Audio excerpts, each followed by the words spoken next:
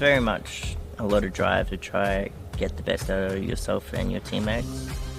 I absolutely found the community here. All these guys are very welcoming. It's just wonderful to be part of a team.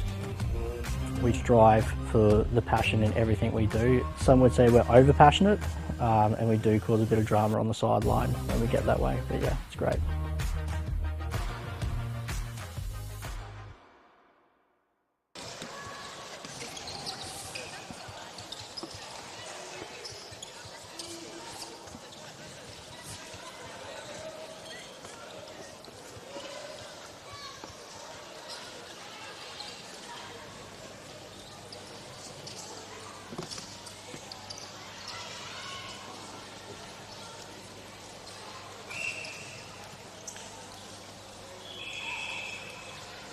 Yeah, and with that, we have Melbourne City this morning. You guys play Melbourne City, yeah. Oof. Good luck. We literally start with the 3 hardest teams. Hey, we started with 2 of them yesterday as well. Pardon? We had 2 of them yesterday. Yeah. So... Right, so have you looked at the team lists for Auckland? Pardon? Have you looked at the team list for Auckland? No. Right, so in the goalkeeper shirt is Reese Vermeulen. Yeah. Obviously Cooper, number 1. Yeah. They've got 88 is Logan McCall, which I think is the big one facing us. Yeah. And then they've got Sam Harvey and Emmett Scar. I think Emmett is on court now, if I understand correctly.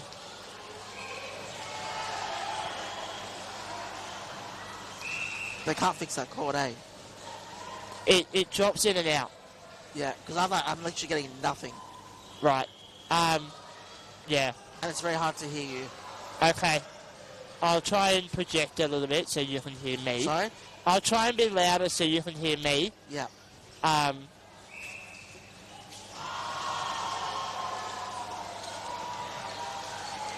Softs.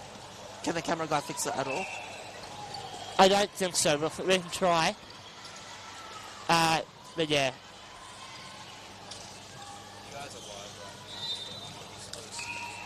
Oh, okay.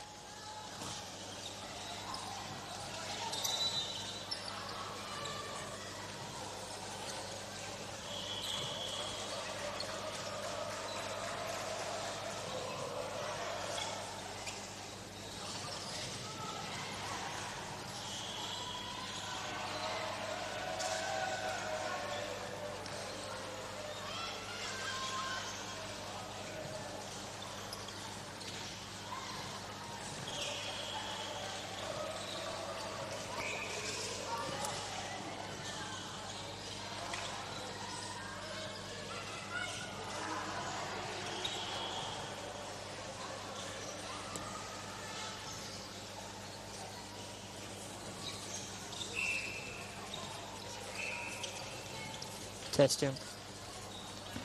I've got nothing now as well.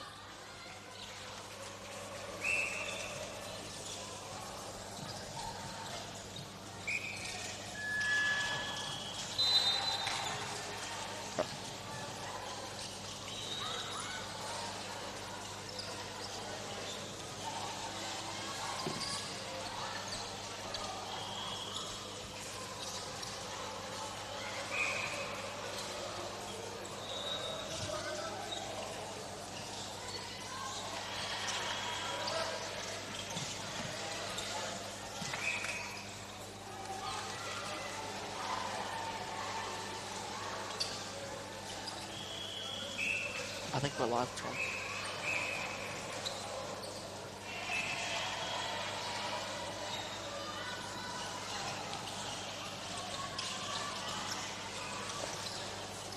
Are our mics live, or is it just... Yeah. We're on. Oh, we're on.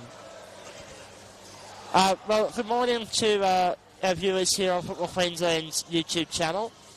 My name is Thomas Bird. I've got Ben Pete with me in the box for this game. This is Sydney FC and Auckland FC. Play has already got underway. We had a little bit of technical difficulties in getting going, but we believe we're live now. Ben, what are your predictions for this match? Yeah, thank you, Tom. It's good to be here. It's going to be interesting to see Auckland, newly formed team, see how they go against Sydney FC, who are playing some extremely good football here. After yesterday, sitting equal first on top of the table with 2 big wins. So I'm expecting to see FC continue that dynamic attacking that they showed yesterday. And hopefully Auckland can maybe continue their progression and keep improving game by game. Yeah, Auckland FC, of course, they lost 11 goals to 0 yesterday against Newcastle. No, against Melbourne City, apologies. As we see Fletcher Ball there, working the ball out. There's Daniel O'Brien now, Palidi with the ball, able to run it forward, running at Josh Wright, the Sydney FC goalkeeper. As we're very used to seeing with Powerchair football, for our newer viewers, sometimes our goalkeepers play a more central midfield role, which you might not be very used to, but it's a common feature here. As a 2-on-1 violation against Auckland FC, will give Sydney FC another indirect free kick.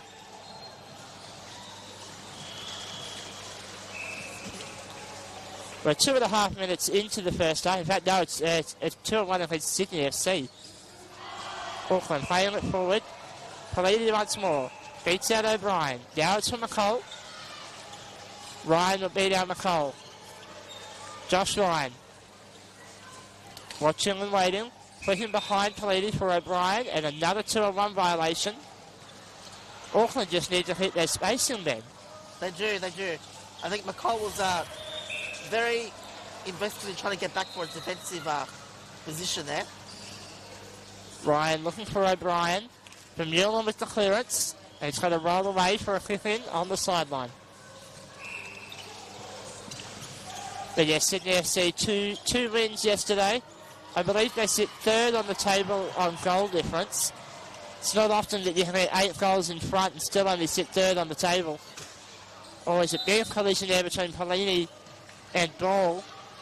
And this will be a direct free kick. It's very wide though, so it might not be the greatest of chances for the direct. But plenty of passing opportunities being presented. As we see Daniel O'Brien, who's setting up the hole to try and flick that ball in.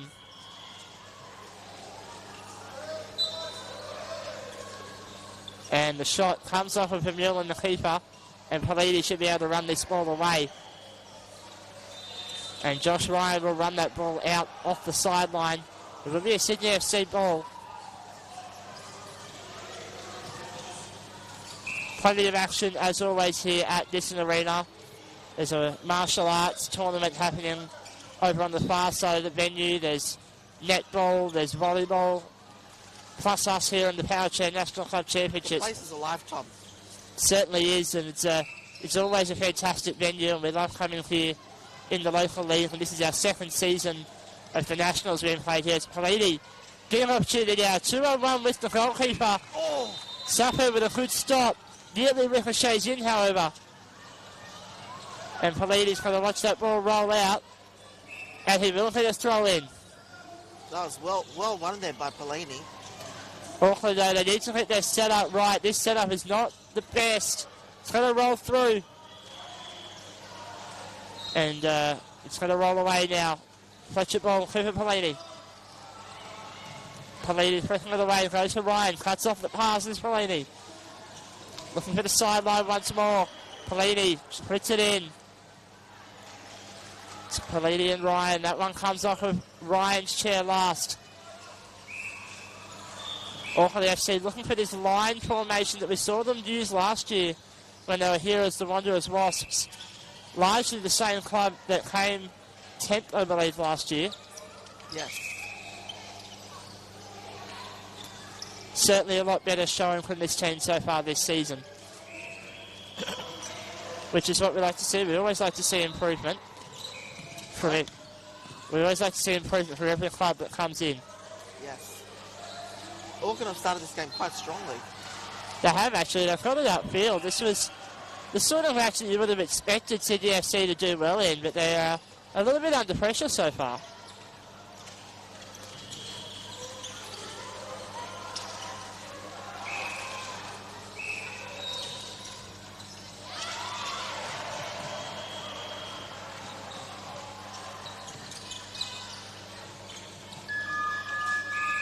Probably needed with a little feint, another little feint. This time goes for it. Nicole leaves it. It's going to come in, it's a good chance. Auckland need to be careful with their spacing, and they're still playing on. There was a whistle in the background, I believe, on a different court. No, in fact, there is a 2-on-1 violation against Auckland FC.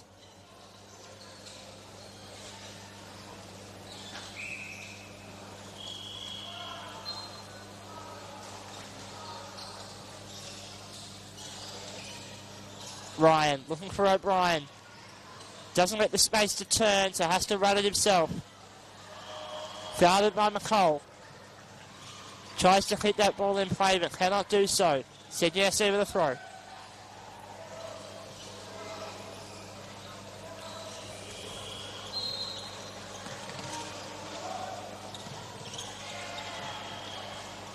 Josh Ryan just surveying his options. Goes central. It's going to roll wide. The Mueller with a touch. Might not have had to have done that. Gives Sydney FC another throw in. 8 minutes into this first half, and it's a little bit cagey from both sides, I think. Possibly just early morning jitters from both sides. It's quite early, 10 a.m. It's in competition play. Oh, as Daniel Brown has a shot there, saved by Vermeulen. That one's going to roll away for a corner. But yeah, it's very important that all the teams and all the players prepare themselves every day. Sometimes you can play at 10 or 11 o'clock. Then your last game could be anywhere as late as 5 p.m. So I guess it's really important for all the athletes and coaching staff to, you know, run their rotations, move the teams around, and good chance there from Fletcher Ball. Be peaking at the right time of the tournament, Tom. Most definitely, and you mentioned the earliness and the lateness of Auckland FC today. Their first match is obviously now, and they play Lions at 5 o'clock this afternoon. So they have a big day between their matches, but sometimes that's just how the tournament rolls.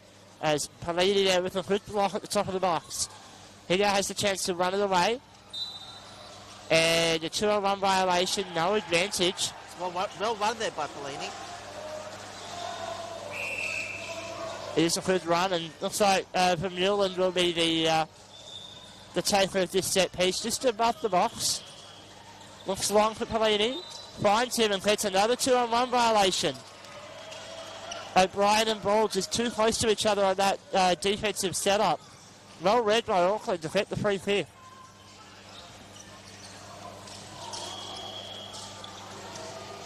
Palini. McCall puts it long. It's going to be a throw-in deep in Sydney FC territory. While Sydney do get the ball back, it can be very hard for them to get the ball out of these sorts of positions. Yeah, Sydney have got to be very careful trying to come out of here, especially if Auckland push hard. But they have left Sydney with a very easy passage out there. They leave a lot of space, but Palini's the one who gets onto it. He flicks it off of Daniel O'Brien's chair and wins his team a throw-in, so it all works out in the end. And Vermeulen, the keeper, has come very high, so we've got 4 up now for Auckland. Suffield with an interaction, he puts it out of play to throw in right on the top of the byline. We are 10 minutes into this first half. Scores remain level, but a good chance here for Auckland. Rennie's going to go straight to McCall. The angle's a bit rough, though. It's going to come off the back of Scar's chair if it does so. It goes for the hole. Nearly finding it. Very lucky there for Sydney. That could have deflected anywhere. Yeah, those sorts of balls, when they start ricocheting, no advantage on the 2-on-1 by Auckland. But when that ball starts ricocheting like that, they can go anywhere, and you can see goals just come out of nowhere. Auckland are really settling into their work nicely here, Tom. They are. They're almost more in control of this game than Sydney FC are. Upfield goes Daniel O'Brien. He'll be guarded by Pelini. Bit of a push on the back half of the chair. Play on, however. As O'Brien looking for the flick. Comes off of his chair last, however. No, it's off at Pelini. Referee much closer than us, so they obviously had the right call.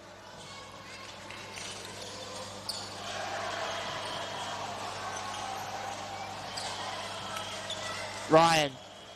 Ball. Good pass forward. O'Brien with a shot. Off of Vermeulen. Now Pelini once again going to run it out of the defensive third. Great stuff.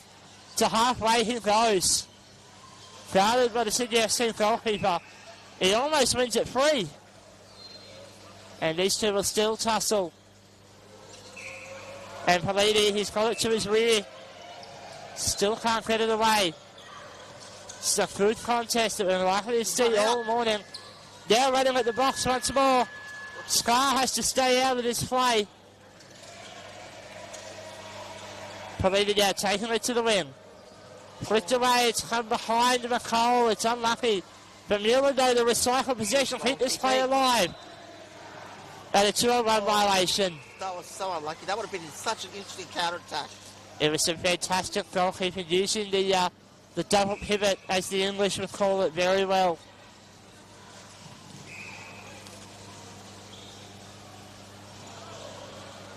Ryan to O'Brien. Spins. Ball in good space to shoot. Goes across the top of the box area for O'Brien. Off the back of Vermeulen. And a 2-on-1 violation against Sydney FC. I think Fletcher Ball wanted a bit more communication there from Daniel O'Brien. We have just over 6 minutes to go here, Tom, on the first half. How do you see this half playing out? Well, I think more of the same. Both teams, their defences are holding, but no real attacking prowess yet as Fletcher Ball takes it forward once more. Can spin, chooses a side shot. Ryan swinging a miss, and Scar with an upfield hit. Suffield up out of the box for the first time today. Chooses to trap. Scar, that's a 2-on-1 violation. Good stuff. Good stuff by Auckland. Josh Ryan trying to get back to the box as the goalkeeper. But the ball went to that side and caused the 2-on-1. Best chance of the morning so far for Auckland, provided they get their set up right. Right now, everyone's too close. Everyone's too close. This is probably a 2-on-1 from Auckland. McCall goes centrally. It's going to be advantage played. O'Brien with the flick upfield. Vermeulen, hard shot. Ryan, back at Vermeulen, the two goalkeepers. And ball, big chance. 2-on-1 violation against Sydney FC. Exciting counter-attacking football there. You think this game might be taken by the first team to open up and give each other some space? Definitely. I think they're both playing very tight still. And that team that's going to, as you said, open up their structure, play one of the one or two wingers more forward, is going to be the team that's going to counter-attack, I think. And we've had a substitution here. Chris Suffield has entered it. Daniel O'Brien's gone to the back. I think it's Harry Simmons. Harry Simmons has come on. Harry Simmons in the blue chair, number 6. I don't think got much game time yesterday. Is that correct, Tom? I didn't actually see either of Sydney's games yesterday, so I can't tell you either. But yeah, he's getting 5 minutes here at the end of the first half. And it's good to see trying something different. As Simmons, he'll run to the byline. Tries with a cross. Vermeulen to clear. And now Pelini can run. And once again, it's Pelini and Ryan. These two have been battling all morning and will do for the rest of the day. And a little bit too hard of a contact there by Pelini. And now Sydney FC with a direct shot. Fletcher Ball immediately into the centre of the defence. Try and keep the ball open. Simmons is going to be too close, however. It might be a 2 with this sort of setup. Ryan goes for it. Ball tries to shoot and flicks it away. That goal was open then. Vermeulen had come out trying to read that play. Unfortunately, went a bit too late. Ball got too much on it, to be honest. Got too much. Yeah, just needed to take some pace off. Would have kept the angle better and put it away at the far post. Vermeulen. Politi lets it roll. Ryan. Vermeulen has missed it. He does get a touch on it. It's away from a corner. In fact, they're going to play a 2-on-1 violation. So they're deeming that the 2-on-1 violation is a better chance than the corner. That was very lucky, though. Very lucky. This just misread the ball that went past him. Ryan, big chance once more. Vermeulen's going to have to read this well. He's going to cover a bit of ground, although it is indirect, so he can let it roll. Ball goes for ball. Ryan goes for ball, and that ball in the air. It's a good catch by Harry Simmons. They're going to play a set ball. I thought the 2-on-1 violation came first. Oh yeah, I did too, Tom. They were very, very close to each other. But obviously the referee deemed that the 2-on-1 wasn't in direct impact of the defender. Well, we're going to go back for the set ball. It's going to be McCall for Auckland FC and Harry Simmons He's in a very for dangerous Sydney. position as well. Very dangerous. Only one in the box as well. So they are keeping the box open for McCall to swing that way. But with 2 minutes to go, you don't want to have a bad situation. And in fact, Simmons is going to play the ball out off of McCall's chair, and we'll get a much more regulation throw in. Can FC make this count? 2 minutes to go. Well, Ryan and Ball are both at the top of the box. Ryan's going to let it go through. That should be a 2-on-1 violation if there's no advantage.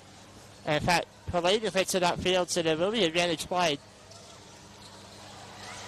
To the sideline, and Ryan's going to let that ball go out of play.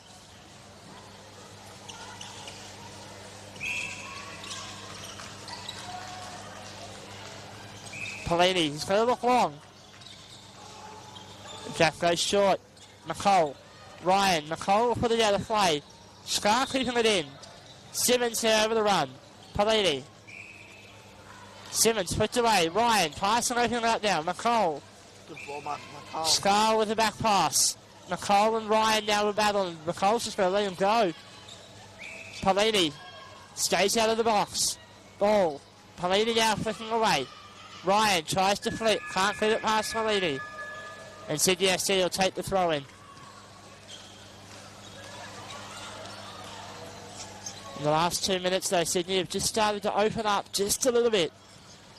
Politi battling with Ryan once again.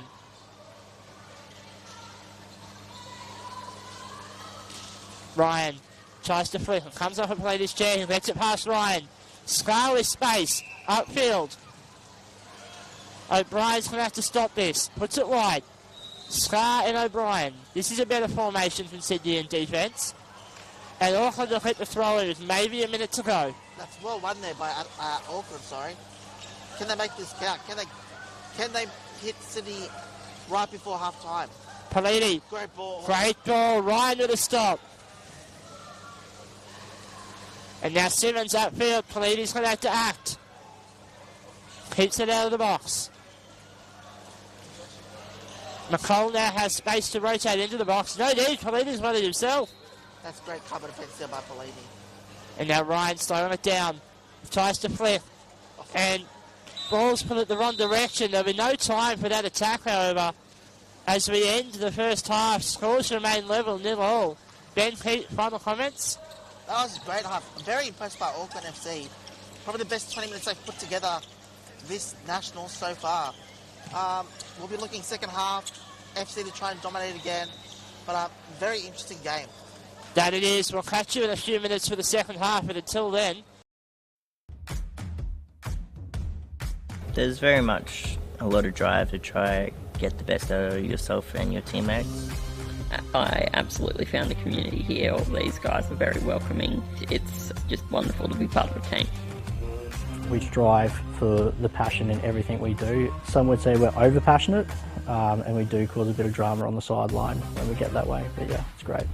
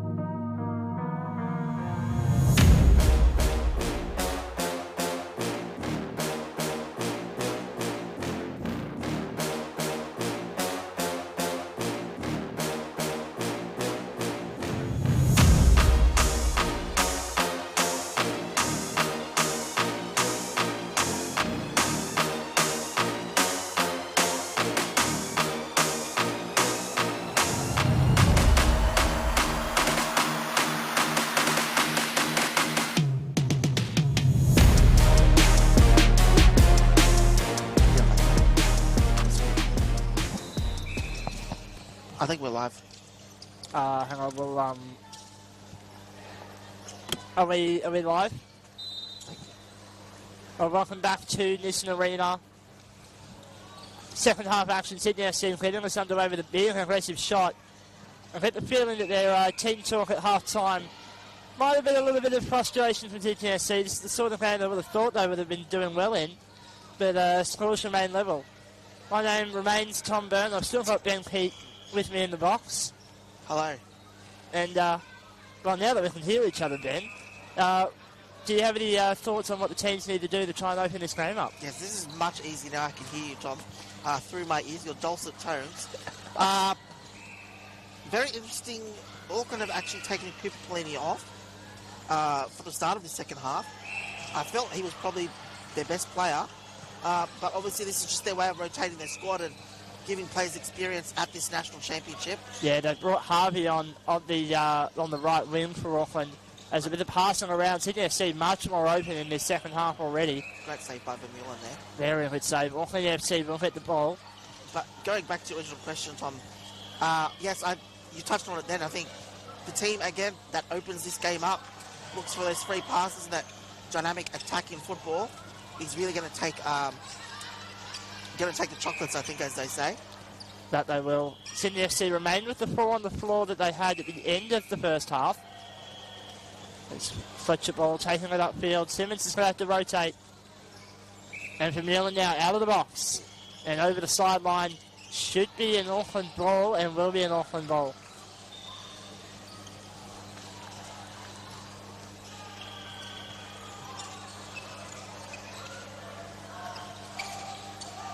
Vermeulen just taking his time. Sorry, McCall, taking his time.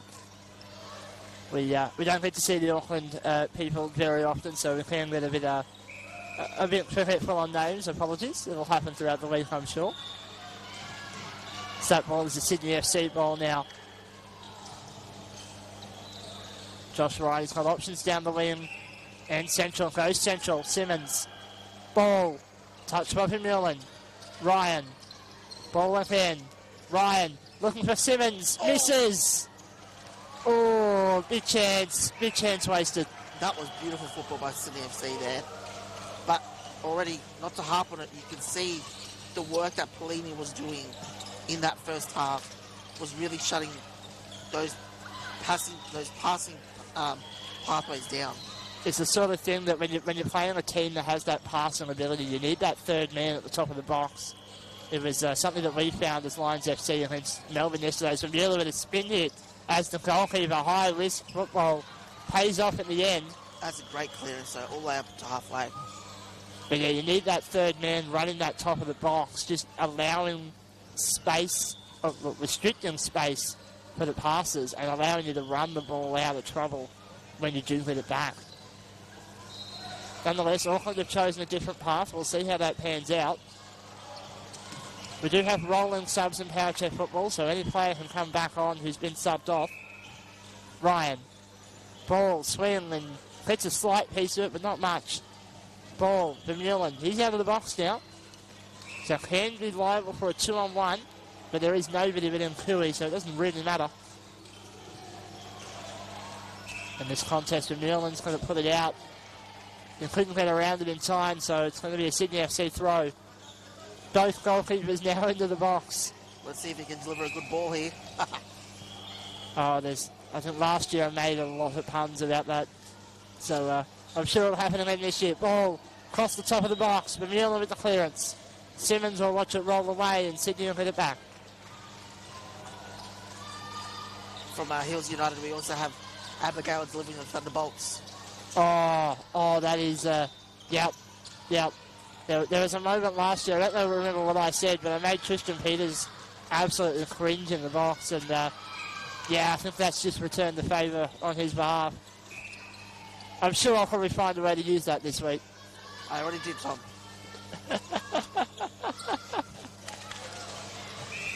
Simmons. Vermeulen rolls away steadily, and now Harvey can get around it. Battling with ball.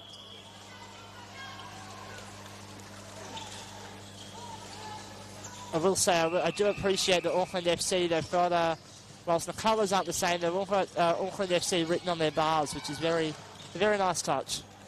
Indeed. Very nice looking kits as well, I must say. Well, they have affiliation with the Auckland FC A-League club now, so that's very big news for them. We're hoping that leads to something wonderful, because we always like seeing clubs do well. And I think that's one thing that's great about our sport in Powerchair football time, if we can just talk about for a second all the affiliations that a lot of these clubs have with the professional A-League or even National Premier League teams. You know, we've got representation from Sydney FC, Western Sydney Wanderers, Newcastle Jets, Melbourne City, Auckland FC, as you've just mentioned. You know, the more and more Hills United as a National Premier League club from New South Wales. All of these clubs that are getting involved is great for our sport and, you know, really growing it to great heights. Yeah, it is. There's a contact call here as well, which we'll come to in a minute once they've set the play up. But yeah, 5 A-League clubs plus a bunch of NPL clubs. It is really good initiative from those clubs that are involved, and we hope to see more come through. Obviously, we need the players to be able to do it. So if you are a person using a wheelchair who's watching this and thinking, you know, I might be able to have a go at this, you most certainly can. We're always looking for new players. Get in touch with your state federations, or even if you're joining us from overseas, get in touch with whoever you need to over there. Josh Ryan, the whistle is blown, so we can now take the shot. Ryan, looking for Simmons, and it's come off the side of his chair and away. Ryan keeping it alive. Simmons. Great and save. Newland with a good clearance. I have to say, Auckland, even without Pelini, Auckland are actually like very, very steady at the back there. You wouldn't think it if you only looked at the scoreline yesterday against Melbourne when they went down by 11. Because, yeah, this is definitely a much better showing from Auckland, and this is really a big improvement on them from last year as well. Ball, and that's actually taken a touch off him. The ball went in the air and collided with him. We hope he's okay. He's signaling to the bench. In fact, it looks like it's just some coaching, so he's all good.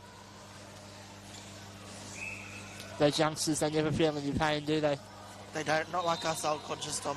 No, I saw that clip of Abdullah Karim taking one to the face a few weeks back. Abdullah Karim. I thought he went down like a crash test dummy, to be honest. Oh, it was not pretty, certainly, seeing that footage. It was not, but in all seriousness, glad to see he was okay and he played on and he came back the following week and played against us as well. But yeah, we never like seeing people hurt. Whilst we are competitive, we're all friends at the end of the day. And we never like seeing players get injured, especially in the way that Absy just cocked one just straight in the face with pace. McCall, Ryan, Simmons. Really great to see Auckland passing the ball around here. It's so good to see.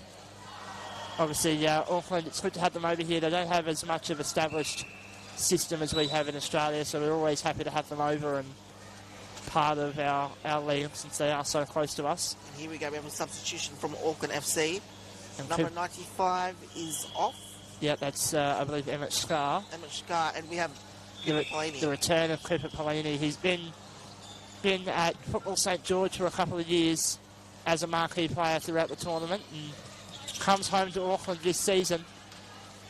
Harvey down the wing, chance to flick, does so. Pelini in the space, can't quite get it away, and now Ryan can run. From Newland all by himself into the middle third of the park. Ryan tries to swing, but Newland shuts him down. McCall has retreated all the way to the box, but needs something from Newland, all the space. Ball, can't keep it in play.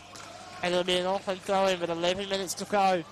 Scores remain level, and suddenly you just start to think maybe all 3 options for the results are open. Definitely, I think they're all open on Sportsbet right now.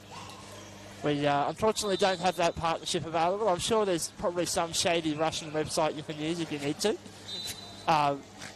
Gamble responsibly. Get with your head not over it. I'm sure those are the current responsible gambling slogans. Ryan. Simmons. Needed a bit more on that one.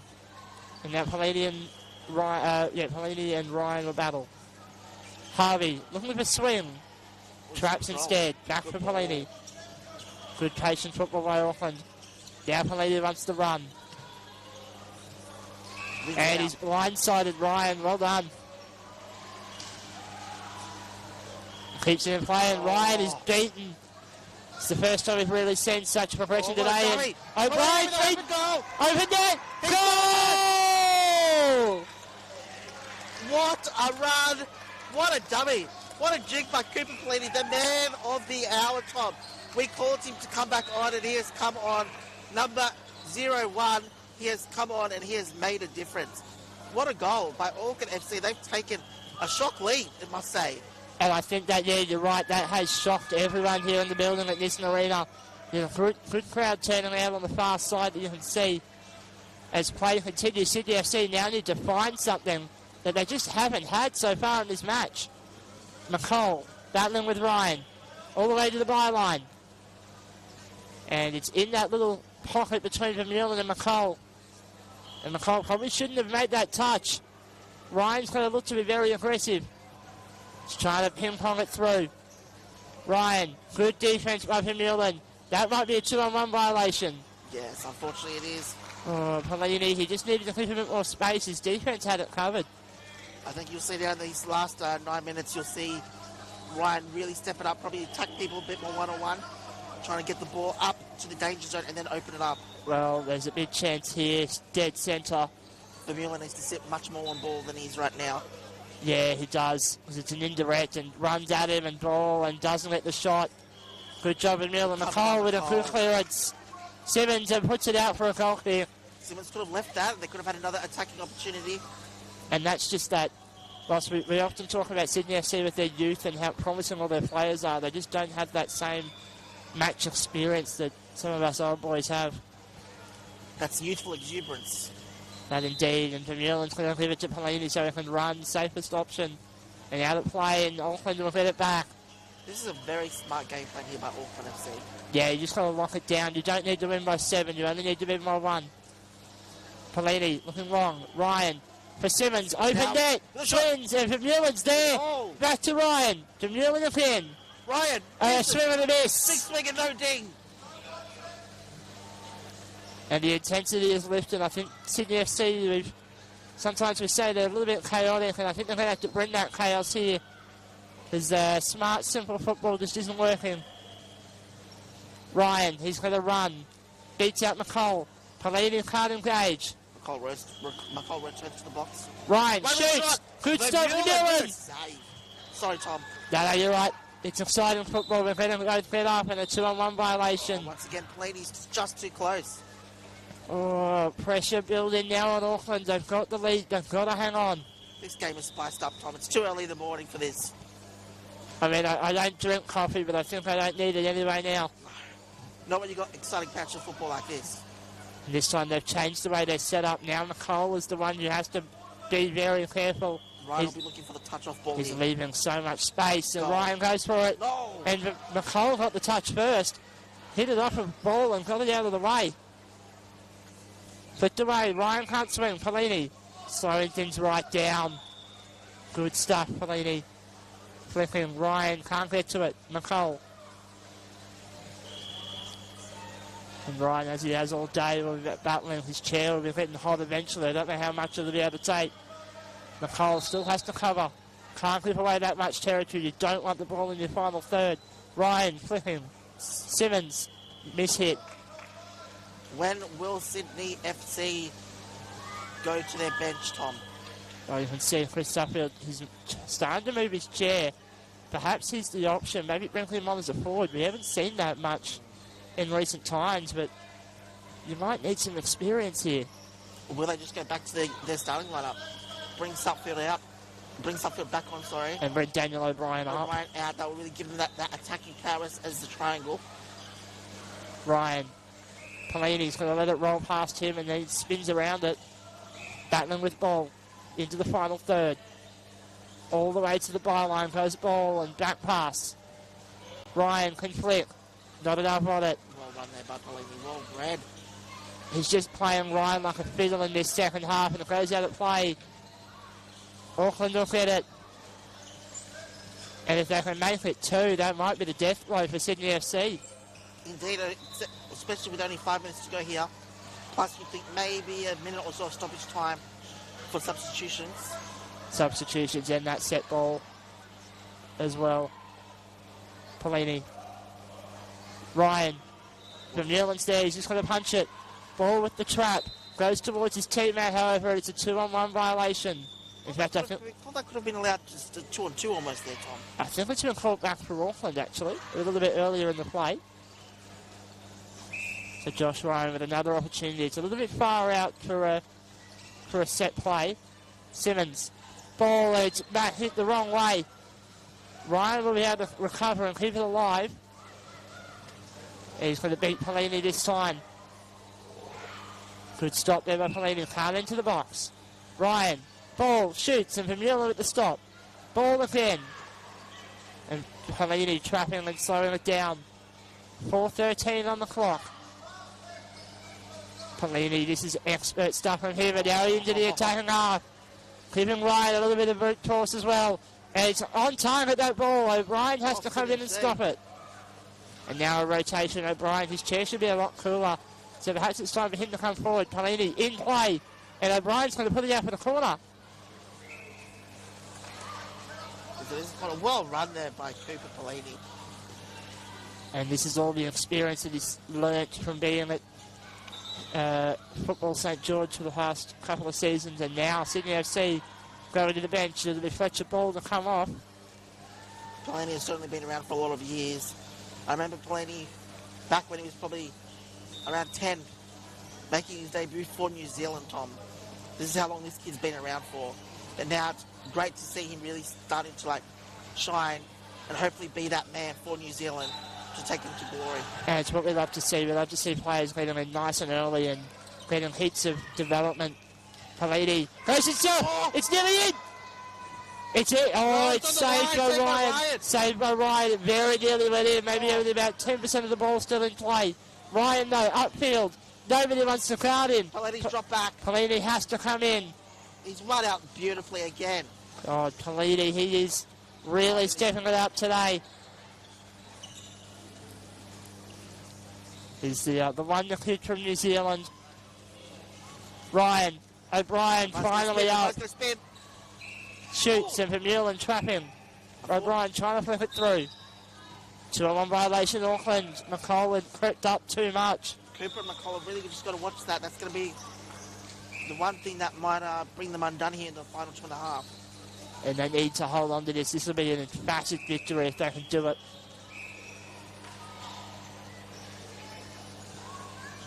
Ryan needs to take a touch off another chair on the way through. There's a lot of space there. So much space. Goes for O'Brien and it's stopped over nearly. And Daniel O'Brien will push the ball through and heartbreak for Auckland FC. The draw remains alive, however. We are 2 minutes from home.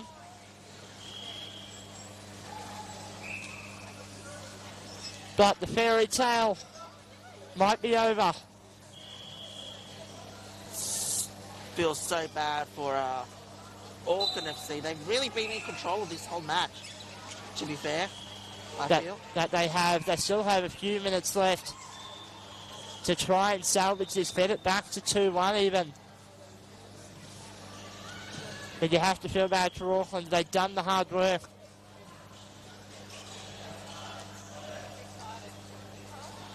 But just Sydney FC, they know how to find another level. O'Brien takes a touch from Pelini. A little bit of metal contact. This is getting feisty now. And it's out of play, and it should be off at Pelini's chair. It is. I know we've still got a minute left, Ben. Did you have any candidates for man of the match? Oh, man of the match, that's hard, I guess. Obviously, Josh Ryan sticks out for Sydney FC. Always a dominant man. Probably one of the strongest one-on-one players we have here in the country. But I have to say, I can't go past Cooper Pelini.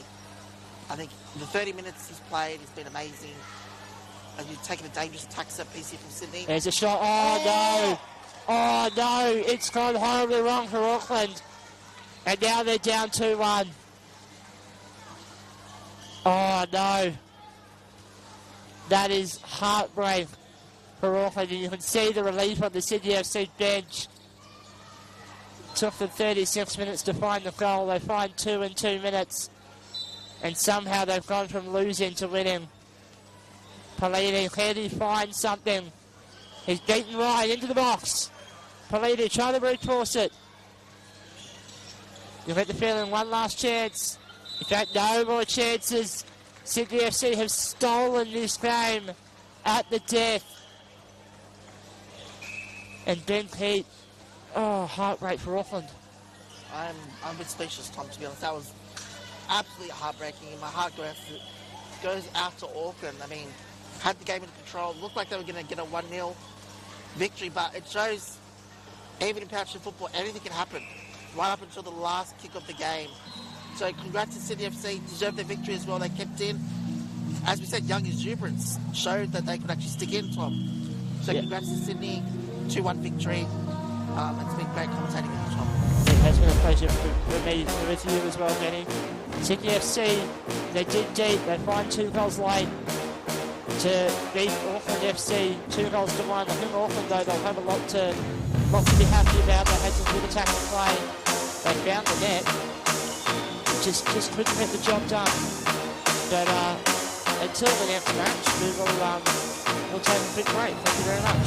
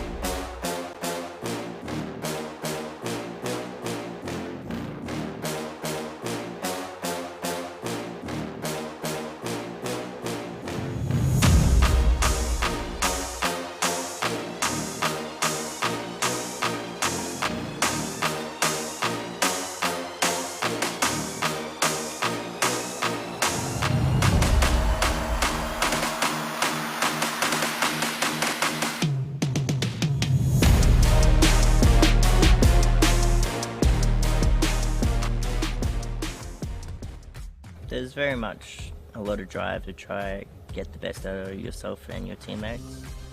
I absolutely found the community here. All these guys are very welcoming. It's just wonderful to be part of a team. We strive for the passion in everything we do. Some would say we're over passionate, and we do cause a bit of drama on the sideline when we get that way, but yeah, it's great.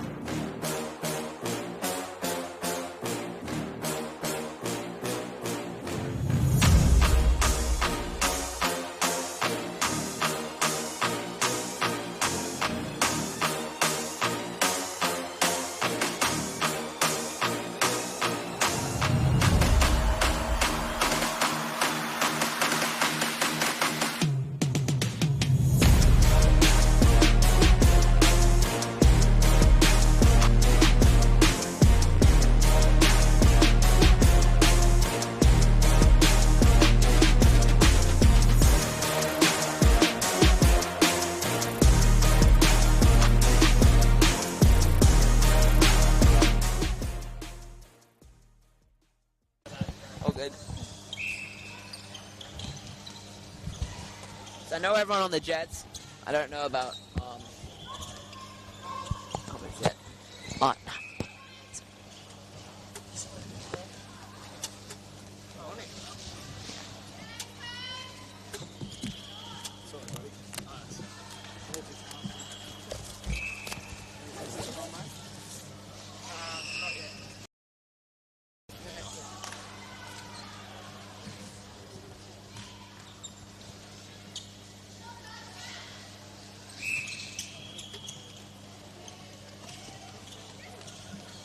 Comments. Yeah. Is the mic on yet? Sorry, what was your name again? Is it Tom? What was your name again, sorry? Tom.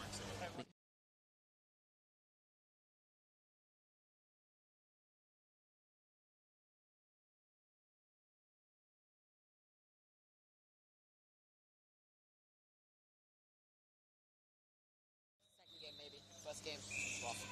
So what are the names of everyone on the... So, Fulltime is Jono Newland. Sorry? Fulltime is Jono Newland. Newland? Yep. Yep. Let me just get this right. My YouTube for Halfime as well. Curly hair, orange chair is Thomas Ashford. So Newland, Ashworth. Yep. The green chair is Joshua Yap. Wait, sorry, what was that again? Joshua Yap. Yep. Yep. And then we've got Brent Smoothie in the goals and Tyler Harmer on the bench. So Smoothie. Sorry, was that Smoothie? Yep, that's Smoothie in goals. Harmer on the bench. And then Ashworth, Newett, and Yap. Right, I just want to get my headset on. Newett is orange, right? No, Newett's blue. Oh, sorry. Yeah, really running the show. Yeah. This one's not working. Hey, Mr. Cameraman, have you got my headset on? Thank you. Sorry. My support worker stepped away at the wrong moment. Just back a bit on the right ear for me.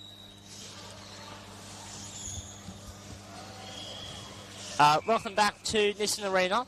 Second match of the day. Newcastle Jets taking on Adelaide Comets, and we very nearly see a goal off the opening play. And we'll roll away for a Newcastle goal. My name is Tom Byrne, and I've got Asim Sossi in the box with me. Good morning, Asim. Good morning. Looking forward to a very good game today with the Comets and the Jets. Yes, should be a wonderful game. The Ollie Davis in space already and shoots, and Hustis just can't keep it in. You get the feeling that this game might well be a fairly well one-way traffic for Newcastle.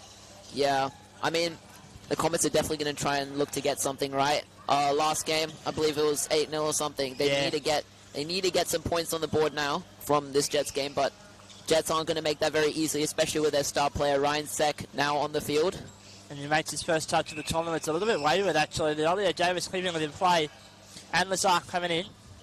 Good rotation from Newcastle. Leolio Davis, Hastis, and Lazar. And now Yap will run it upfield. Good touch. And Lazar being that central player now as the keeper.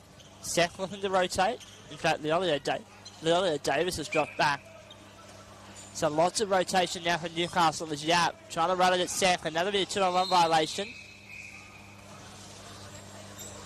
As it was Ashworth and Yap that got a bit too close to each other. Something interesting as well for this game. We are seeing Shannon Adolzak having that goalkeeper jersey on this game. I believe it was last game, Dimitri Leolio Davis on the... Oh, nice shot by Chris Hastis there. We did have Dimitri Leolio Davis as goalkeeper, I believe, in their last game. But Shannon is now taking that more defensive role. Yeah, I think that's because of the addition of Ryan Sack. He was unable to join us here in Brisbane yesterday, here at the wonderful Nissan Arena. But he's here now and really looking to take control of this team. They got the job done yesterday, but they were a little bit flat in both their matches. Oh, for sure. It was definitely missing some of that flair. But I'm sure we'll get it now as Sack opens up. Leolio Davis, a little bit of a miss hit. Hastis, recycling, good job. Sack with the spin, it's on target. Smoothie with a touch. Leolio Davis. Now Sack and Yap, and we're playing advantage. No advantage to be found for the 2-on-1 violation, however. I don't know. Was that really a 2-on-1 though? It's kind of far away from that. Yeah, look, it's 2-on-1 is a very difficult rule to police, and I don't think a lot of players get it right either half the time. So somewhere between the referee's interpretation and the players' one is where the rule should be. Is that a goal there? Oh, now that is unlucky. Yeah, it came off the front corner of the Leolio Davis's chair. It was a great ball in, and you get the feeling 3 minutes in, this is going to be the main story of the game as the Adelaide defence being absolutely peppered. Of course, this Adelaide team, unfortunately, we lost a player a couple of weeks ago, passed away. It was very, very sad. Condolences to everyone involved.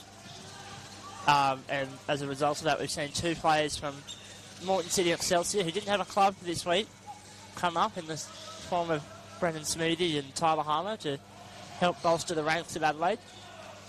Very, very good from them. Meanwhile, Hastis, Sack with a spin, Leolio Davis in space, and Brennan Smoothy, good defence. Look at a set ball, however, as that ball came up into the air and technically would have been handball if we were playing the running game. Jets aren't going to have too much of a problem with that set ball, though. Gives them another very good attacking opportunity. Comet's definitely feeling the pressure now from them. Yeah, just gives another chance for Newcastle to recycle possession and get things going. Taking out to the corner. Ryan Sack pushing up to take the ball. He is going to get a hold of it. Back to Leolio Davis into the middle. Hastis got a shot. And that's a clean goal. That's a very clean goal. There's the first for Newcastle. Hastis just with nobody marking him. Newcastle had shifted right, so the defence went to their left. Hastis just had to find space at the top of the box, and he gets us underway here. 1-0 to Newcastle, with 15 left in the first half.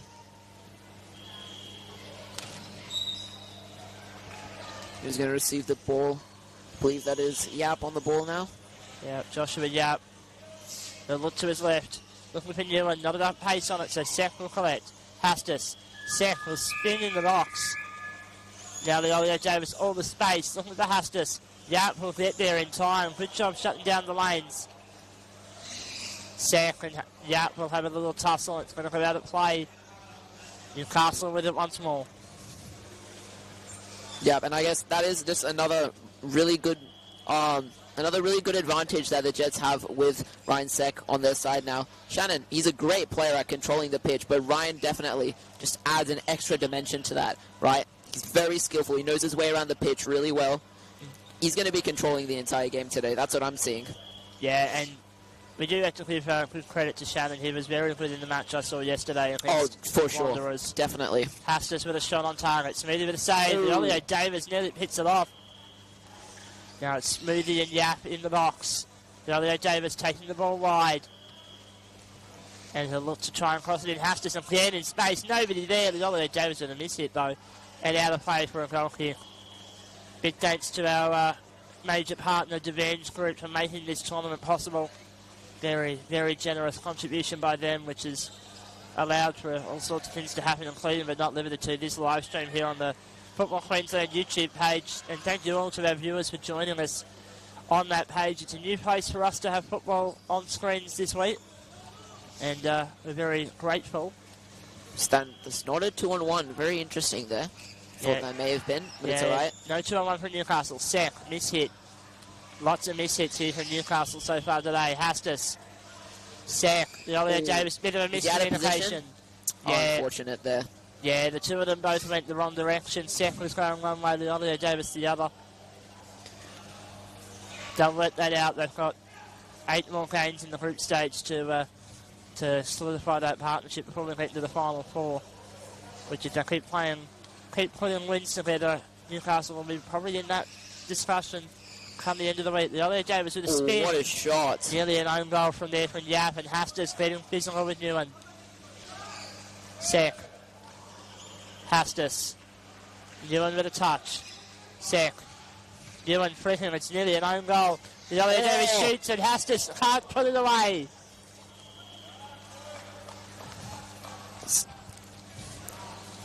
Hastis was positioned just a little bit higher there. He would have got into that.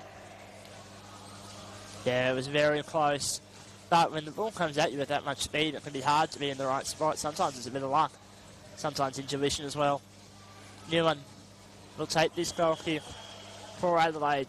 They've got 8 minutes, only 1 conceded, although that's a bit unfortunate. Ashworth just letting that one roll past him and out of play. Yeah, I don't know if that was what they wanted to really do there. Getting themselves on the back foot again just after that goal from Newcastle Jets. Not the sort of play that you usually put in the playbook. Smoothy there with an authoritative clearance. Giving Newcastle another throw in, this time very close to the byline. In fact, no, it's more about the top of the box. Elliot Davis showing out Ashworth, trying to create space.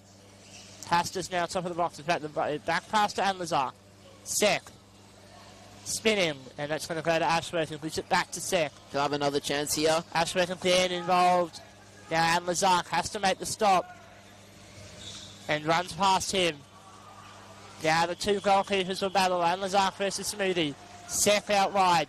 Anlazar in the middle. Sek once more. Not enough pace on it. And Newen will look to run this out. The two players with the blue guards will tussle. Anlazar's been beaten. Down Newen, one-on-one with the Ollie Davis. Ollie Davis, though, national captain. All the experience, and Newen nearly going to get back wheel called on him. Anlazar punching forward. Yap. That might be a 2 there. They have to watch the 2. Anlazar just backing out in time. I think Newcastle need to consider rotating soon. Although it looks like they're comfortable with Anlazar staying high. Sek still battling. Now Anlazar in. Sek has to retreat. Does well to the 2. Yap nearly playing back wheel. Very lucky not to be called. Anlazar still with the ball. It's on the back of Yap. Can't swim yet. Now he has space to. Anlazar swimming. Goes to Newen. Trapping. Anlazar very aggressive for the Newcastle goalkeeper. Taking it all the way to the wing, and that's going to be out of play. And finally an opportunity for Newcastle to reset their formation. As we are now 10 minutes into this first half. Newcastle up only by 1, but with the lion's share of possession, they seem to have to think that surely there'll be more goals coming. Oh, definitely. I mean, we've already seen within this half, right? Newcastle Jets, multiple chances to just get the ball behind the posts. Unfortunately, they've only managed to get through 1. But, I mean, you've got to feel like they get at least 1 more before this half ends. 9 minutes left on the board. Nice chance by Dimitri Leo Davis. Chris Hastis. Great save, John O'Newen. Fantastic stuff. That was dangerous. It had pierced the wall of the Adelaide defence. But Hastis just unable to convert. Not there in time. Ryan Sek's completely happy with that, though. He gets another chance to try and get himself an assist here. Yeah, I don't think Newcastle will mind too much, just recycling possession. That's on the wrong side of Hastis, though, as Ashworth will take it upfield, and that's a chance blown for Newcastle. And Lazar, very good aggressive football from him. Ashworth trying to get around it. Nearly beating out Lazar. It's out off of Ashworth's chair, however, and so Newcastle will get it back. We'll take the opportunity to thank our minor sponsors for the week, QTAD, and hand-in-hand support. Very helpful for them as that ball's going to roll all the way across the box and out for a goal kick. But yes, without sponsors, we cannot make this tournament possible, so we're very grateful for everything that they do.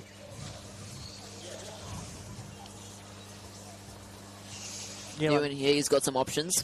Plenty of options. He's definitely going to try and make an attacking play out of this.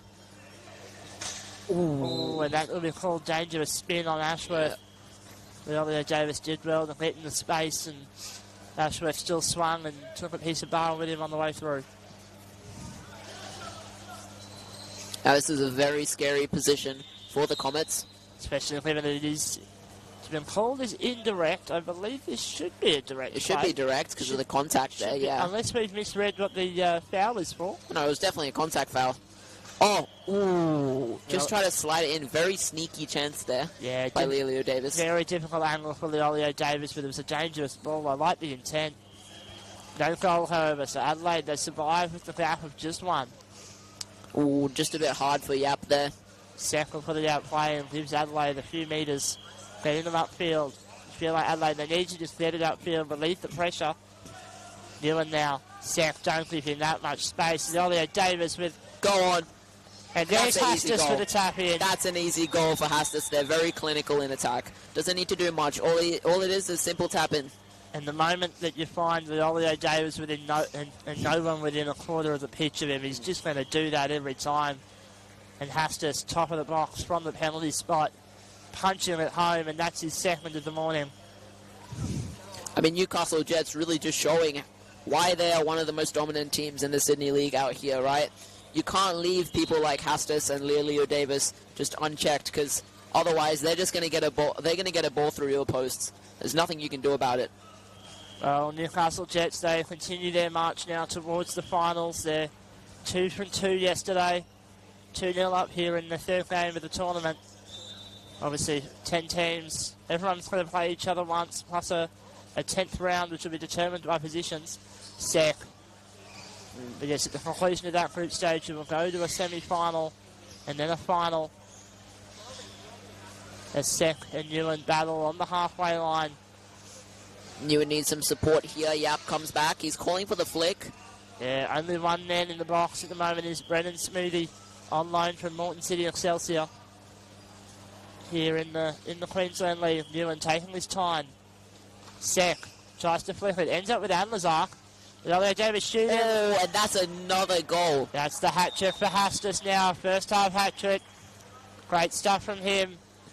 I mean, we really have to compliment Dimitri Leolio Davis here, right? All these passes that he's given. The spin kick from high up there for our, not last goal, but the goal before. And then the goal we just saw. Amazing pass through the two men. And that's just the joys of having a really good structure like Newcastle Jets have.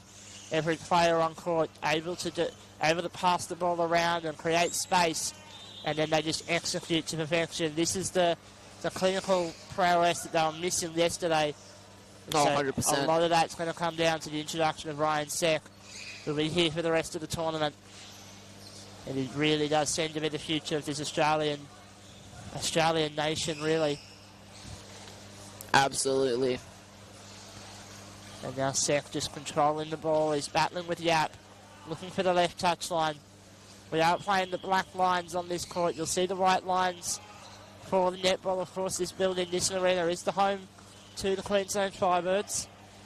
We hope to see that they have a better season than they've had in the last few. It's been a bit of a lean period for the Birdies. Less than 5 minutes left on the Showcourt here at Nissan Arena. As we see a 2-on-1 call. I believe it's a 2-on-1 call. I didn't quite see the signal. In fact, it looks like we're playing the... would have been 5 metres. We're playing the throw-in at the end. Yep. So Sek will get a second chance to take this one. Looks like the 1-2 is on from Leolio Davis to Hastis. That is the play. Hastis back for Leolio Davis. Bit of a miss hit. They'll reset. Hastis, Newland with a touch. And, yeah, probably didn't need to take that touch. It's given Newcastle an extra metre or two. Yeah. I mean, really, the Comets, they're just playing damage control at this point. There's not much that it seems like they'll be able to do unless they get super lucky and they're able to get a good hit in past Anozark. And it's been a difficult start to the tournament for the Comets. Strikers beat them by 2-0 in the morning game yesterday, and then Sydney really put the blade to them yesterday with 8-0 being the final scoreline. Hastus now in the middle of the park. Smoothie, clearance, good stuff. Attacking now on the right side. Maybe there'll be a play here that there wasn't on the left. Maybe, but all the goals have come from the right edge across the box to the left. Plus plenty of other chances. It seems like Newcastle, they prefer their right wing. They use the side that Leolio Davis knows so well. And Lazark trapping. Time on their side. 3 left in the first half. And they have a lead of 3. And Lazark and Ashworth battling hard. No movement on the bench for either team. 2 subs on the bench for Newcastle, 1 for the Comets. And Lazark finding space. Leolio Davis gets there, but Ewan's there as well. Sek. Ashworth being tracked all the way back into the final third. And Sek, where's Hastus going? Hastus Where moved. is he going? I think Hastus thought Sek was going to rotate, and that is indeed the signal from Hastus. There was a rotation that he thought was on. Sek went for the pass, and neither player on the same page for that one. Just some unfortunate miscommunication there. And then they've got time to work this out. Very long group stage this year. Yep, just letting it roll through. Newcastle Jets now in their own half, but we know that doesn't really mean much for them. Now they've got some options. And Lazark sitting up on the 1/3 line. Hash just going to take it up now. 1-on-1 against Yap. Smoothies there. There's going to be a call to roll it pretty soon. It's been well over 3 seconds. You can see the line on the court from where that ball was dragged. Hastus, Sek. Ooh. Is he going to spin on that? Nah, he can't get to it. Very unfortunate. It was actually a miss hit from Sek, but it rolled dangerously towards the net. Even the miss hits are going well for Newcastle at the moment. Inside the final 2 minutes here of this first half, here at Nissan Arena of the Australian National Club Championships, thanks to Devenge Group. Sek and Yap will battle, and Sek nearly loses it behind him. Yap going for a bit of aggression behind the tape. Sek, Leolio Davis in space. Now that's a pass across. Hastus. Back to Leolio Davis. And that one too close to the defence. That'll be a 2-on-1 violation against Adelaide.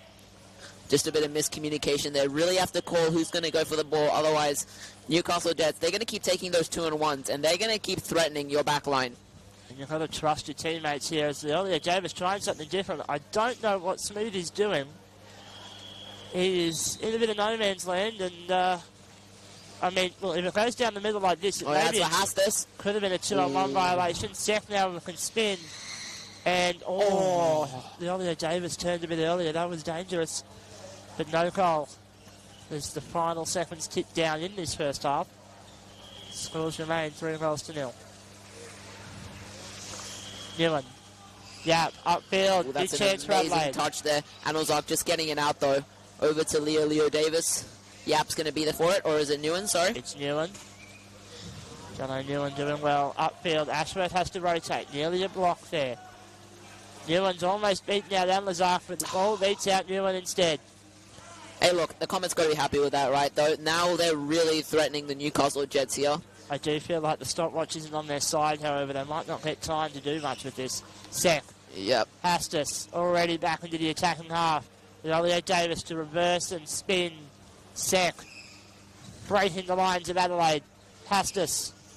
And Yap just breaking down that triangle really well. Ooh, that was a bit of a hard hit there. It's a very hard hit, but there's no time to worry about it, as that will be the conclusion of the first half. And Asim, thoughts overall on the first 20 minutes?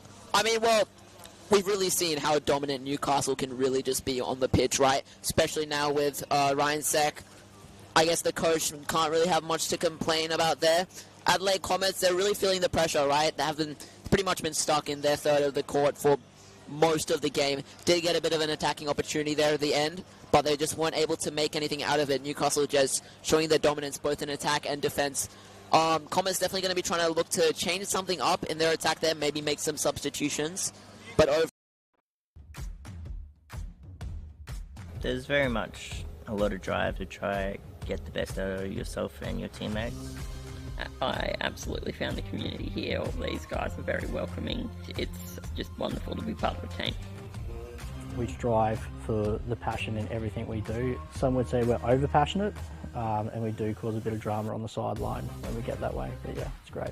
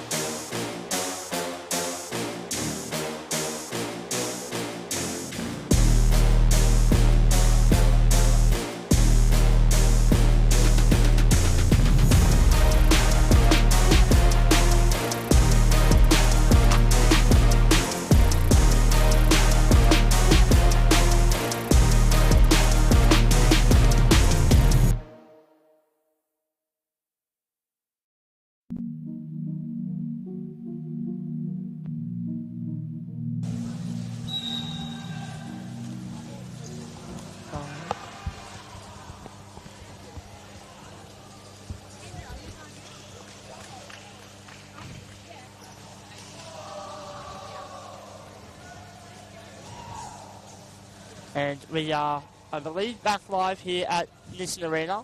Second half action. Newcastle Jets 3, Adelaide Comets 0. My name is still Tom Byrne, and I still have a team Solly with me in the commentary box for this second half. Looking forward to this second half very much. You see a substitution from the Adelaide Comets here. Tyler Harmer, first touch of the day for him.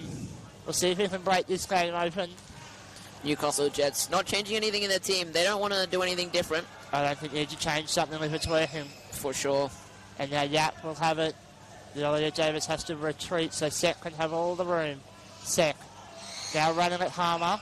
Leaving it for the Ollie Davis. Might have been 2-on-1 there, but ref might have played advantage. Yeah, I think we'll just play advantage really. The passing lane's opening up for Newcastle. Nobody on either winger now. Hastis looking for the cross. The Ollie Davis needs to clear upfield a little bit. Now he's in the right spot. Cross. Oh, is that own goal? No, it isn't. It was on target from Yap, but Ewan with a stop. The Ollie Davis trying to take it wide. Ewan up out of the box. All the way to the byline. Flicking. Sek. Hastis in space. Back forward Sek. Is that going to be a spin here right there? Ooh. Oh, it's a miss hit. Down the wing it goes, and it will be a throw-in right on the edge of the corner. I mean, second half here, we're already seeing that great 1-2 chemistry between Chris Hastis and Ryan Sek. They're going to be trying to score a lot of goals off of those plays right there. And whilst it's not something that teams like to talk about too much, there may be situations where goal difference may be important down the road. So Adelaide will be trying to limit the damage, and Newcastle will try and put a few more on, just in case they do need to have a big buffer in order to guarantee a top 4 finish or guarantee a better seed come the end of the group stage into the semi-finals. Sek will battle with Newen. Dimitri Lelio-Davis having to back out there. I feel like he's a little bit lost out there relative to what he normally is. He just seems to be a little bit stuck in maybe not the right place at every time. Obviously, we're speaking relatively here. He's still a very, very solid player. Sek flicks. Ollie Davis, and that's over to back to Anlazark. Now Sek, all full up for Newcastle, miss hit. That's unfortunate. Still got some great power behind that. He's going to go for another one. Or no, he's going to just control the ball. John O'Neill needs to be careful here. He's very, very close to exiting the field at play. Yeah, just needs to watch out for that. We need a yap on Dimitri Lelio-Davis right now. He is going to try mark. He's going to rotate out though. Good stop by Yap. Now. But yeah, leaving the field of play for an advantage. It's a yellow card for a 2-on-1, and if it's a red card, if you're saving the ball. So you have to be very careful with that. Ollie Davis. Great Sek. pass over. Good shot. Space opening up now. Sek. Ollie Davis. And unfortunate there. And just that clearness that we're used to seeing from Newcastle. Just abandoning them in these first 3 minutes of this second half. Yeah. I mean, Smoothie and Ewan there not really getting a break at all this game. No, and Smoothie's done pretty well, actually. He's done well at keeping things relatively clean. Harmer, upfield, Sek. Newen. A battle with the Ollie Davis, and Newen's going to almost get past him. Now the ball going against the rear wheels of both players. Ollie Davis looking for the touchline. And finds it, in fact. From our vantage point, it looked like it may have been in play still, but the assistant referee closer to the spot with the call. Sek goes quick. Back to Anlazark. And is that a goal? Not yet. Fortunately. Hastis going to continue the play though. We got some 1-2s. He wants it back. Now Anlazark. Hastis again. Reverse spin. Fortunate. Smoothie with a clearance. Goes straight to the Ollie Davis though. Ball needed to have that momentum when reaching Leo Davis there. Just unfortunate. I think it came off the back triangle of the guard. Sek. The Ollie Davis needs to stay on the field of play here. Ooh, goes for the shot ball. now? There's the goal. Hastis has 4 in this game. And that makes the scoreline 4-0. I mean, you just can't stop praising Chris Hastis in these games, can you? He's running pretty much the entire attack here. Well, I think the credit, not to diminish Hastis' role, you need to be in the right spot at all times, but if you're in the right spot, you're not going to be able to do much if there's no service to you, and certainly. The service to him has been excellent today. Yeah, Ryan Sek, Dimitri Lelio-Davis, just making all those chances for him. Now the Ollie Davis upfield. Was that out? Looks like Not it's yet. Now it is. Yeah. Newcastle with another opportunity. 15 to go in the second half. We've got a sub for the Newcastle Jets, it seems. Hastis coming off.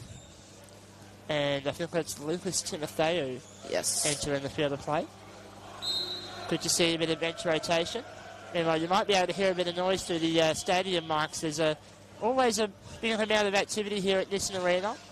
A martial arts tournament happening behind the curtain on screen. There's volleyball, I believe, happening to our left.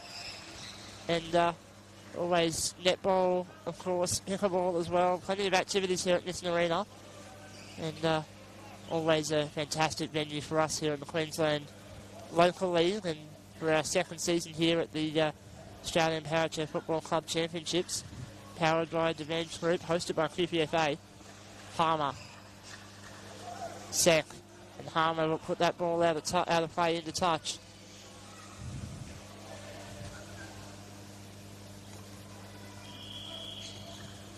And the Jets setting up with Dimitri, Lelu Davis high. It's going to go to Timotheo. Ooh. And once again, Leolio Davis a bit late to that ball. Yeah, I think Nguyen was there though. It was going to be a very hard shot to try get in. A sneaky chance nonetheless. As we wait for a moment as the ball bounces away into the quarantine room that we use post-speed testing for all the teams. Of course, all chairs must be speed tested prior to every game. No faster than 10 kilometres an hour.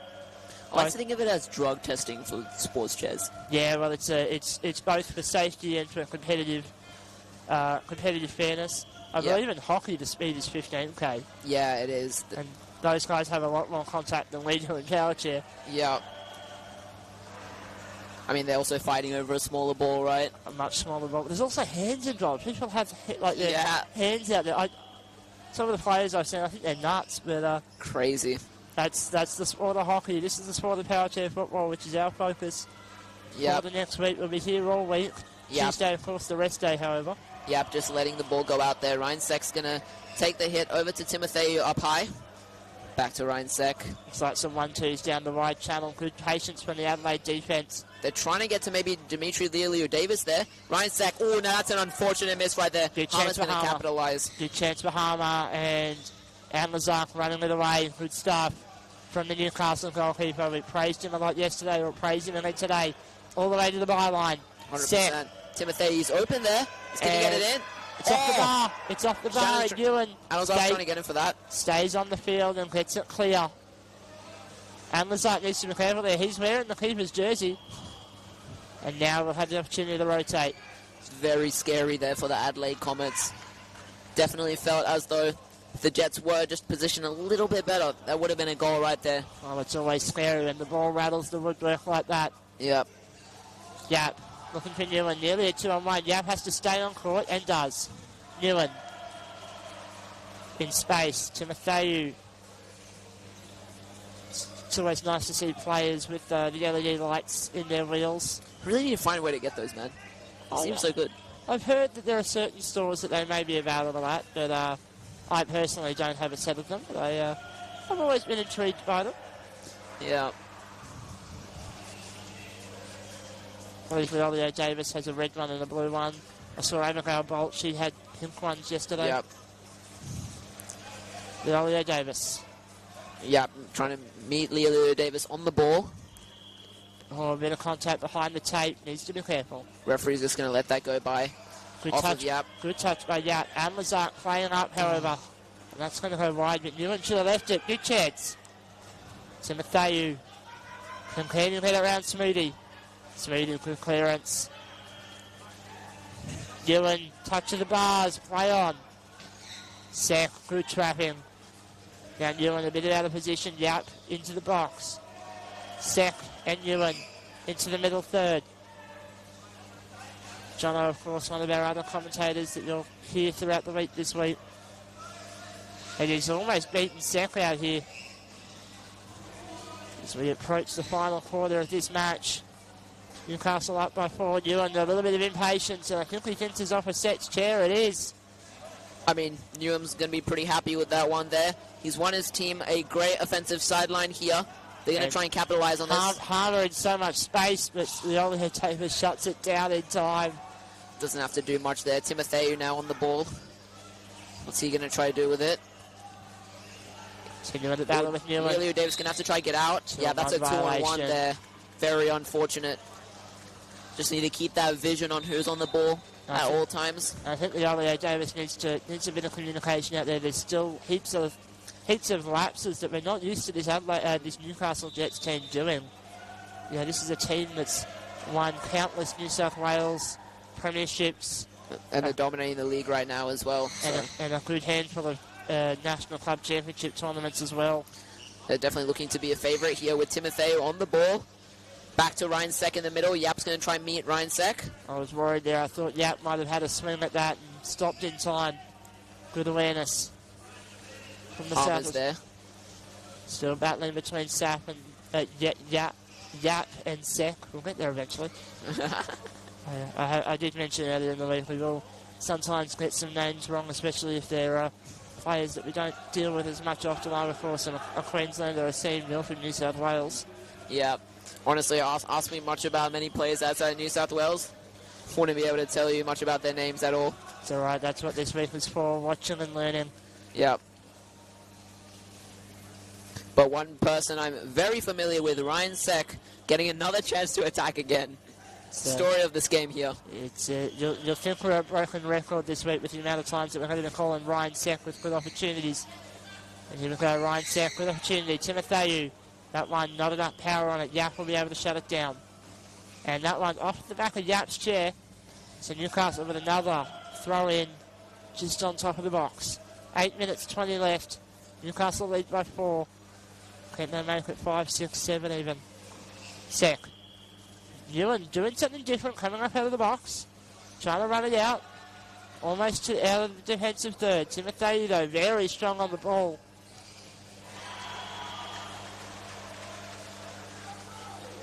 Ewan, Timoteo. Ewan doing well, upfield. Halfway. Can he beat Sek? Sek leaving a lot of space. We're into the attacking third. Still going is John O'Neill. And they managed to get the ball into the Newcastle Jets box. This has got to be exciting. Tyler Harmer has to rotate. Finally does. Sek keeping it in play. I'm still in. Now we're going to the other side.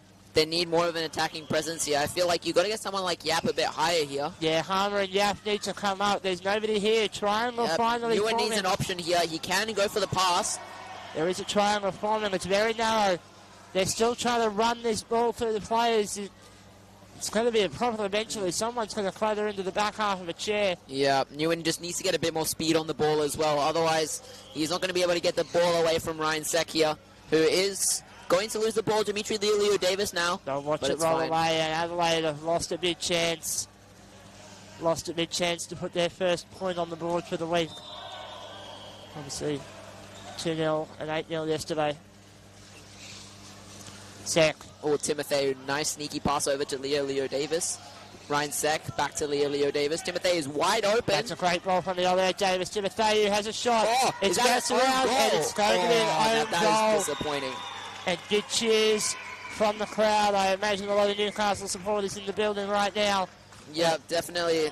I mean, you got to think Smoothie's really disappointed himself for that one. Yeah, it always sucks when the defence leaves it up, and I believe he took the last touch.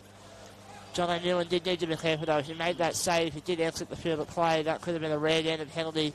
Players need to be aware that if they are not the goalkeeper, they cannot go into the net under any circumstances. Referees generally let it go if the goal is scored, but you never want to take that risk. Yeah. Because whilst one goal, saving one goal might be good, you go down a man and then get a very high percentage shot at the net straight away. Timoteo. And you need all the people you can really get here with the damage control that the Comets are going to have to do. Ryan Sek, another attacking opportunity. Just unfortunate touch from Dimitri Leo-Davis there. Well, it came off the back of Yap's chair first, which was actually very fortunate. Timoteo. Yap once more in the lane. Good job blocking out Leo-Davis. Now battling with Timoteo, and he wins the ball. Yap to halfway. Battling with Sek. Adelaide have come forward just a little bit in the last 5 minutes or so. Big chance here if Yap can floor it. And just gets in the box again. Oh, Yap needed to get on his bike and take the ball with him. Yap has lost sight of it. Goes for the shot and Sek will put it away. Timoteo, fast break. Just past Newen there.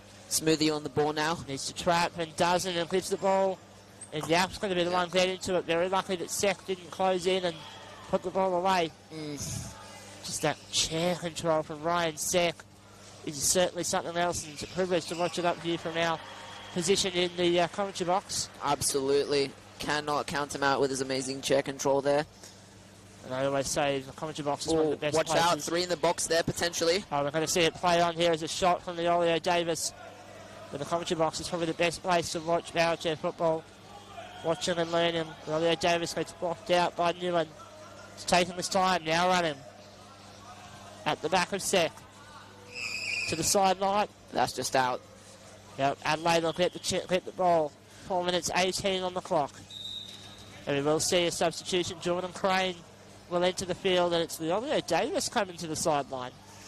Very interesting here. I mean, Jordan Crane didn't have too much of a presence in his last game against, who was it? Well, again, the Strikers. Didn't have too much of a presence there. Had one opportunity, wasn't able to make much out of it. Hopefully he can get something going. No, nearly there. Amazing hit from Newen. Armour just needs to get a little bit higher to get on the ball there. Very unlucky. That was fantastic stuff from Adelaide. But yeah, Jordan Crane, we know he has got plenty of experience. He hasn't been used as much of an option in recent times, but he's getting 5 minutes here to lock down this game. And in fact, the ball will be a Newcastle throw-in. Sek, Timotheu, now Crane. Crane on the ball, just slowly trying to control it. He's going to back out, though. Yap will pick his pockets immediately. Chance for Adelaide into the defense, into the attacking box. And Lazak upfield. I haven't called his name in a very long time. Out at play. Probably Adelaide ball. It is an Adelaide ball. 3 minutes left. Can Adelaide find the goal? I mean, after that attacking opportunity right there, great hit from Newen. You got to believe that Adelaide Comets, they're trying to get at least one goal out of this now, especially with this attacking opportunity here. Well, you never want to be donutted, and they've already had 2 so far this week. Newen on the ball. It was a great ball from Harmer across. Newen looks to find him. Sek with the clearance. Yap can't spin, but hits it towards Timotheu. Shoots. Good stop by Smoothy. Now Newen will collect in midfield. Sek. Newen, it's touched off his chair. Takes another touch, keeps it in. Now he will battle with Sek once more. Harmer has to rotate out of the way. Very close to being a 2-on-1 there. Harmer doing a great job to keep out of the play. Timotheu battling with Newen. Timotheu nearly getting around the ball. Newen able to take it forward towards the attacking third and into it. Takes it to his right. It's Newen by himself here. He needs some passing options. Yeah, Yap is nowhere near close enough. Finally arriving on the scene. Unfortunately, the ball's just lost way too much momentum there. Yeah, by that point, the ball is stalled. You've lost the opportunity. Newen trying to run. And now the Adelaide players, suddenly they're all too close. Yap tries to flit. Sek, great touch. Just sneaking it past Yap there. Newen on the ball now. There was a great blocking of the lanes by Newen. He marked out Timotheu. Now Newen and Sek, this battle might last for the rest of the match. You think Sek's not going to be too worried? Yep, time has stopped for 2 minutes there. The game could end very well within the next minute. We don't know. Well, Newen's put that ball out. Newcastle now with one more attacking chance. Jordan Crane into the top of the box. Timotheu down the wing. I think Crane's a bit too far there. Smoothy will be able to come forward and shut down the ball. Timotheu. 9 minutes of the game here. We got a 1-2 between Timotheu and Ryan Sek. Trying to find Jordan Crane. Trying to find the hole. Newen's moving it back for Sek. There's the cross. Amazing hit there. Jordan Crane just can't get to that. That's unfortunate there. Yeah, that was a little bit to his left there. Crane, Sek. It was a good ball, but just not perfectly placed. And I mean, a lot of people when they first see Powerchair football, they look at the ball like that and go, what do you mean that wasn't the perfect ball? But yeah, the control that some of these players have just is phenomenal, and it's incredible that we get to see all of it here this week at the Australian Powerchair Football Club Championships, powered by Devenge Group, hosted by QPFA. And now Newen will take the ball for what might be the last touches of this match. And it's seen, whilst we're waiting for the final whistle, do you have any thoughts on who might be our man of the match for this game? Well, I think, to be fair, we've seen pretty much everyone on the Newcastle side really putting in the work this game, right? We've seen Ryan Sek setting up a lot of opportunities, getting out of defence for the team, pushing the ball up very high on the attack. Amazing 1-2s with Timotheu, Dimitri Leolio-Davis and Chris Hastis, right? Some great chemistry between all the players there. We've seen Timotheu, he's had a bit of a presence this game as well as Jordan Crane over there with the final whistle coming. Yeah, that is all we have time for in this game. Newcastle win this game 5-0 over Adelaide. I think we have to give a big shout out to Chris Hastis. 4 goals. Yeah, sure. That really vaults him up to the top of towards the top of the tree in the Golden Guard race. I believe as it stood last night, Tristan Peters from Melbourne City, he led the way with 5. Hastis, you'd imagine, will be up there. I don't know how many he scored yesterday, but that's a lot. I mean, he's definitely up there, right? Very clinical attacker. We cannot count him out in any single game. No, we most certainly can't, but that'll be all we have time for here in this match. Newcastle Jets 5, Adelaide, well, let's go.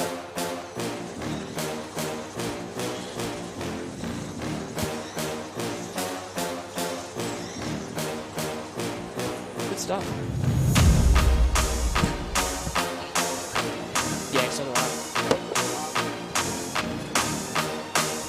Yeah, why not? Yeah.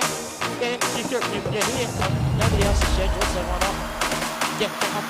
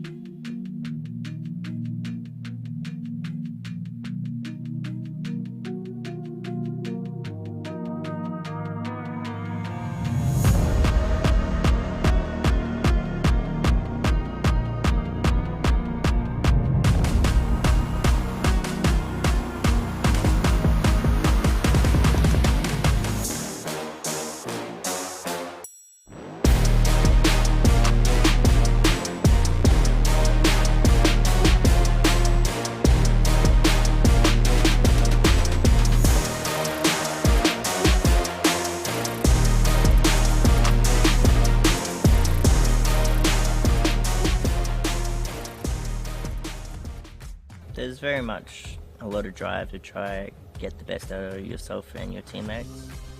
I absolutely found the community here. All these guys are very welcoming. It's just wonderful to be part of the team. We strive for the passion in everything we do. Some would say we're over passionate, and we do cause a bit of drama on the sideline when we get that way, but yeah, it's great.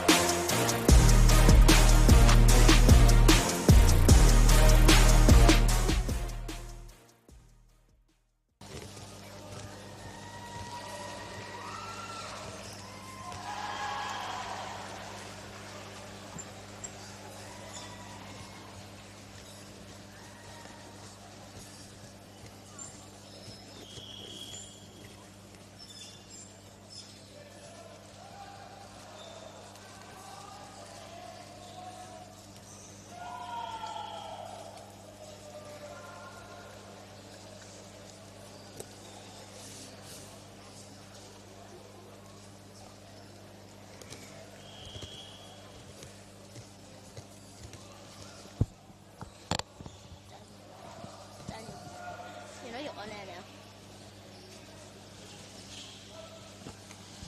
now. Dumbass.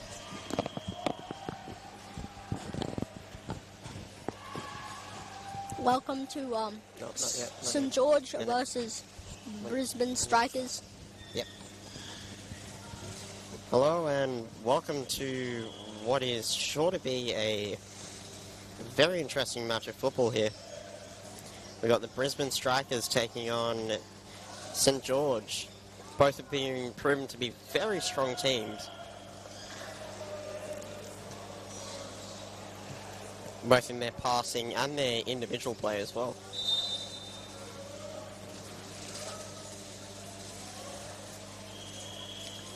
Kickoff about to start now.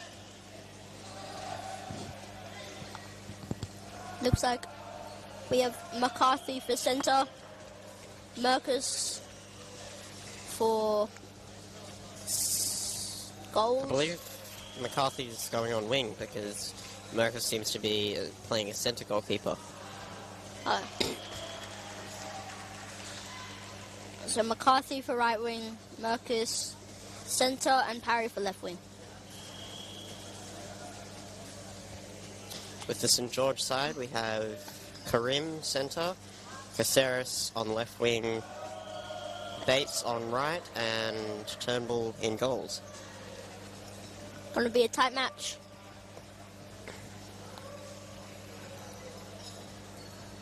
Both Karim and Bates seem to have this aura around them that kind of feels like it almost scares the other players. Oh, and Well it's a placed goal. ball. Goal kick for Strikers. Just missed the mark there.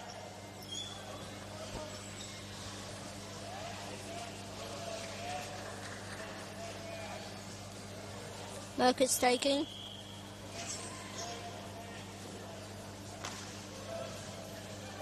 Caceres on Parry. Oh, and it's a great play by Parry.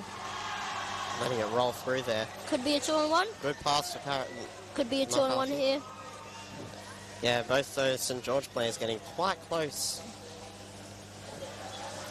Good rotation by Jack Perry.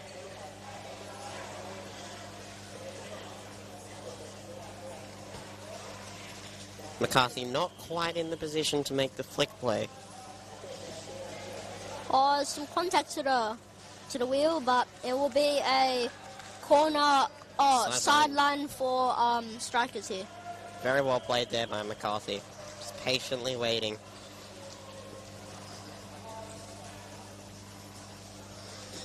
Shot, saved by Abdullah Karim.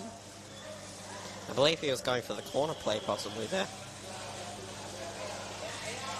And a miss from McCarthy. That will be a goal kick for St. George. Just couldn't quite get around the ball there.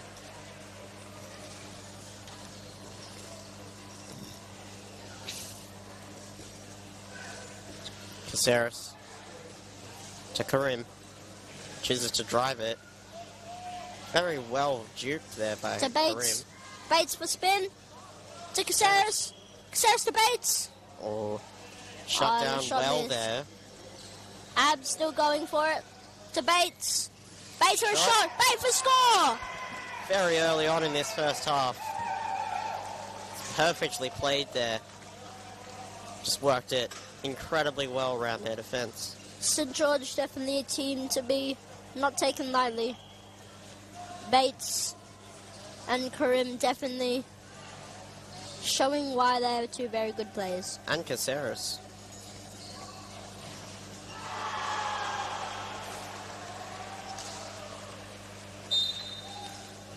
Kick off for strikers. Mercus playing a normal play there. We've seen a lot of players in this McCarthy for tournament. flick. Seen a lot of players in this tournament going for a early, almost a shot down the court there. And it's out by strikers. It will be a St. George ball. Almost kept in there by Mercus. Couldn't quite reach around it. Abs looking at his options. To parry. Parry Okay. for shot. And shut down quickly. Bates. Bates trying to get around. Mercus with a good amount of possession here. His option there is shut down almost by Bates. But it will be a corner for Mercus. The strikers have a real opportunity here if they can try and pull it off. McCarthy for kick. Mercus and parry in very good positions, but there could be a 2-on-1 here. We've seen a lot of the refs cracking down really tightly on those 2-on-1s in the attacking box. Oh, a And shut bit of down. a mishit there by McCarthy. Could see what he was trying to do though. Very smart play with the power. Mercus to take. To McCarthy. Oh, nearly finds that gap. Interesting play there by Abs, shielding the ball. Mercus and Abs for a 1-on-1. Abs is trying to bring it up. Still Karim, I Abs. should call him. Oh, And it will be a striker's ball off Abs. very, very impressive play there. Just patience, waiting for the right moment. And a good position here for the strikers.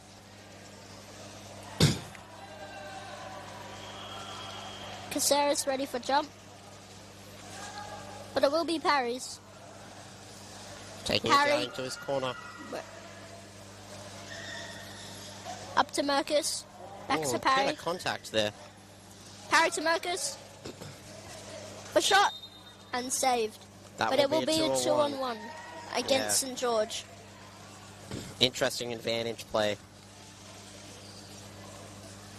Jack Parry with a good opportunity on that left-hand side.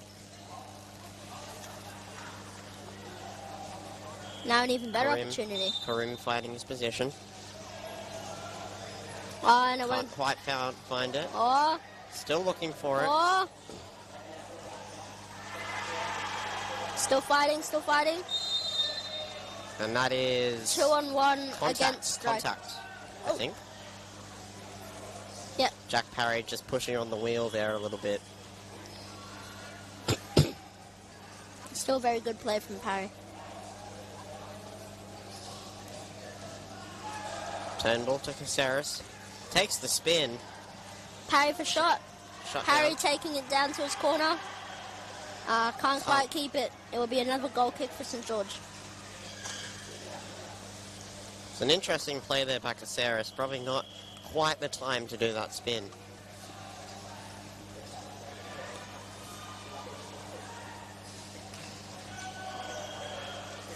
Turnbull looking probably to do the same play. No. Or Parry taking it down. close to a 2-on-1 there. Parry looking at his options. Looks like Chooses he's to trying go to for get a the corner. corner. But it's going to be Ah. another goal kick for St. George. Excellent defending. Could be the story of this game here. Caceres. It'll be a striker's ball. Bit too aggressive on the punch there.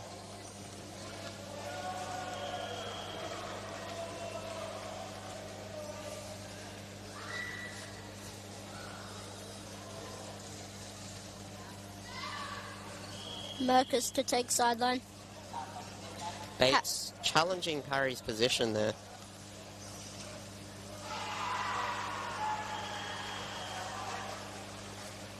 Good touch there from McCarthy.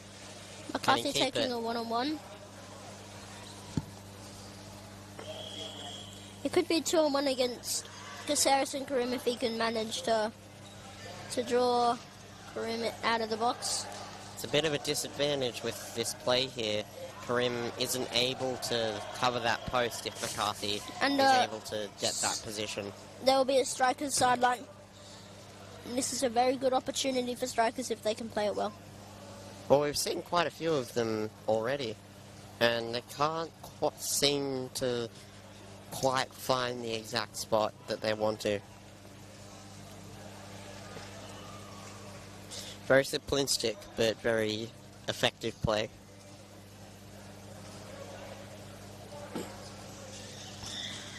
Takes that play again. Parry for the shot. Parry for goal! What a shot there. Beautifully seen. No backing down. Just a small mishap in defence. That was all Parry needed. The score is now 1-1. St. George 1, and your strikers also 1. This is still definitely anyone's game. Abs to Bates. Bates to Abs. Abs back to Bates, but blocked by Parry. Very well blocked there by Parry. Hits it up the court.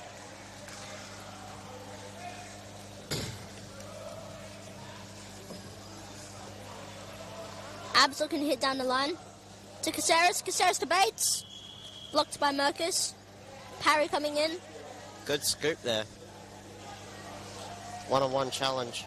Parry keeping on the line. Oh, Trying to get it off Karim. And it will be a St. George ball.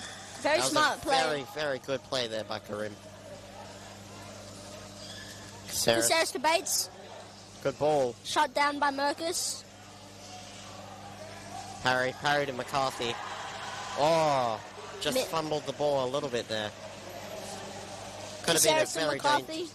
could have been a very dangerous play for St. George if they'd managed to execute that. Caceres with a shot. Shot Opportunity. down by Merkus.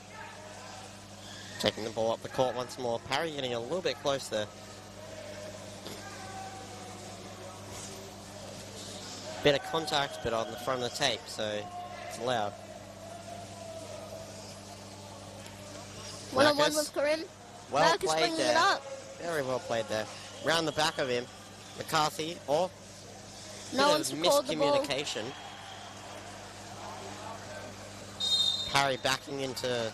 And it's a 2-on-1 I believe that's between Karis and Abs. Caceres and Abs. Seam, yeah.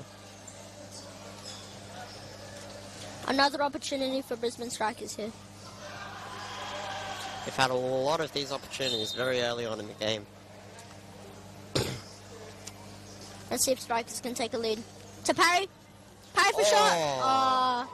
Close opportunity there. Couldn't quite get around the ball enough to just tap it in. Some very good football here. Both teams proving themselves to be fully in this game.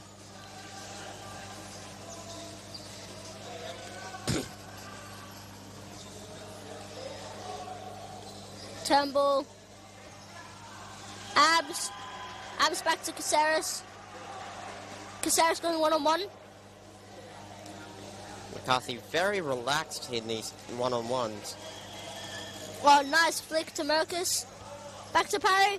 Merkus a spin kick. Just a little glance off there from McCarthy.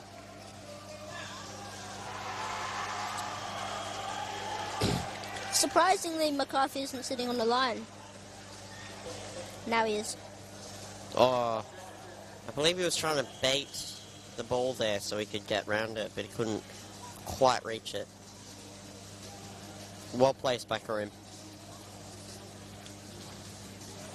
That channel being opened up once more. And McCarthy takes it this time. Can he get around the ball? Not quite. We'll see the situation repeated.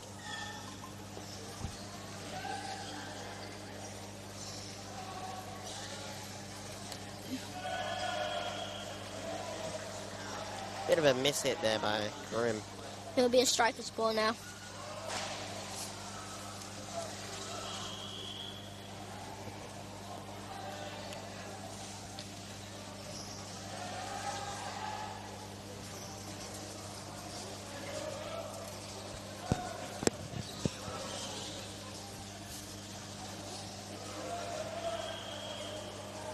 Merkus taking this ball.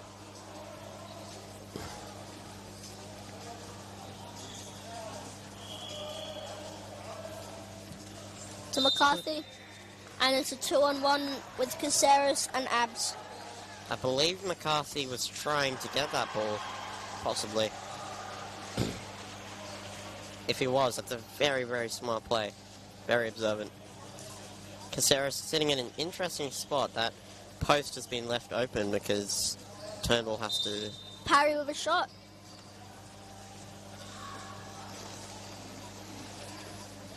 Merkus to Goes McCarthy. to McCarthy. Tries to get the tap. Going for a 1-on-1. Parry with a good rotate. Chasing the ball right across the court there. Merkus to take the 1-on-1. Abs trying to get around him. Good play there by Abs. Just pushing it around that back wheel, not pressuring. But Abs is through. to Caceres. Back to Abs, and that will be a 2-on-1 against the strikers. Oh yeah.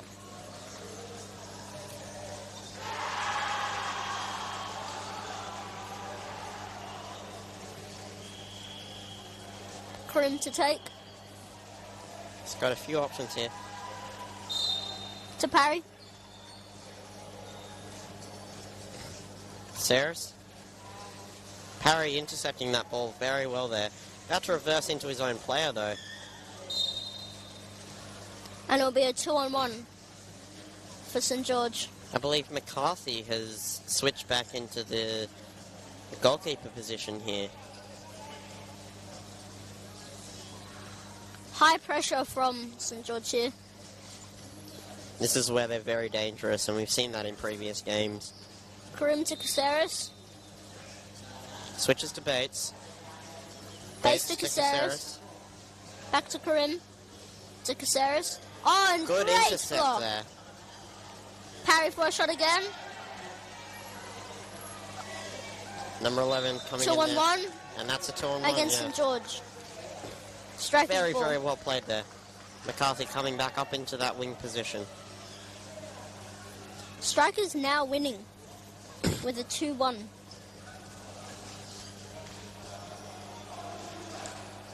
Seeing if they can get a third.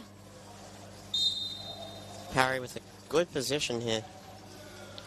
As well as McCarthy. To Parry. To McCarthy. Can't And quite McCarthy. reach the ball. McCarthy probably should have been in a nose-on position there. I think that's mainly what we're told.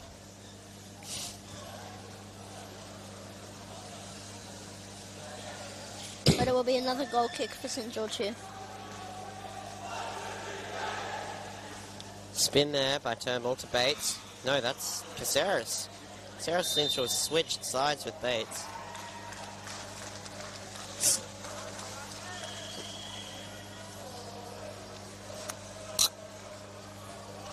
That's a 2-on-1 ball for strikers.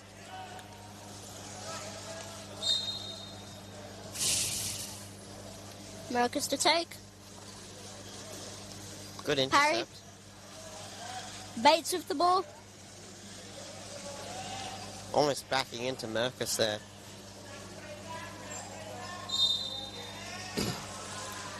Good bait there by Mercus. Very smart play. And that is a yellow card on McCarthy for ramming into Abdullah Karim's wheel while the ball was out of play.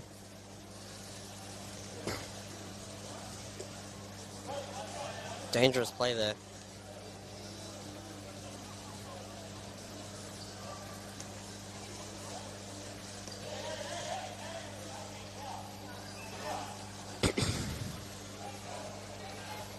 Parry in a good position here.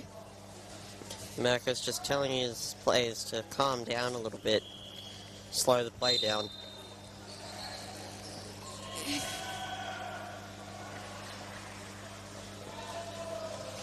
I do believe that 2-1 lead was a mistake on the scoreboards. Oh, Bates with a nice fake. Ball goes out of play for a St. George kick-in.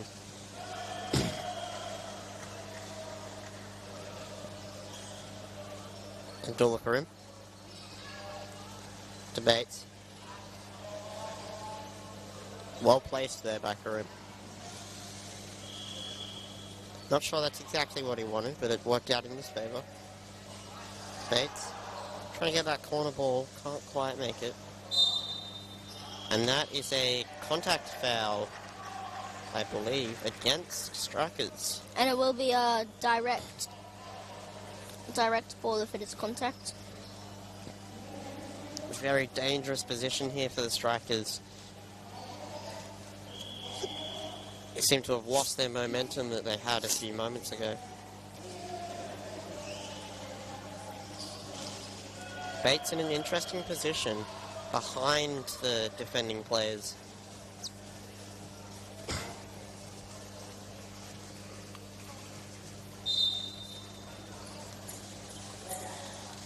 Miss hit there, I believe. Could be a shot. And number 11 doesn't quite make it. Blocked there by Turnbull.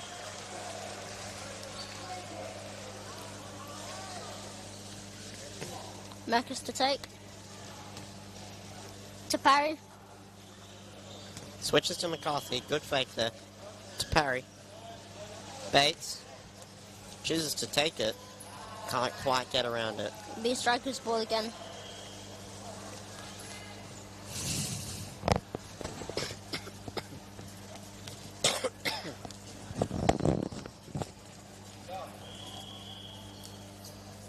Less than 2 minutes left on the clock.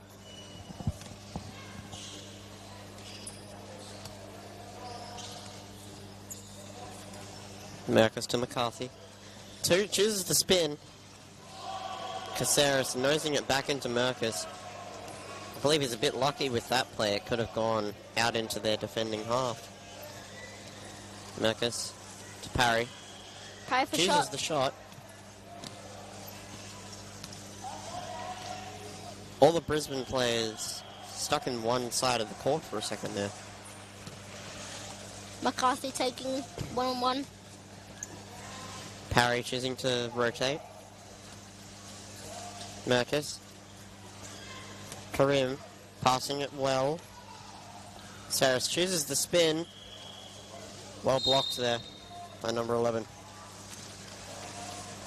And that is a 2-on-1 violation against the strikers. In a dangerous position once again.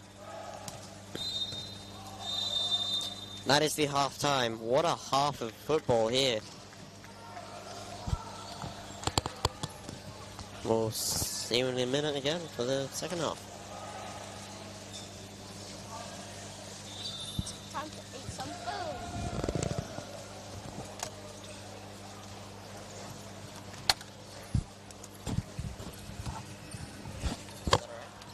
Yeah.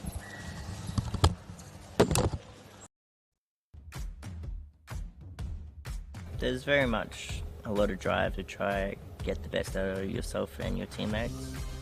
I absolutely found the community here. All these guys are very welcoming. It's just wonderful to be part of a team. We strive for the passion in everything we do. Some would say we're over passionate, and we do cause a bit of drama on the sideline when we get that way, but yeah, it's great.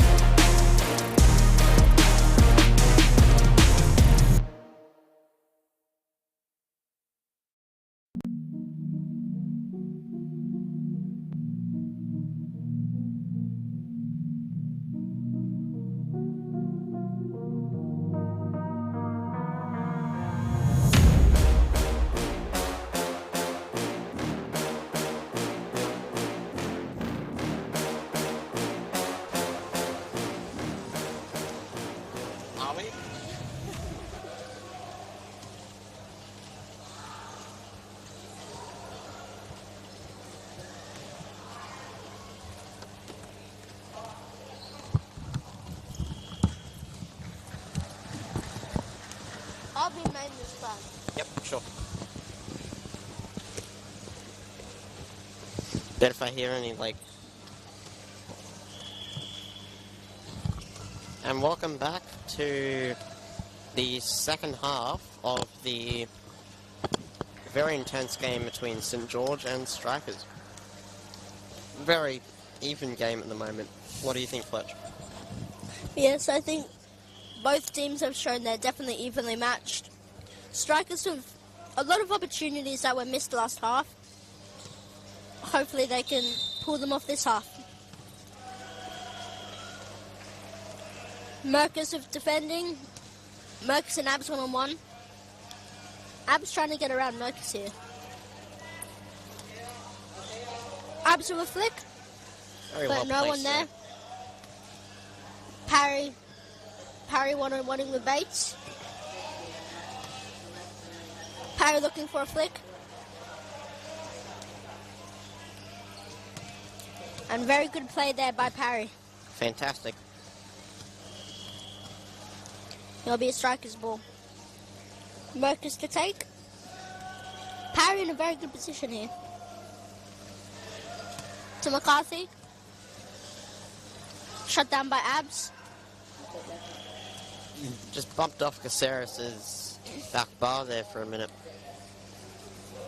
Couldn't quite that ball where he wanted. McCarthy taking it up the line. Can't seem to catch up to it though. It will be a goal kick for St. George here.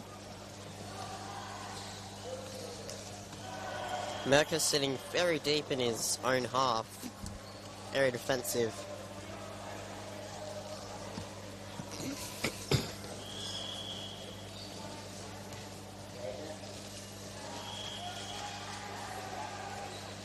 To Abs.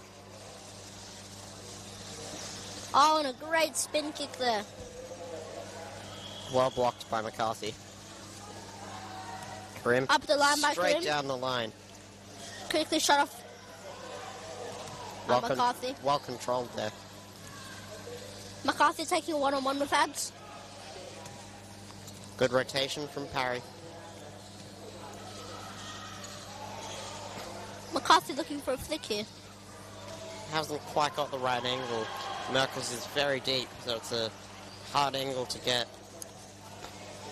Possibly he's looking for the option to parry there. Contact a bit behind the wheel.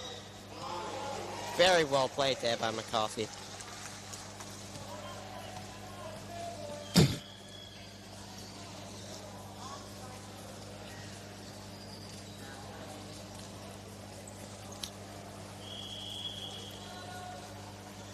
McCarthy for a good attempt at goal here. Oh, and misses the ball completely. Lining up for again. Hits the ball this time to Parry. Oh, very good. Very close. Very good option there. And it will be a corner. A corner to Strikers. Sideline, I believe.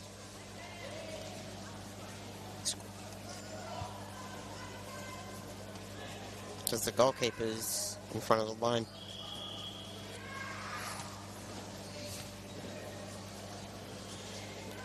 Looking to do another spin kick from McCarthy. A little bit low there. Still alive though. Marcus cleaning up the ball. Almost a 2-on-1 infraction.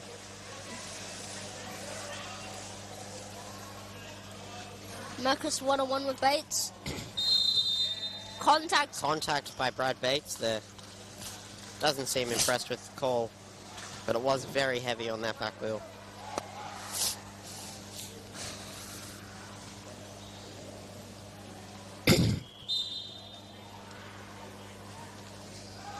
Marcus lining up. It's Parry. Parry to McCarthy. McCarthy bringing it down. McCarthy one-on-one with Caceres here. McCarthy bringing it up. Very well won there. 1-on-1 with Bates now. And it will be a striker's ball. Very well played from McCarthy here. very aggressive in these first 5 minutes. Ah, great defense by Turnbull here. Caceres with a spin. Perfectly blocked. Well cleaned up. Bates looking to one-on-one, trying to roll it into the goal here. Abs there for the flick. Abs has now come out. Very nearly a goal there. Oh, open goal for a second. Post has been moved well out of the way here. Bates still trying to get it in. He needs to watch the pressure on the back wheels there. Bates does need to pass the ball here. Merkus cleaning up that ball perfectly. Oh, and that's a 2-on-1. Goalkeeper coming out of the box there. This is an opportunity for St. George to get another goal on the table and make it 2-1. A warning there for Bates from some contact on the back wheel. I believe he's been arguing a little bit with a few of the calls previous.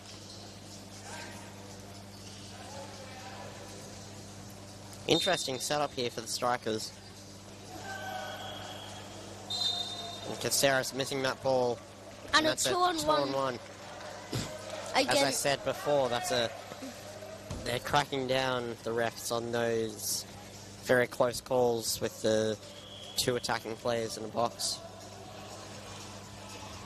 Merkus to take.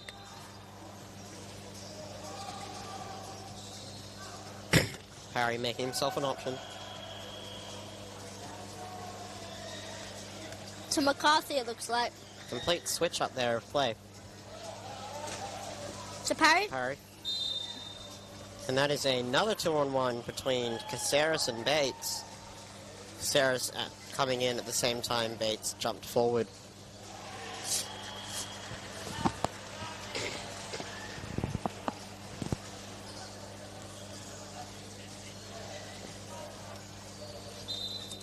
Merkus to take.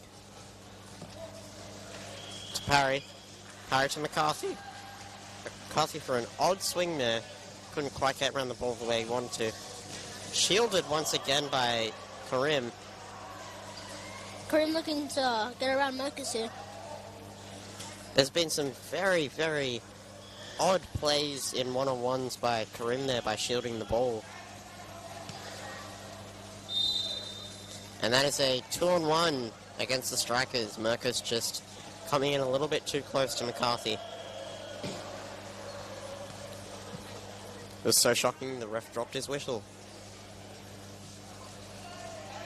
Abs looking for a play here. Well blocked there by Parry. Still looking for the opportunity, trying to win that ball. Close flick. Merkus. Caceres. Caceres one-on-one with Merkus here. Merkus for a flick. Don't know how much good that move would have done if it did connect. To Caceres. Spin. That's 3 missed spins in a row. Both teams seeming to get a little bit flustered, it seems. To McCarthy with a shot. Gone a little bit wide.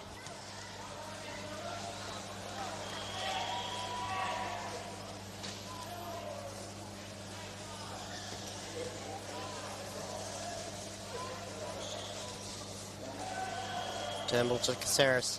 Spins. Well connected there. Oh, that's perfect spot.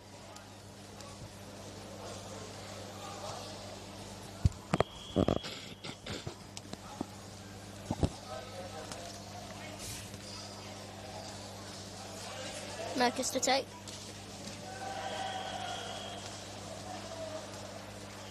To Parry maybe here. Parry. Parry for spin kick. To Jesse. Oh, I missed. Just a little bit too much angle on that.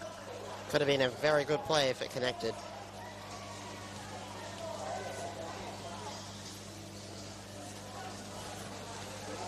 It's a dangerous defensive spot for St. George here. Karim dramatically letting that roll out. Adding a little bit of flair to the play.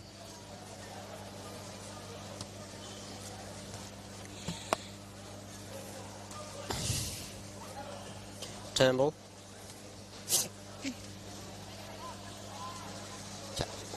To a door. Sarah's looking to spin again. Needs to make sure of those spins.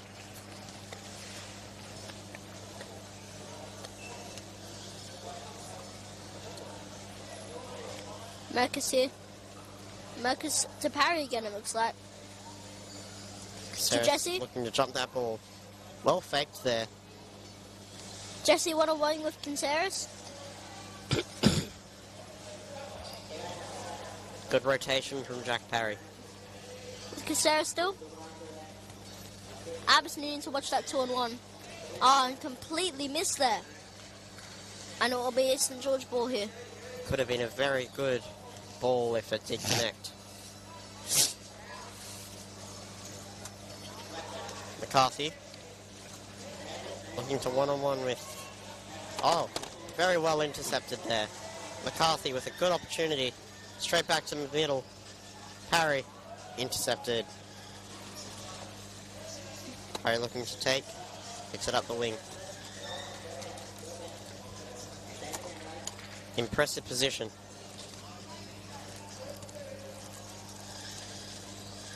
Well blocked by Parry. McCarthy. And that is a contact foul, it looks like, for a dangerous spin.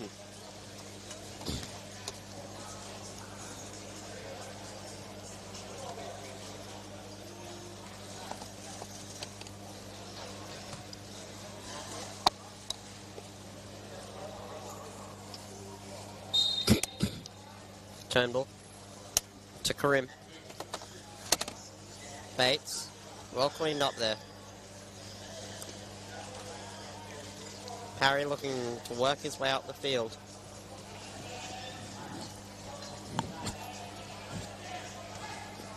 McCarthy not rotating until very late in that play. It will be a St. George ball here. Bates looking for options. Maybe it's Abs here. Abs trying to get a corner. Bates back to Abs. Near that gap. Well left by Parry. Turnbull to Bates. Back to Bates. Bates for a spin. Shot. Oh, and it's a great shot at goal. And it will be a corner for St. George here. Very, very nice play there from all players on the St. George team. Bates to take. Corner for St. George.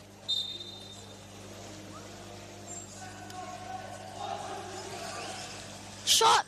Oh. And very, very good save. Caceres trying to get the ball back. Very dangerous defending there. To Karim. Bringing it down. Caceres. Oh, missed by Caceres. And it'll be Abs to go get the ball again. Abs trying to dribble it down here.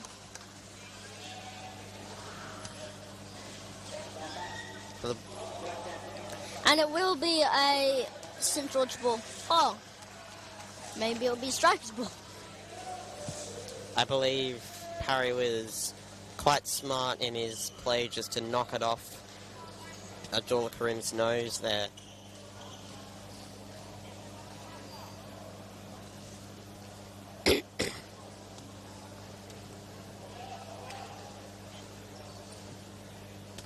McCarthy to Jack. Bates. To Bates. Bates back to McCarthy. Spin. McCarthy for a shot. Ah. Almost looked missed. like Caceres was shooting in his own goal for a second.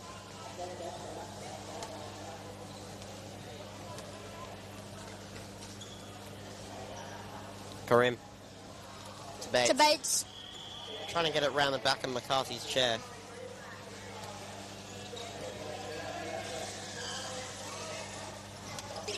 Well, I know both benches will have their heart rates up at this point.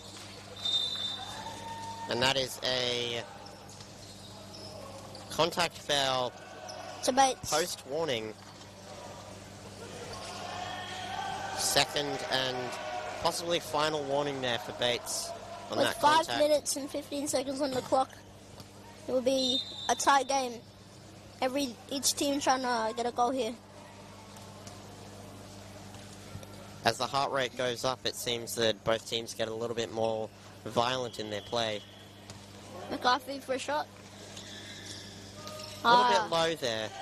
Could have gone possibly a simple play. And it'll be a 2-on-1 against St George with Bates. It was a very Coming in a close little call. bit too close to the box there.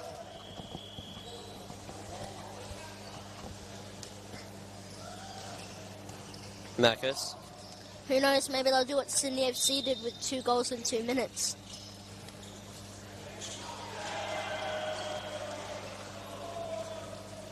Marcus. Marcus to McCarthy. McCarthy back to Marcus. To McCarthy. Oh. Miss hit there. Should have gone maybe one more back just to Marcus. Oh. I'm trying to get around Marcus here. Whoa, that is a very violent play there from Medora.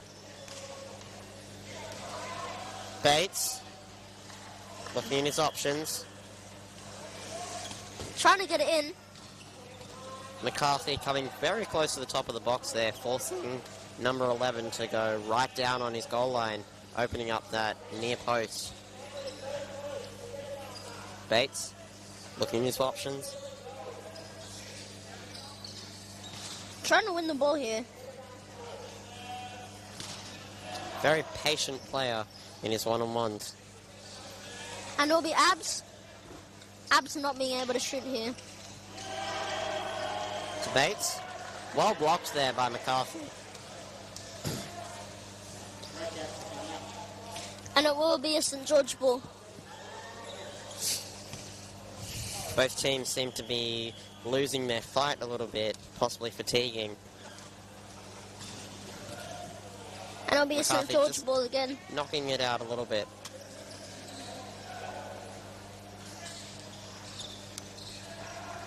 Bates looking to take this. Karim attempting to block the top of the box there, opening up a gap behind. Krim taking down to the corner. Looking for Bates. Bates knocking himself behind. Oh! And it will be a corner. Very smart play there from Abdul Karim. And it will be a corner for St George here.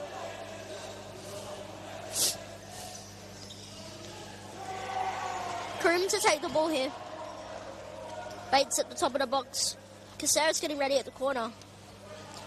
Karim choosing to go the bottom of the triangle instead of the top. It's Bates. Very close Saved ball. by Marcus here. Bates again. Waiting for a Karim to move. Saris assuming the middle position.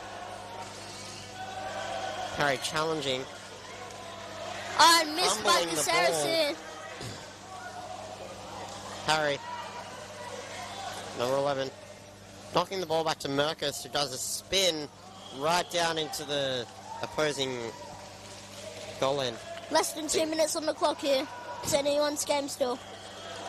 It will be a goal kick here for St George.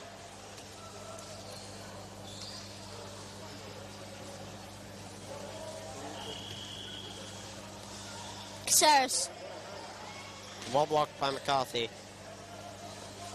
Abdullah putting it down the court. And that is almost a 2-on-1 infringement. Another 2-on-1. Harry not getting out of the way quick enough.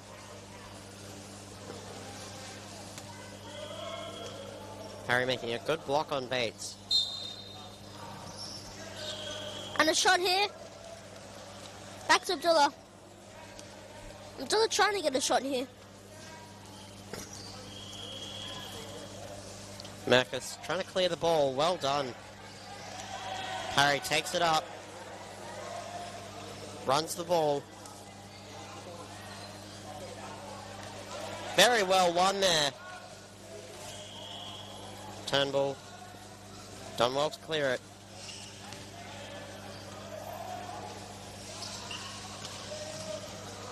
And in the final moments of this game, still tension is high.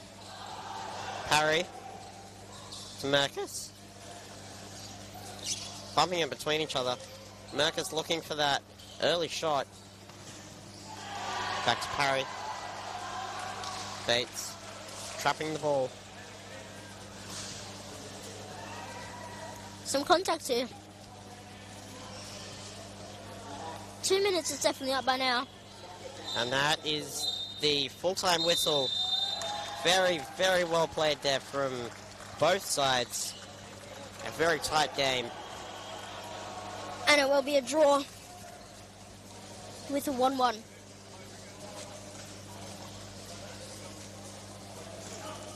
Thank you, and we'll see you in the next game. Bye-bye.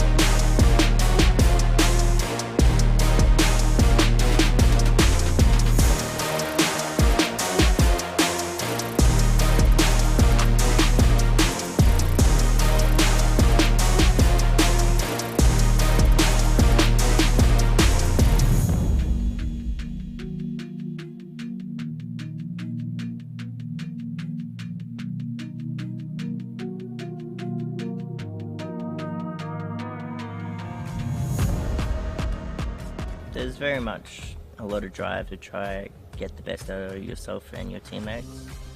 I absolutely found the community here. All these guys are very welcoming. It's just wonderful to be part of a team.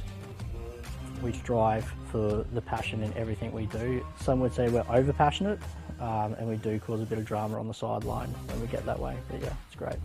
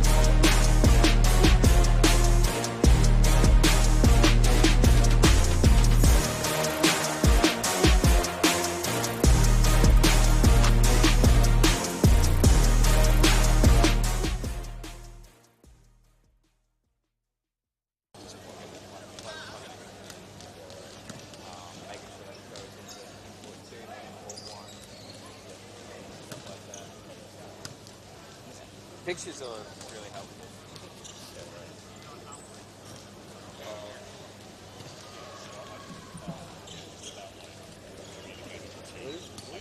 It's in that suitcase. Oh shit. Yeah. Yeah, man, I'm a bit too short. You're a bit too short? I'm a bit too short in this transport to see. Don't you have a screen though? Aren't you looking at a screen? I don't think so. Is this your first time? Yeah, it's just commentary dance. Damn. I'll try to tilt up. I'll try and drive a bit closer, hey. I can just plug it in? Yeah, man. What if it shuts down? Sure. It won't. Oh, what the fuck? I'm gonna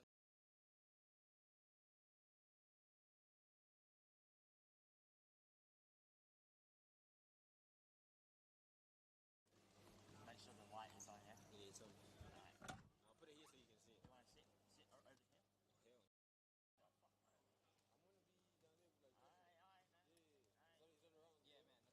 Thank you. You're the only. Yeah, Dad, come over once they're done. Once you get in the done, come over. You better remember, man. I run 2 hours off, bro. Yeah. Cheers. Are you the only commentator today? I think so, yeah.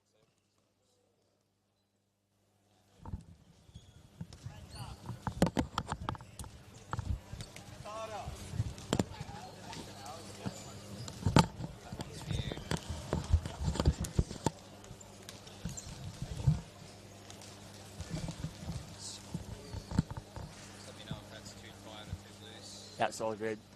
Yeah. Thank you. Yep.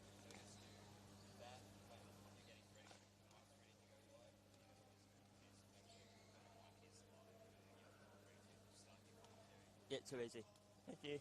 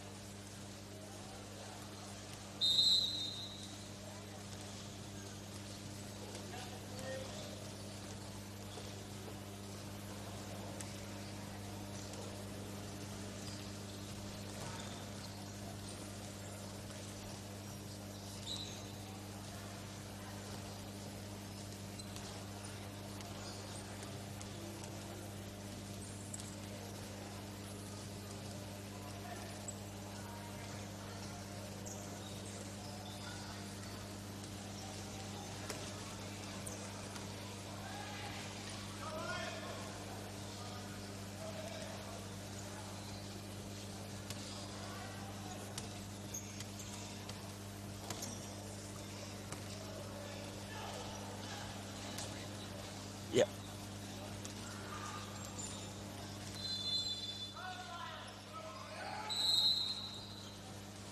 And we're off. With a stand between Lions FC and Hills United. The ball scurries over the byline. It is Hills United ball.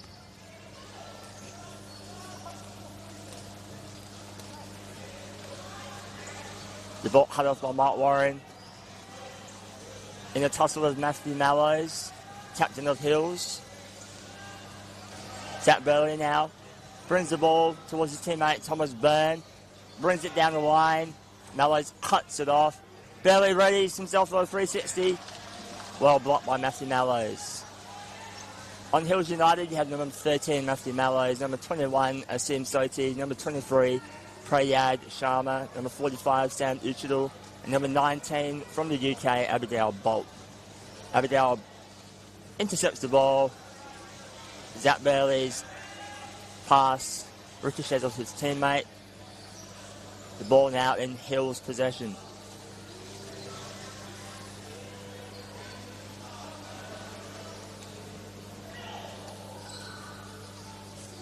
The ball is played in. Matthew Mallows challenged by Thomas Byrne. Hills United ball once again.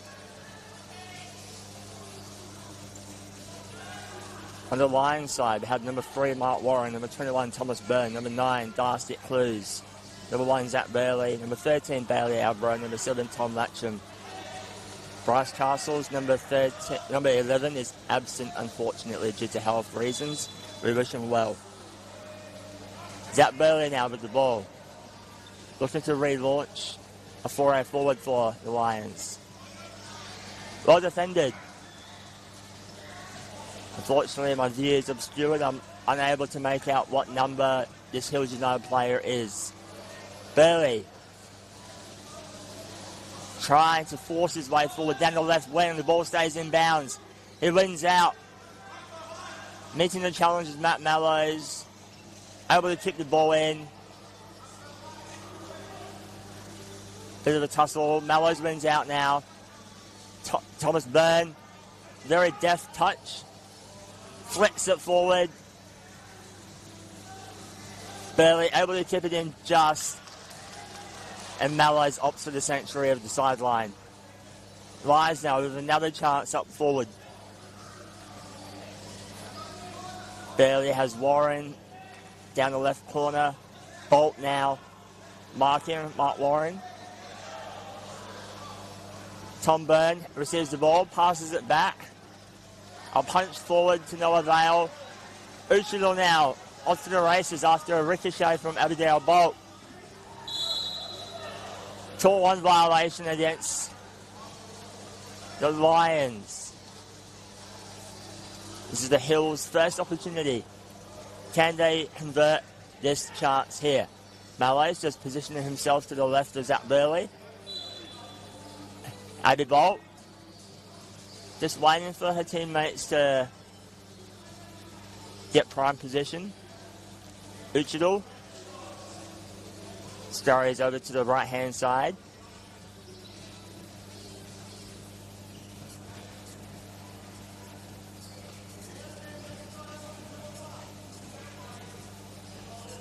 Still a bit of time. Referee blows the whistle.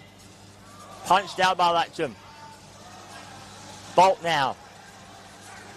With no players approaching her. Abby just trying to get a corner at the moment. Mallows and Byrne. Mallows trying to hit it off of Byrne. Byrne, strong challenge right there. Mallows and Byrne again. Byrne trying to cut in.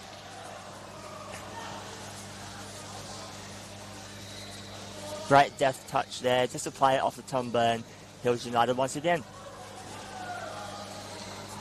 Uchidal now has rotated back into his own defensive half. Potentially an option. Abby just measuring it up. Looks like she's going to try for the near post. No. Tried to ricochet off of Matt Mallows. Just wide of the right post. Keep the ball.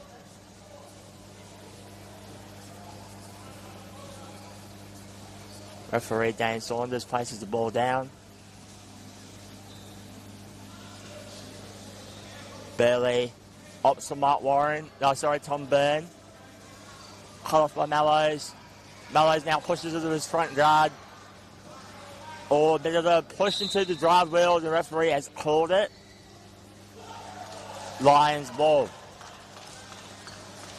In the sport of power chair football, there should be no forceful contact to the mid or the rear wheel of the strike force, or any chair that's utilised in power chair football for that matter.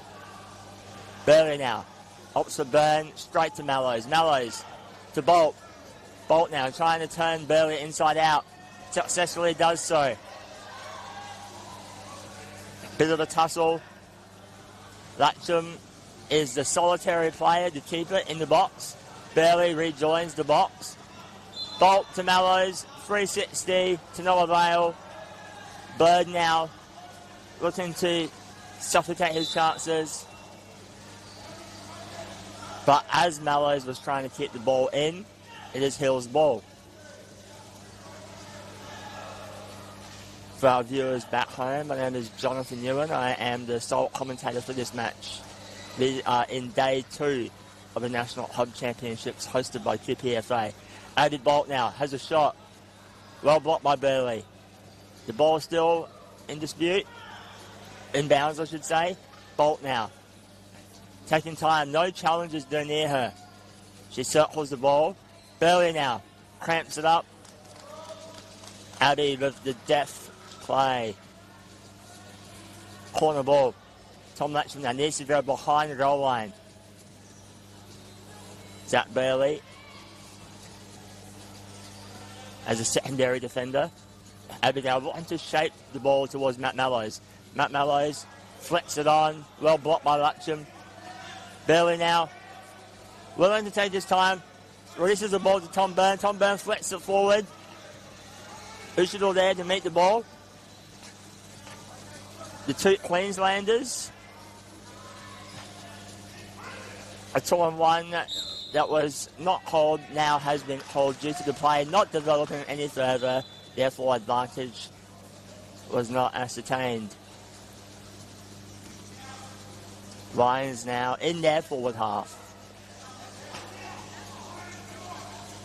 Burley has Byrne to his left. Warren inside the box to his right. Warren now has a shot. Is a 2-on-1 violation against Byrne and Warren. For viewers at home in the sport of power chair football, there is a 3-metre radius around the ball, and you cannot have 2 teammates against 1 opponent. Uchidor now passes it.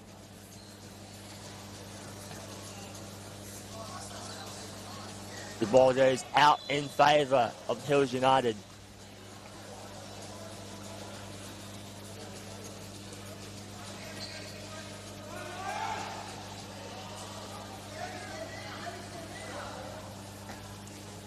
Asim Soti, number 21, restarts to play. Warren now hits it.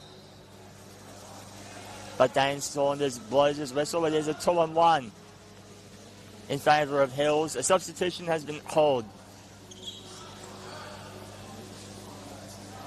A bit of confusion about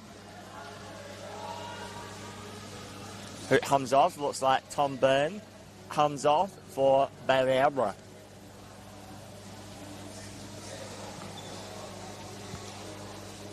They're just shy of the halfway mark of this first half. Both teams yet to break the deadlock. Bolt cross the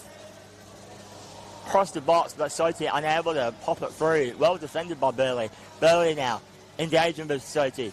Burley now by himself. Mallows is there. Mallows tries his best to tip it in. Is able to do so. Burley though looking to flick it back. Burley now, some resolute defence there. Unlucky for him though, the ball trickles out of bounds. It is another corner play. Bolt taking on the responsibility, trying to create an opportunity for her Hills side. Bolt. Blocked from Mallows. Mallows pops it. Well read by Burley. Burley now. Trying to knife his way through. The ball was not rolling. Now it does. Still Burley. Trying to flick it behind Mallows. Mallows reading it like a book. Mallows off the drive wheel. Not called by the referee. Mallows and Burley is a war of attrition at the moment. Bailey has Abra there. Mallows gets it to Soti. Soti now with Abra. Burley against Soti. Ball is out of bounds. Hills ball. Quite a likely player is Soti.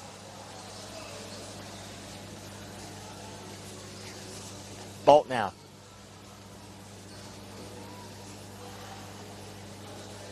Assesses her options.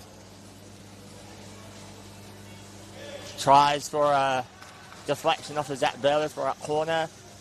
However, Burley remains composed and does let the ball trickle out past the byline. Lions now to reset. Burley, 10 years time, goes for Abra. Abra misses the ball completely. It goes between him and Mallows. Hills ball in their defensive half now.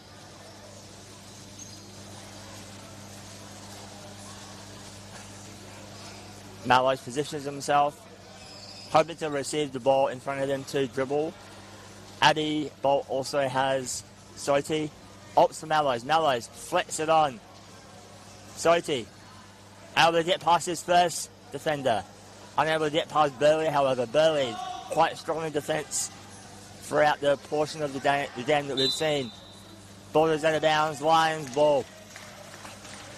In the case of the ball being trapped between two defenders, the ball is usually awarded to the player that's trying to keep the ball in on the outside. Therefore, Burley wins possession for his side. Burley to Warren. Warren flicks it forward. Soti there to cut it off. Burley hits in hope. Burley and Soti. A lot of midfield battles right now. Still Soti. Soti down the left wing for his respective side. Burley cuts it off. Mallows is there. Flicks it. Burley is omnipresent for the Lions. Still Burley. Burley and Mallows. Mallows tips it in. Burley wins the ball to his advantage. Mallows is rushing back. Burley desperate to tip it in. Is able to do so, but flicks it out. It is a deep sideline ball. Quite a heads-up play. Otherwise, it would have been a reset ball at the top of the box for Hills United. Now this is a dangerous position. Can the Lions lock the ball in, creating a goal scoring opportunity? The pressure must be mounting. Soti cut off by Abra, but Hills United able to gain some ground. Bolt.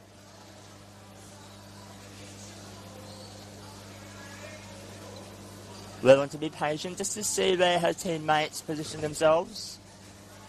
She has Soti up ahead. Mallows level with her. Goes for Soti. Soti punches it back to Bolt. Bolt now. Battles Warren. Bit of check contact there. No call. Lions win again. Just ahead of the halfway line. Abra quite open at the moment. Mallows is there waiting. A bit of a mishit by Burley. Abra's touch was quite loose. Bolt now. Bolt now. Just trying to get past Burley. Burley trying to muscle his way down the line. A whistle has been called against Burley. Just a bit rough with the ball. Pushing it into the mid-wheel. The rear wheel, I should say, of Abigail Bolt. Bolt now from Mallows. Soti just goes around the ball. Quite a nice chain of passes right there. Deep in the defence of the Lions, Burley once again. A bit of chatter.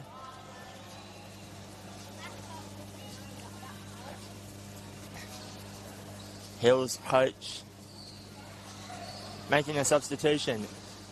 Off goes Sam Uchidal for the time being. Been quite solid in his play. And on comes Prayad Sharma, number 23. A whistle has been called in favour of the Lions. There was a bit of a stoushing between Burley and Soti. Warren now, just to change things up, takes the responsibility of the free kick. Referee Dane Saunders warning Hills United of the 5 metre limit for free kicks. Burley tries to punch it back. This is dangerous now. Bolt's shot well blocked. Soti with a 360, goes straight to Warren. 2-on-1 was not called and now has been called between Mallows and Soti. There are some potential passes being connected, just execution not quite what the players have wanted so far. 2-on-1 violation against Hills once again between Mallows and Soti.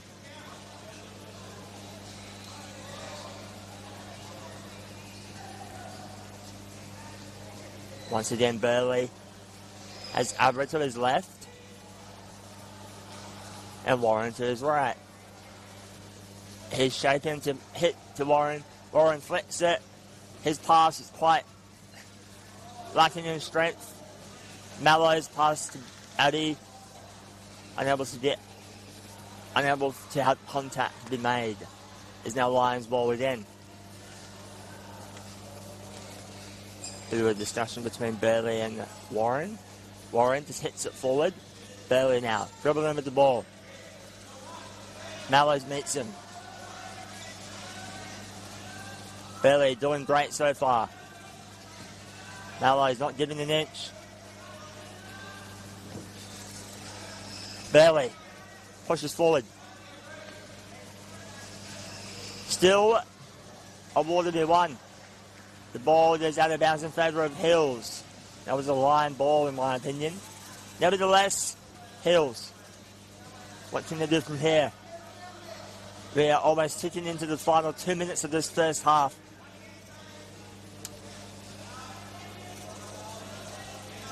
Bolt to Mallows. Mallows hits it forward to no player in particular.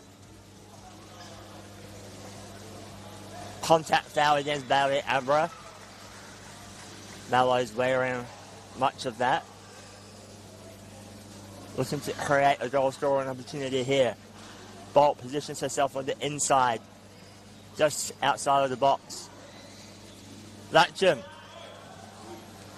with a bit of initiative, punches it forward. Warren now against Mallows. Still Warren. The ball goes out of bounds in favour of the Lions. Great work by Mark Warren.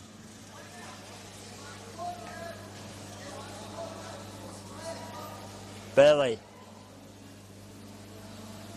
He's wary of passing to Abra with Mallows and Bolt potentially cutting this off. Mallows tries to get to Bolt, but Abra is there. A spin kick, but a swing and a miss. Out of bounds. Hills ball.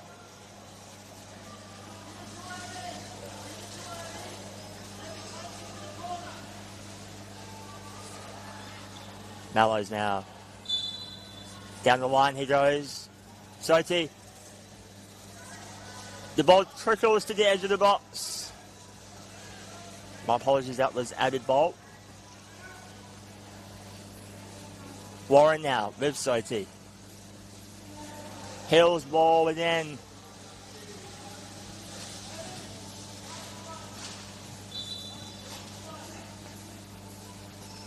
Bolt assesses the options.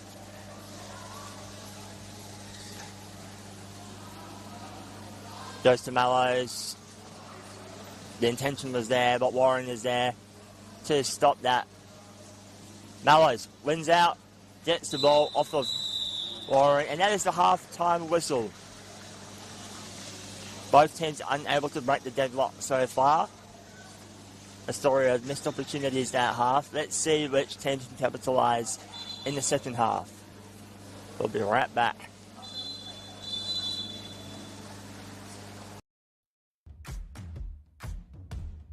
There's very much a lot of drive to try get the best out of yourself and your teammates.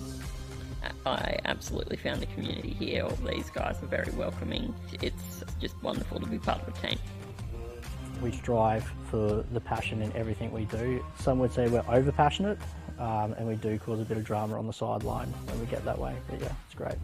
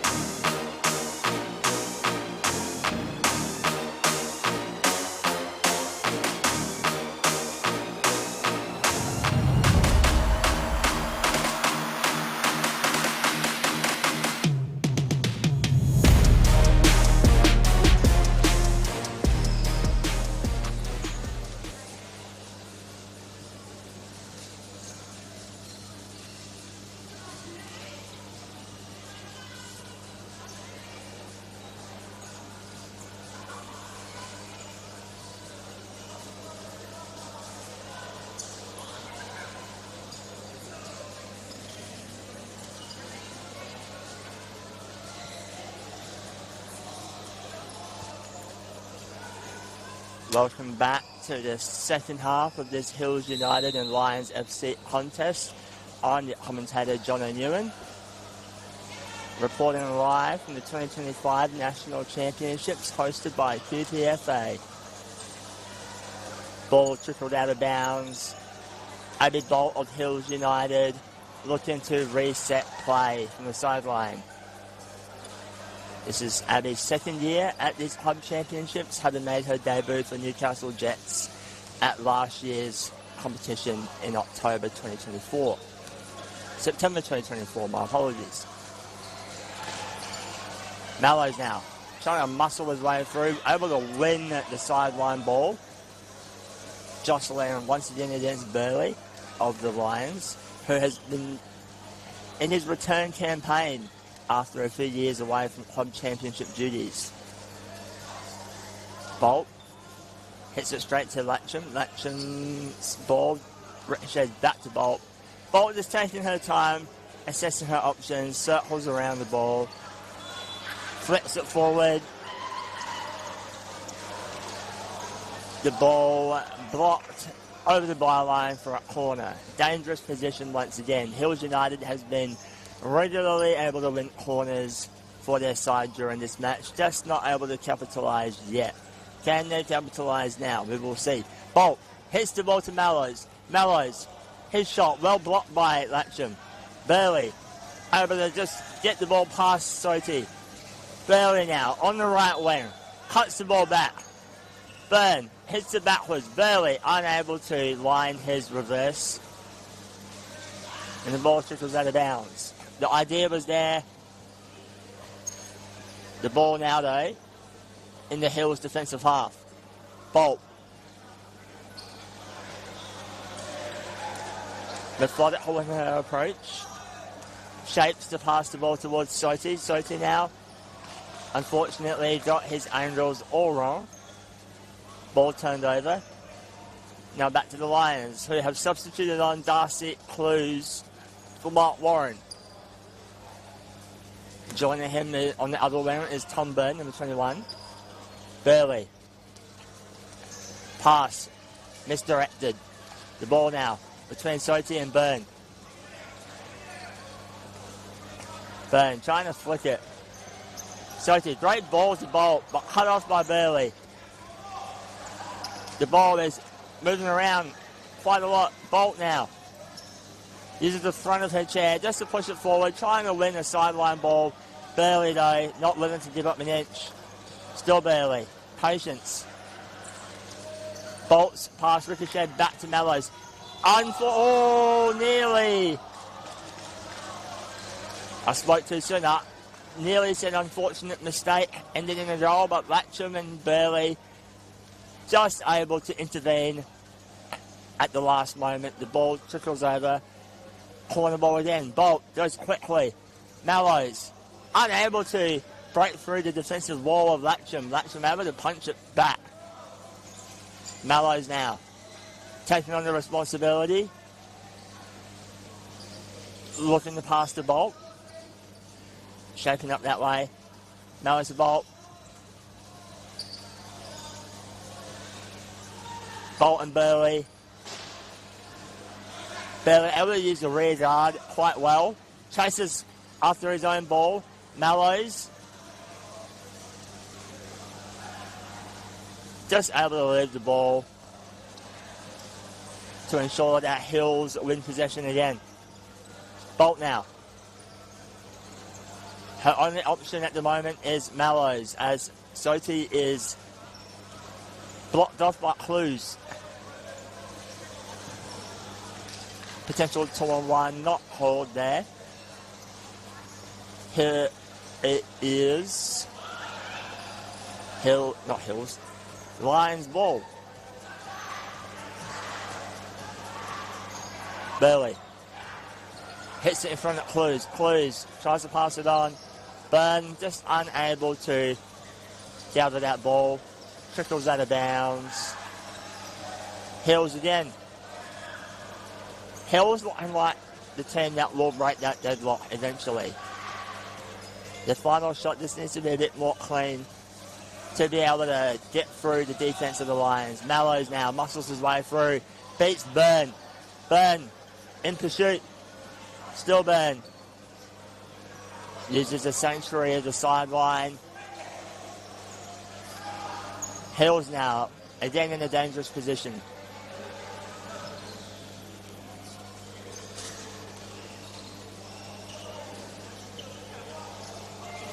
Bolt looking and assessing her options.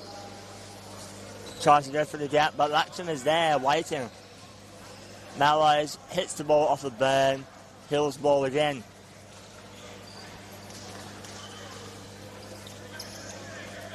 Bolt adjusts her glasses. Bolt just aiming for that gap between Byrne and Latcham so that Soty can be on the end of it, but the Lions' wall has been resolute so far. Bolt to Mallows. Mallows hits it forward. Ricochets off of Byrne. Back to Bolt. Bolt has a shot. Well blocked off by Burley. Burley wins, but Byrne unable to exit the situation, causing a 2-on-1.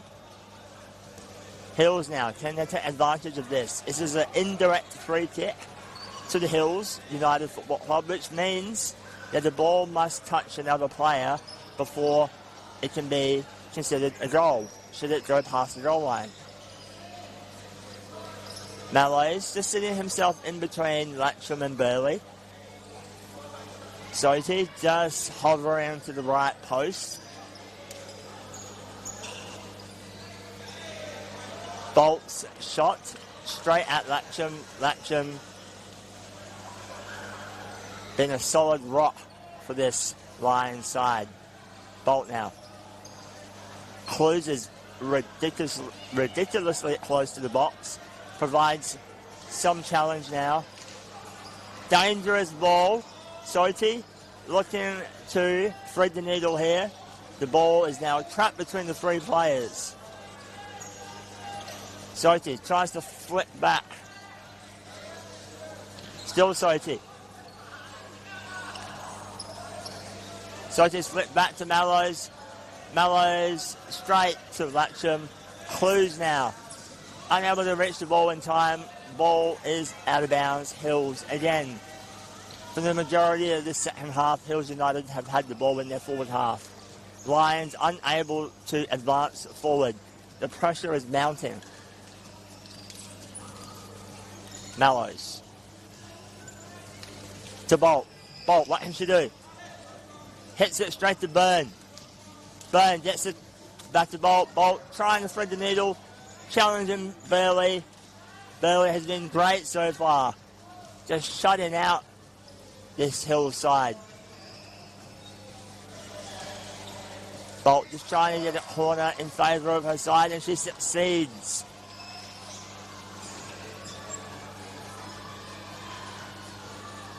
Time in possession is definitely overwhelmingly in favour of Hills, as is corners. Can Abby conjure up some magic here? Mallows. Again. 360. Well defended by Latcham.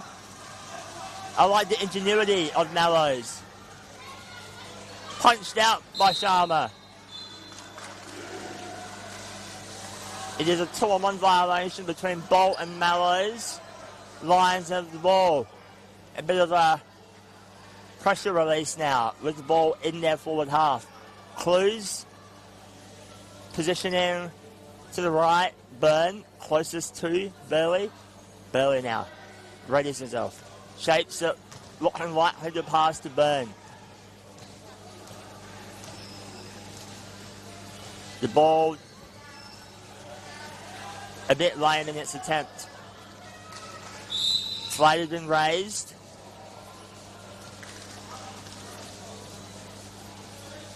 A contact foul has been called in favour of the Lions. Sharma just a bit overzealous with his challenge. Substitution is being made from both sides. Darcy clears off. In comes Mark Warren. And off goes Prayad Sharma. In comes Sam Uchidal. who has joined Hills United as he previously played for Morton City Excelsior, and they have not submitted a team for this club championships this year. With it being a foul, a contact foul, this is classified as a direct hit. It does not need to come off of a secondary player for it to be viewed as a goal. What does Burley do? Burley passes it just a bit too quick for Byrne, however. Hills ball from the top of the box. Soti now with the yellow headband. Passes to the middle, Mallows. A 360 spin. Warren now flashes it forward. Soti challenged by Byrne. Byrne with a wild swing. Didn't make much contact. Whistle and a 2-on-1 violation against the Lions.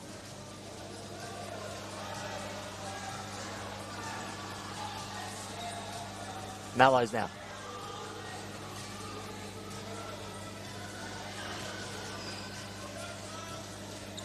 To Uchidal. Uchidal, his pass. Intercepted. Challenged now by Byrne, number 21. Uchidal beats Byrne. Met by Burley. He huts it back, Uchidal, to Mallows, but Burley huts it off. Whistle has been blown against Burley, again, pushing the ball to the side of Mallows' chair.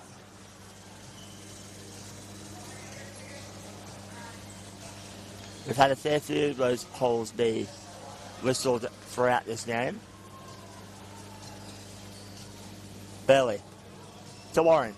Warren, beautiful ball. 1-2 between Burley and Byrne. Byrne still.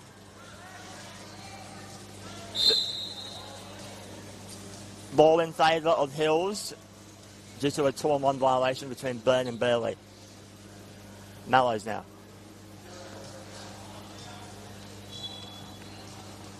With just over 7.5 minutes left, in addition to whatever the referee adds to the time, can either side break the deadlock? Bolt opts to collect the ball and dribble with it. Bolt in between Warren and Latcham. Bolt now approaching, looking for the corner. Bolt just playing around with the ball, hoping to get the corner and succeeds. No. Just pushed a little too hard on the rear wheel of Zach Burley. The referees have been quite strict on that interpretation. Burley now to Byrne. Byrne, his pass to Warren, not successful. The ball now trickles out. Hills again.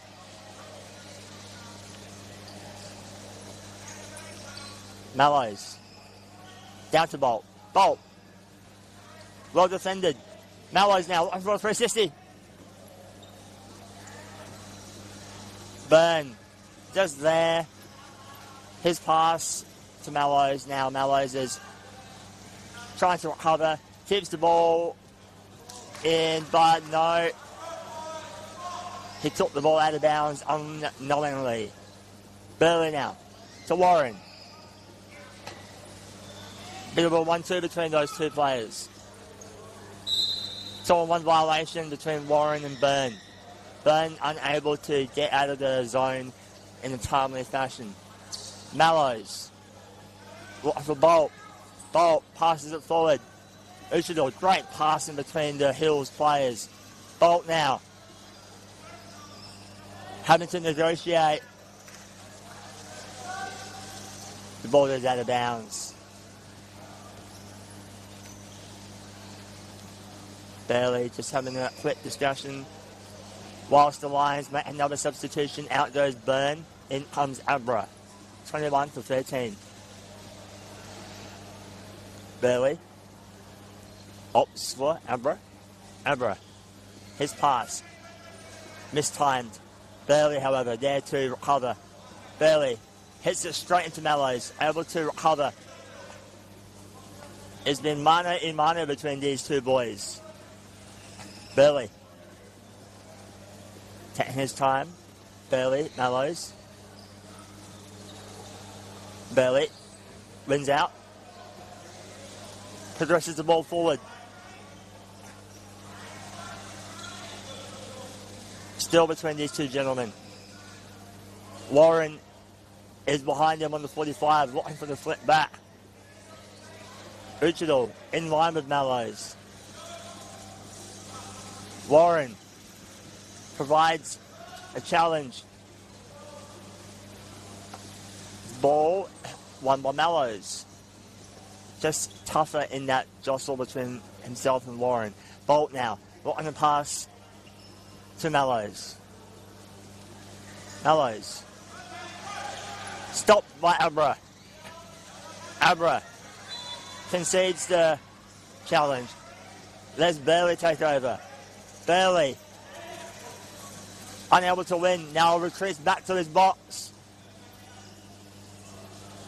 The ball bobbles about between the three players. Latcham, Burley and Mallows. Mallows trying to win a corner for his team.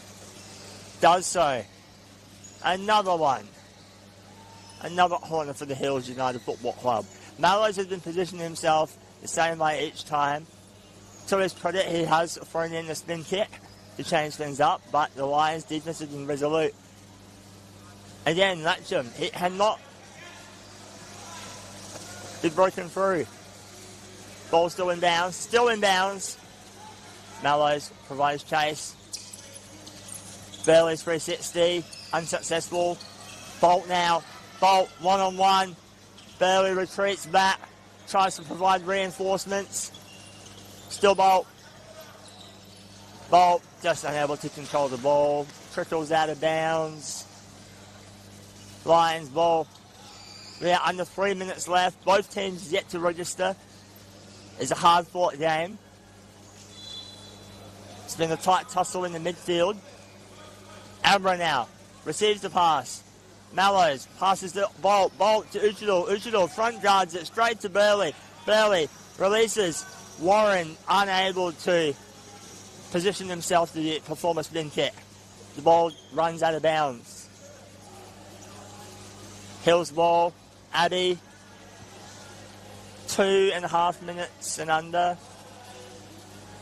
Still Bolt. Just looking at her options. Goes downward to Uchidal. Burley waits. Lets the ball bounce to his advantage. Still Burley. Burley rock solid for his Lions side, but Hills with so many chances can they capitalise. Mallows to Abbey in the deep corner. Abbey tries to pass through the box, but well blocked by Burley and Latcham. This Lions defence has been holding out strongly today. We're into time on now. Bolt to Mallows. Back to Bolt. Out of bounds though. Great intervention by Mark Warren.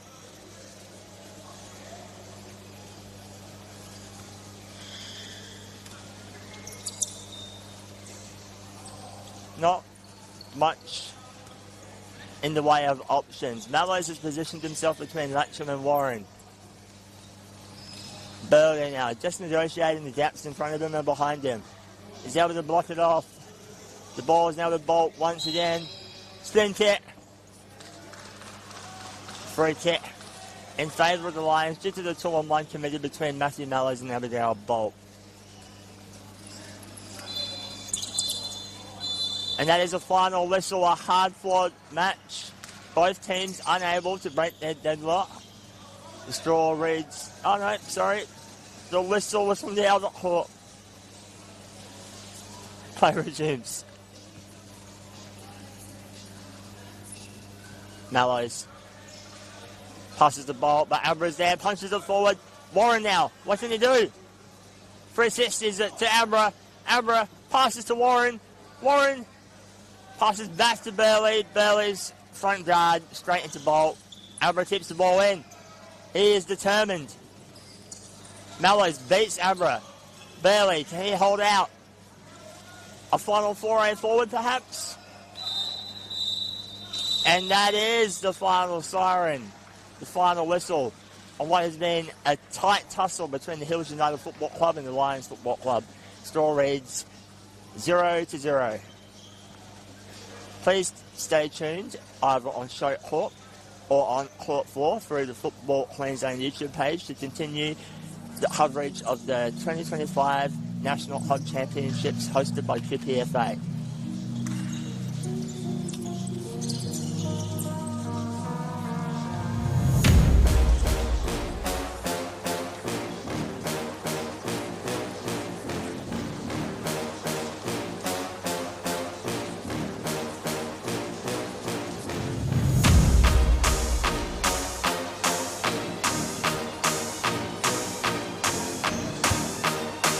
Yeah. Thank you.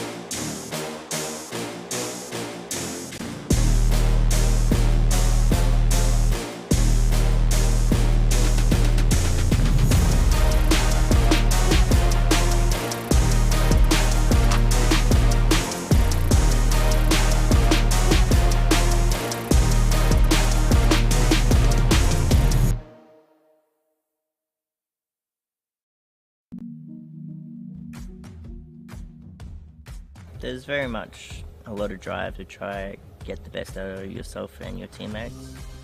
I absolutely found the community here. All these guys were very welcoming. It's just wonderful to be part of a team. We strive for the passion in everything we do. Some would say we're over passionate, and we do cause a bit of drama on the sideline when we get that way. But yeah, it's great.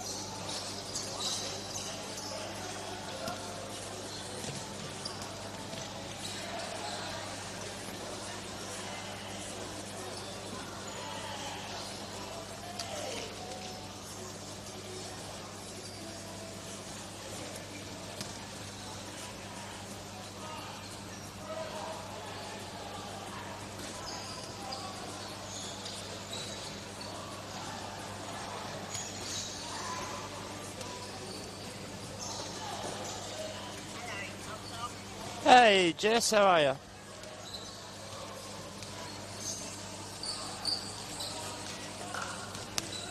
Hi, Jess.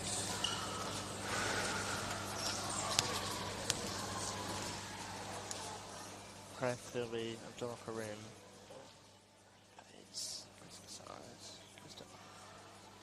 Oh, yeah. Oh, we're live. Well, good afternoon, viewers. Welcome back to Nissan Arena. We've had our lunch break here, and we are only a couple of minutes away from live action in the fourth round of matches here in the Australian National Club Championships, powered by Devenge Group, hosted by QPFA. My name is Thomas Byrne. I'll be flying solo for this one, so you'll need to hear 40 minutes of uninterrupted voice by me. This game, Adelaide Comets taking on Football St George. Adelaide Comets went down 5-0 earlier today at the hands of the Newcastle Jets. And I haven't actually heard the result in the Football St George Brisbane Strikers match earlier. I believe it was 1-1, but I haven't had that confirmed. So we'll leave a little pin in that for the moment.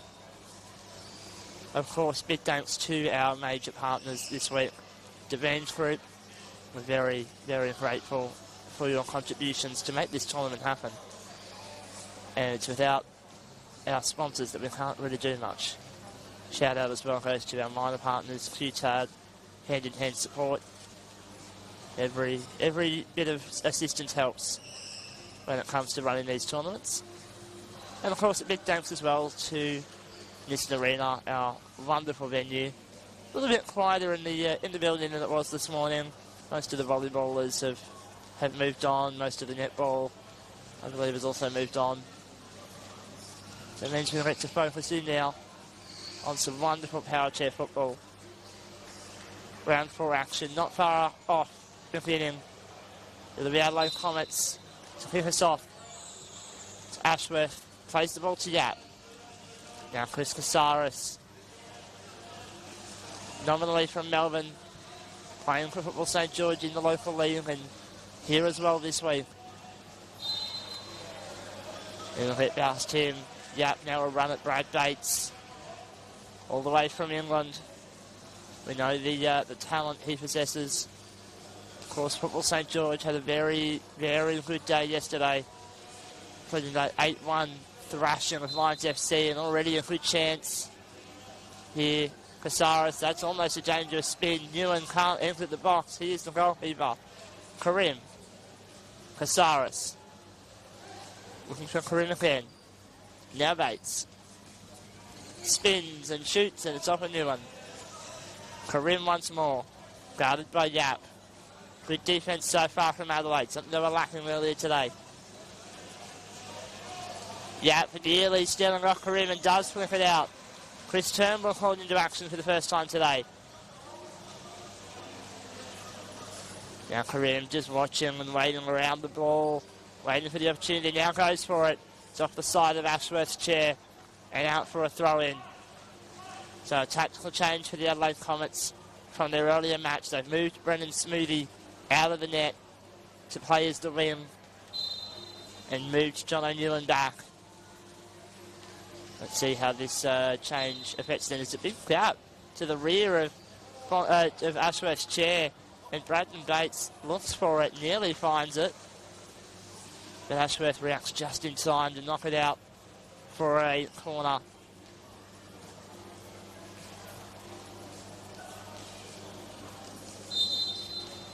Two minutes gone in this first half. Scores remain level, but they might not be for too long. Bates looking for Karim. It's a little bit too close to him. He hits it back for Bates. Spins again, back to Karim, and that's off the side of Newman's chair. Bates will keep it alive, and Casares shoots and scores. Great goal from Football St George.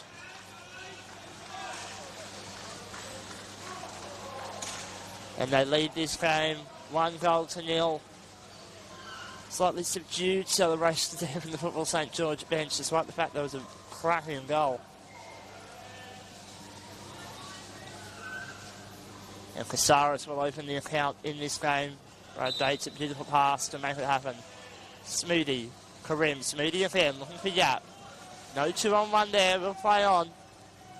Turnbull flipping. Yap swings and Karim's able to find space to turn. Ashworth. Bates will trap, but Karim's there as well, and that's a 2-on-1 violation. And that's the sort of thing you have to be worried about when you're bringing in talent from outside of your organisation. Sometimes that communication can just not quite be there. Sometimes the signals you expect will work won't. Sometimes the communication just might not work 100%. And we saw that there. Ashworth, Yap, Karim running out of the box. Looks for Bates.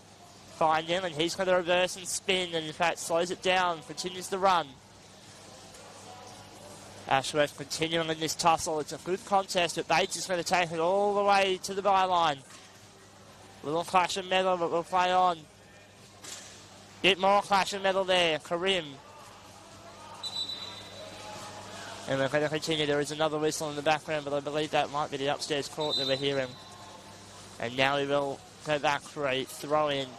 4 minutes gone, and ignore the scoreboard if you can see that in the venue. That currently says St George 999 to Adelaide Comets 0. I can tell you the score is under 1-0, and it is not a world record match on our hands at this time. I believe we've had a 2-on-1 violation there by the Adelaide Comets, so Football St George will set up. It's a fair way out, fairly wide as well. Might want to play this a bit like a throw-in almost.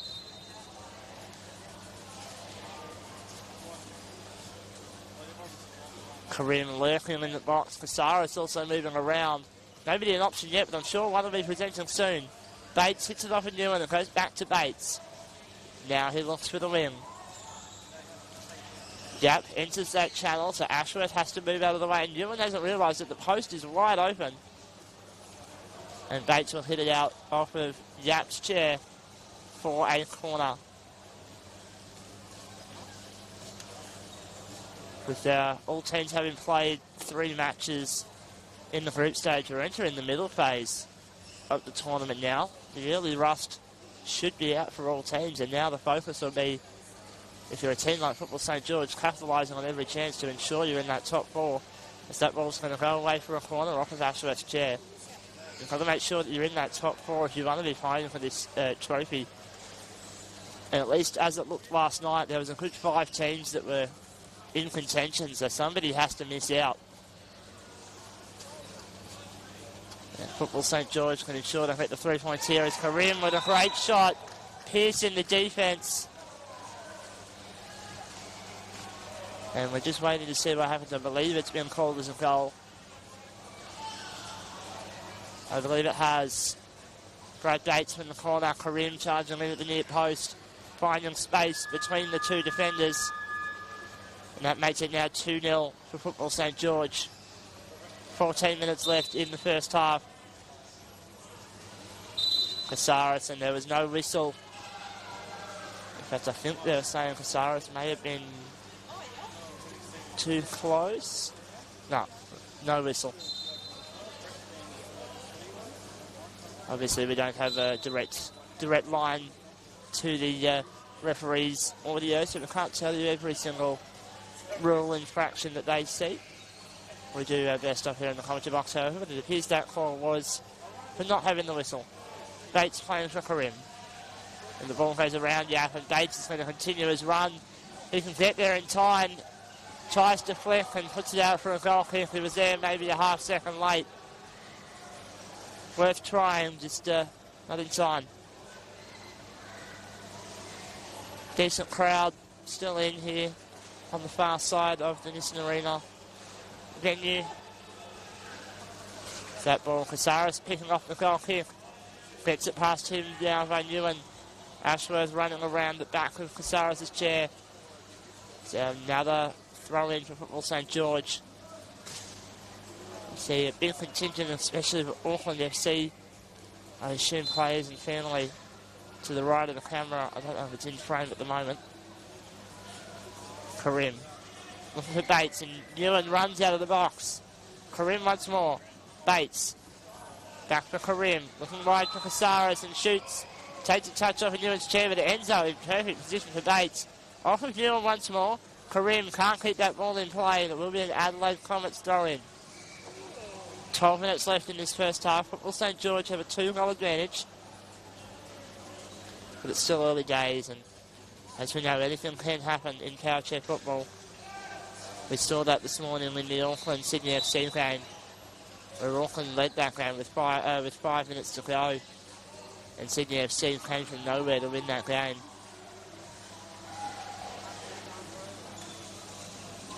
Looking over at the other court, it looks like there's a 2-goal lead for one of the teams over on court 4. I'm not 100% sure which team is being scored as the away side over there. I have to assume it's Newcastle, but we will find out in due course. As that ball goes upfield, Bates. Open space, flicks for Karim, open net. It's wide of the post. In fact, no, it's not. It's inside the post. My view here in the comment box is a little bit obstructed. But that will be our 3rd goal. Karim with his 2nd of the afternoon. And at the moment, it's full steam ahead for Football St George. Adelaide Comets, they've had 3 big defeats. Well, 2 big defeats and one, let's be generous and call it a medium defeat at 2-0 to start their tournament. And things don't look like they're improving here, which is a real shame for this team that's been pretty good over the years. They've been a mid-table team, but always on the improve. But this year things just aren't working. Casares, Karim, off of Yap's chair. Casares with a spin. Bates to shoot and scores. And Adelaide just have to find a way to shut that passing lane down. Big celebrations now from the Football St George players. 10 minutes in, it's already 4 goals. Take something special to come back from here, and everyone on the field kind of knows that.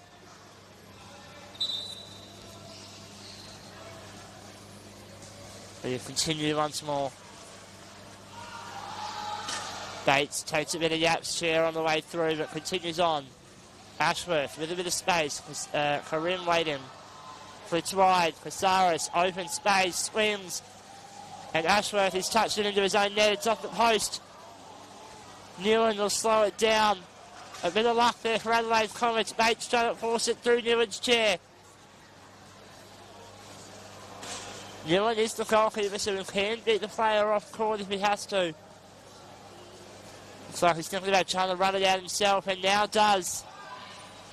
And he's still battling on the side of Bates' chair. Bates is looking the other way. Then jams in the Newen. Play on. Karim. It's off the side of Newen's chair. Almost beating out Karim. Newen, this is a fantastic effort from him. His team needs something special that he's trying to lift. But now Karim going in the opposite direction. Newen has to retreat eventually, though he's ended up with the ball at his feet. Waiting. And now the two drive out. There's a little bit of violence starting to come in. Big impression. Newen still driving it on. All the way to the box, to the byline. And a big piece of metal there. And we will have a contact call. John O'Newen, fantastic individual effort. Gets the ball all the way upfield.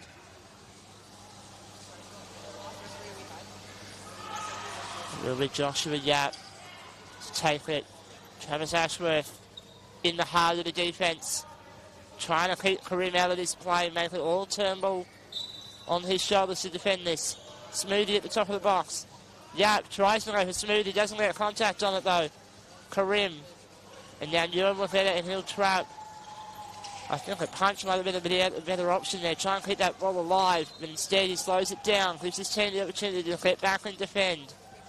But the ball remains on halfway as Newen continues to battle with Casares, but Newen can't keep it in. 8 minutes to go here, round 4 action of the Australian Powerchair Football Club Championships, powered by the Venge Group. That'll be a 2-on-1 violation.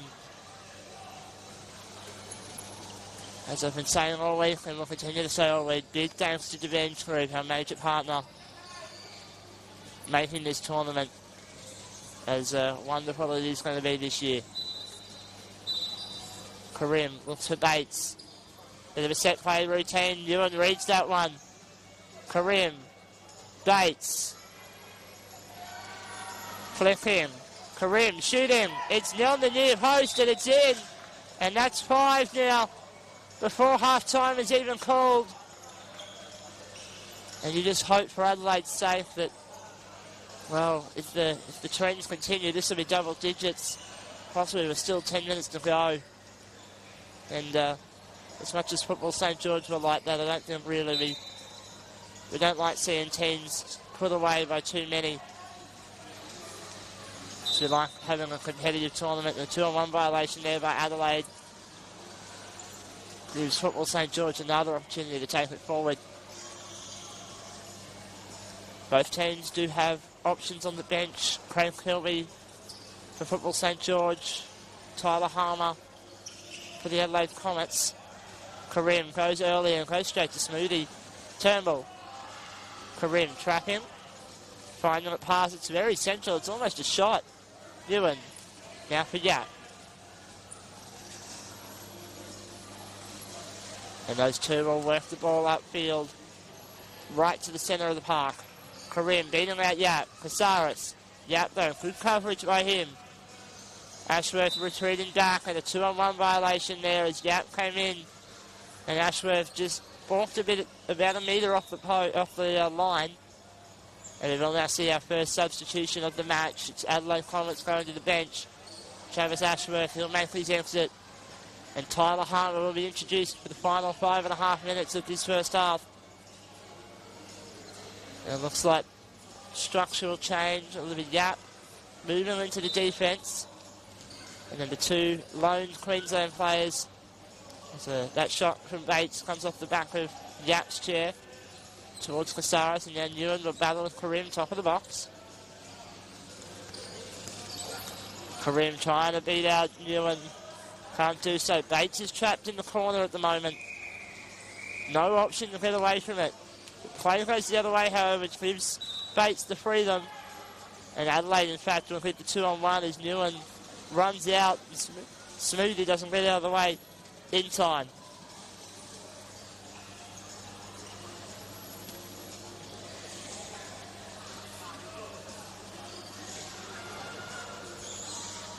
This is an indirect free kick, so even though there's a big hole in the middle of the defence, it's not quite the option.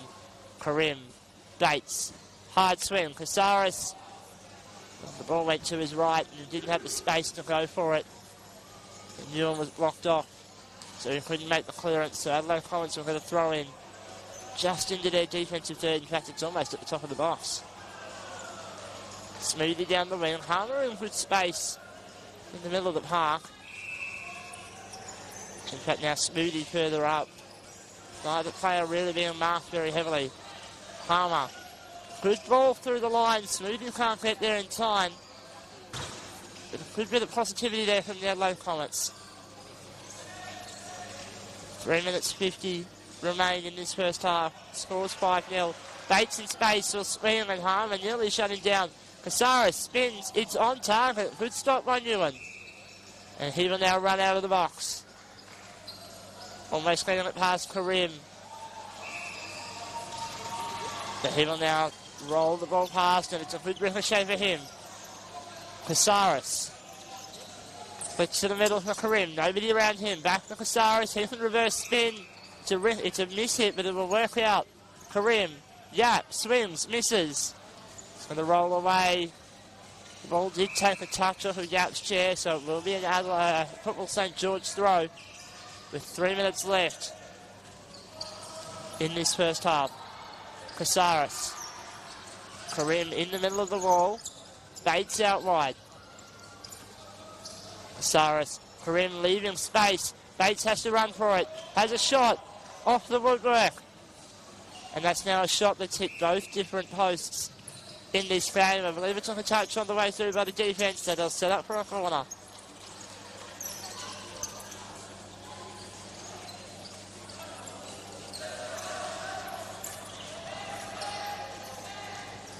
Bates. Turnbull now up in attack. Bates goes with a shot at Karim. Casares spins. It's a great shot. It's ricocheting around and Bates will finish. It won't be credited as a Casares assist, but he certainly made the play happen. He made the shot. It ricocheted between the two defenders for Adelaide and popped out the back for Brad Bates to finish at the far post. And that's now the 6th goal for Football St. George as we enter the final 2 minutes of this half. Smoothie. It's not a very good touch from him. Now Bates and Yap. Yap using his rear well in the challenge. Needs to be careful with that. Doesn't want to attract the card. Bates with a big swing, and that's an even bigger swing. And possibly something done to Bates there. In fact, he'll continue on, possibly stalling to hit the penalty.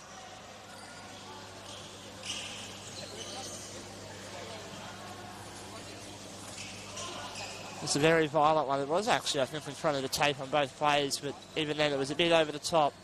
And Karim just puts that ball out of play. A bit of a miss hit by him.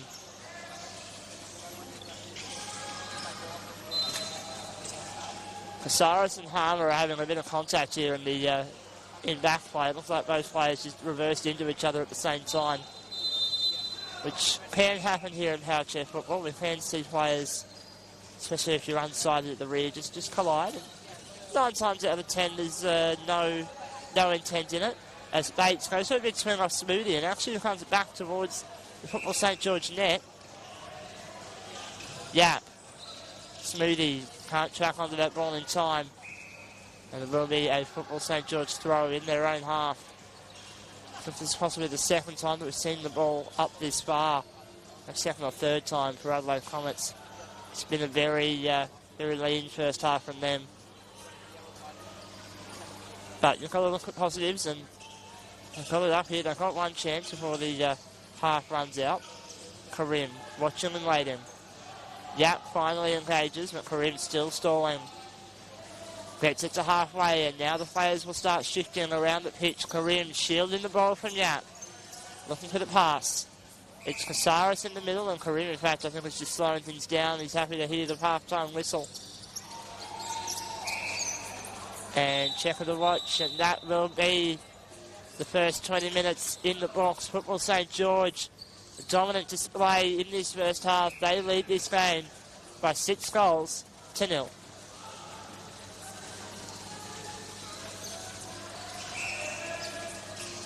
Cool. Have some water, please, Ash.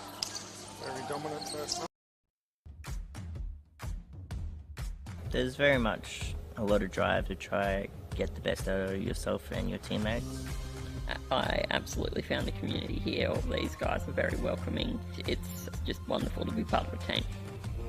We strive for the passion in everything we do. Some would say we're over passionate, and we do cause a bit of drama on the sideline when we get that way. But yeah, it's great.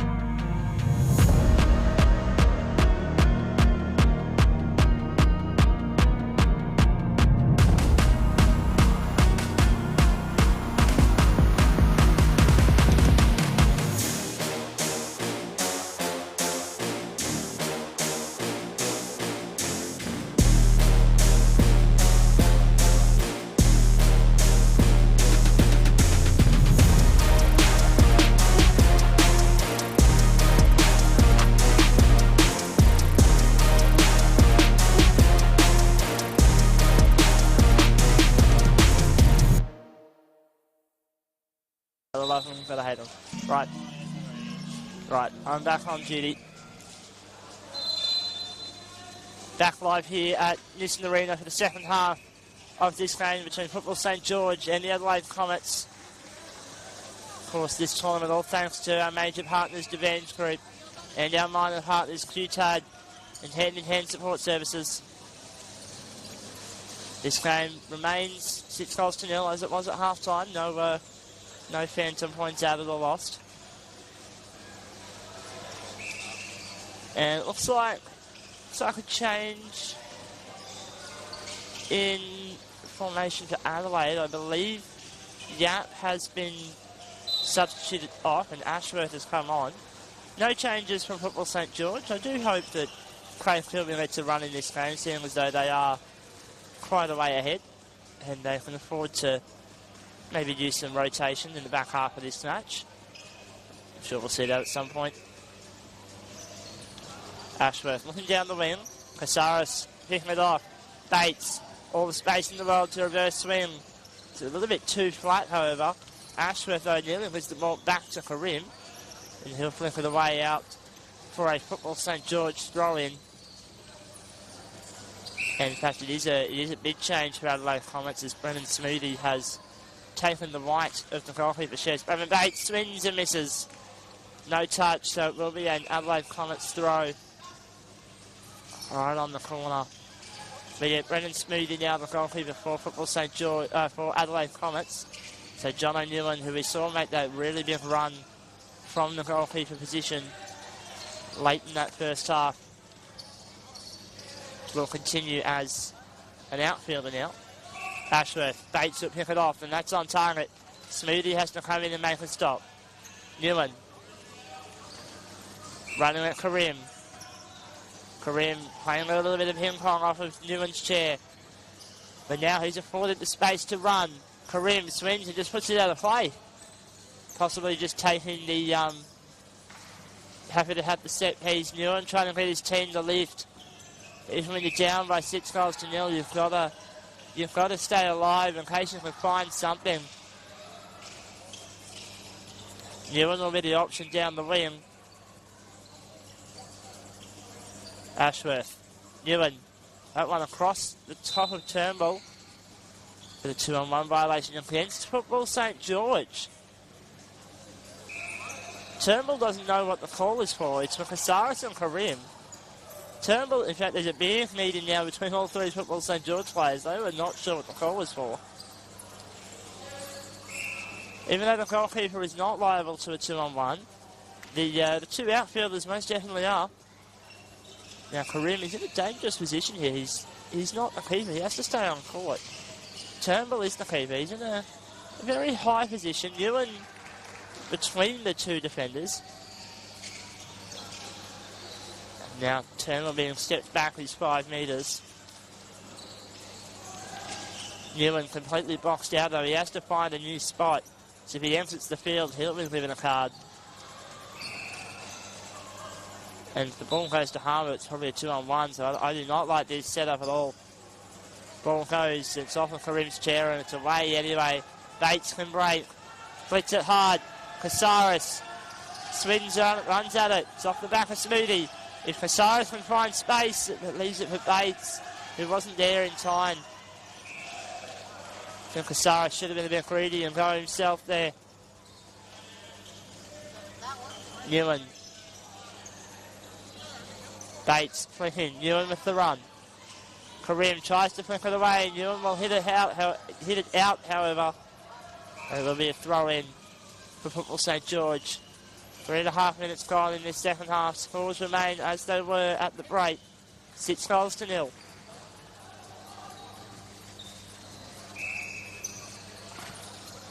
Karim. Smoothy with a clearance. Karim off of Ashworth's chair. Now Bates off the side of Smoothy. Ashworth and Karim, and it's out off of Ashworth's chair last. Football St George with it once more. And now that they have the lead, they can afford to slow things down. Karim. And Casares just lets that one roll away. It will be a goal kick.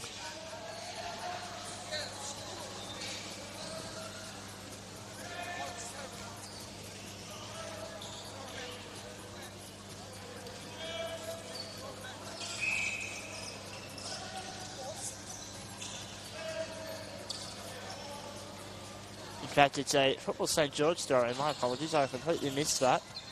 Karim. And Hasaris off the wrong part of his chair. Karim, space to flick. Goes past Harmer. Bates in space, shoots. Nearly finding the hole between the defenders. Smoothy needed to be a little bit further back.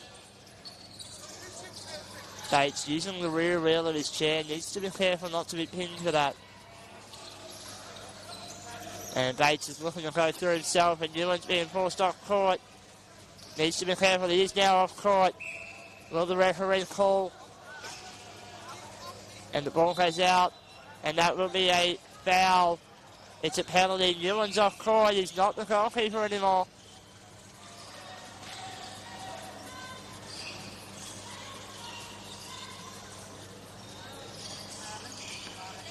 I don't think Brendan Smoothy realises he's the one who has to take this. Now, under my understanding of the rule, technically John O'Newan should have been carded there, and I think that card probably should have been red. But Adelaide continue with 4 on the floor. Brendan Smoothy, can he make a big save? He cannot move his chair. His left tubing with a hole on one side. Bates will finish this off. And there is the 7th goal of the afternoon for Football St George. It comes from the spot. And that call is being explained to John O'Newan. Again, if you want to enter the net like that, you have to be wearing the goalkeeper's shirt. The outfielders must stay in the outfield. 6 minutes to go. 6 minutes gone in this second half, apologies. Ewan, Palmer. Bates will just let it roll. I think it's on a touch of him, however. It did not take a touch, but it will be a throw in.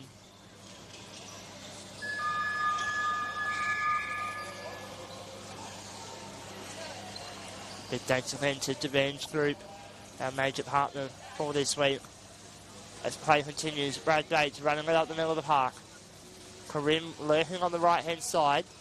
Bates chooses not to go there, instead just letting it roll on for Casares, but Ewan able to trap and slow it down.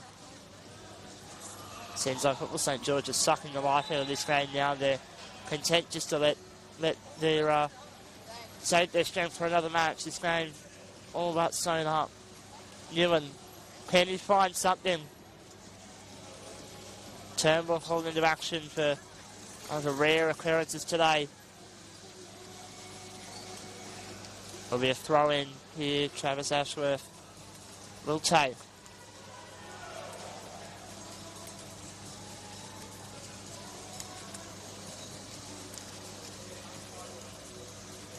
Ashworth looking for Ewan, ricocheting around.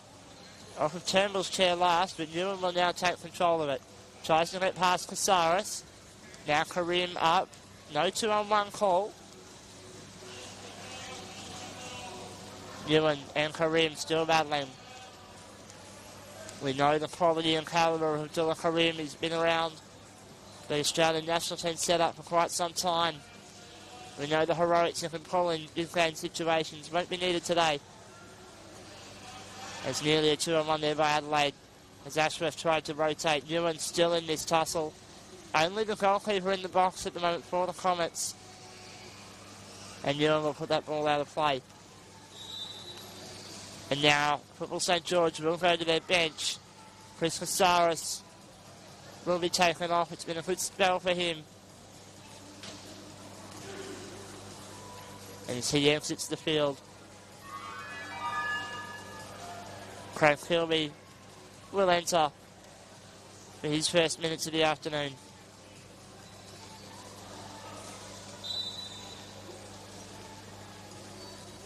Karim. Oh, and that's off the back of Ashworth's chair. It'll be a corner. Lucky for that ball to be deflected wide of the post and not onto the net. So we do have 11 minutes to go here in the second half.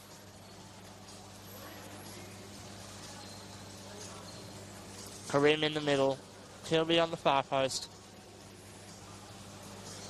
Bates, and that one's a little bit wayward, in fact, as Ashworth is now able to run the ball upfield, and Turnbull with a swing.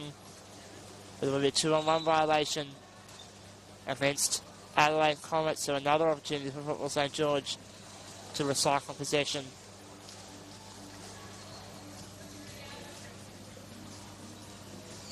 Bates goes hard. Kilby, back pass. Karim. Smoothie with a punch, and it's a good punch. It's away from danger. Karim has to move wide. Bit of a miss hit from him.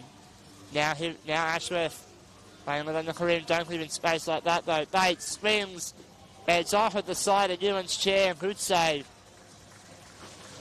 Will be another Football St George throw-in good territory. Meanwhile, off to our right, the speed testing for the next game is underway. Bates looking to go direct at the ball, and it's off the side of Smoothie's chair. Goes again. That time out for the corner. And now the defensive structure will change. But yes, the next game, Melbourne City, Brisbane Strikers. A game that might prove to be the match of the day. It's a certain shame. It's a shame that I'm not up here to commentate for that game. I've got to get ready for my next match. As Karim shoots and Kilby is on target.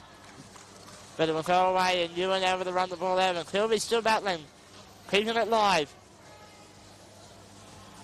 Back pass. Karim. Bates back to halfway. A second back pass. And Ashworth now on the tussle. But Bates will win it back into the attacking half of Football St George. A very physical contest has been this match, and I don't see it changing in the last 9 minutes. Lots of communication there. John O'Neill calling out for Tyler to change position. 2-on-1 violation once more. And it's the two winners for Adelaide.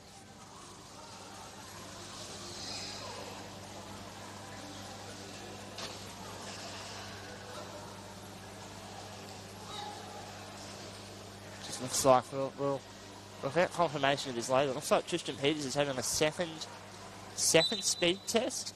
So perhaps he has failed his first test. Meanwhile, Kilby shoots. And it's away off of Smoothie's chair. Ewan battling hard with Karim. Karim getting more physical now. Ewan, though, will get around that ball. And Karim into the box. There's two St George players in close contention. Kilby judged to have not been interfering with the play. Now he gets there. He's put it back towards Karim. But there is the 2-on-1 violation. Eventually, both players were in the zone.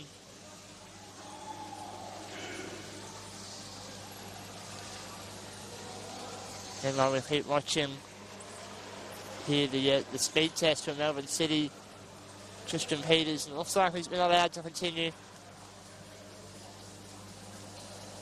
He has now entered the quarantine room, so it looks like all clear over there. Karim. Kilby, it's taken the touch off him, and now Newen will slow it down. Newen will run past Kilby. Karim. That one last touched off Karim. So it will be an Adelaide Comets throw. Thank you very much to all of our viewers who are joining us on the Football Queensland YouTube page. Obviously, with the impacts of Cyclone Alfred last week, most of the football pitches are not quite in condition to be played on yet, so football was called off on the outfields, but Powerchair football allowed to continue, which means we get top billing as Karim takes a shot. Smoothie and Newen. Newen trying to push through Karim, needs to be careful to keep in front of the tape. And Karim tried to fleet, but Newen ran onto the ball well. Now Kilby.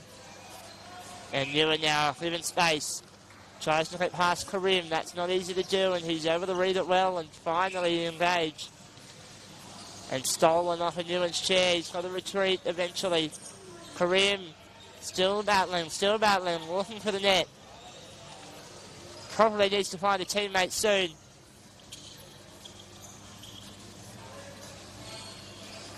And that ball will roll away to the wing, and Newen will keep it in play. Still in. Now Karim. And that might be a 2-on-1 violation in a minute. It will be a 2-on-1 violation. Ashworth didn't retreat in time, and another opportunity for Football St George. 5.5 left in this game. Karim. Bates. And that's off a Newman's chair and away, and Turnbull with a good touch. Kilby keeping the ball alive. Karim. Kilby can't get onto it in time, and it's a goal kick.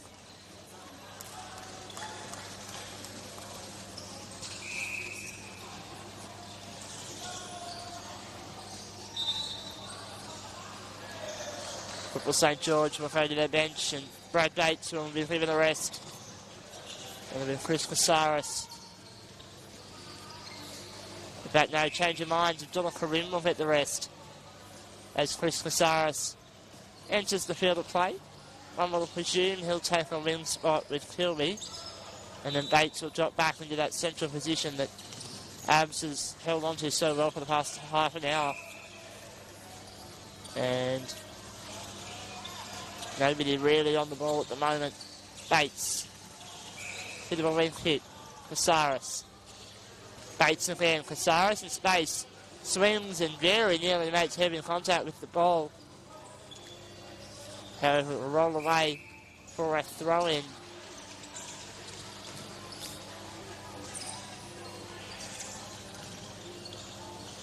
It's about this point that normally I would throw to my co-commentator and ask about a potential man of the match. Pretty difficult for that decision today here for Football St George. Everyone up the front has been excellent. Turnbull's been solid at the back. Another 2-on-1 violation there, given away by the Adelaide Comets. And just their defensive structure is just not working in this game. And if you read the scorelines for the rest of the week, that's kind of been their tournament so far. As Casares has left a hole on the near post. Neither Newman nor Smoothie are able to cover that off. Smoothie has finally asked for position, so Casares will have to evacuate. Smoothie, though, lets him get back into that position, so provided St George can convert. In fact, they'll go the other way, they'll go to Kilby, and Kilby gets it away off of Newman's chair. Turnbull now up into the action. Turnbull and Ashworth. Ashworth will retain possession. Casares came in, and there's a 2-on-1 violation. And I think possibly that might have been caused just by Turnbull, who's had a fairly cruising game at the back so far this afternoon.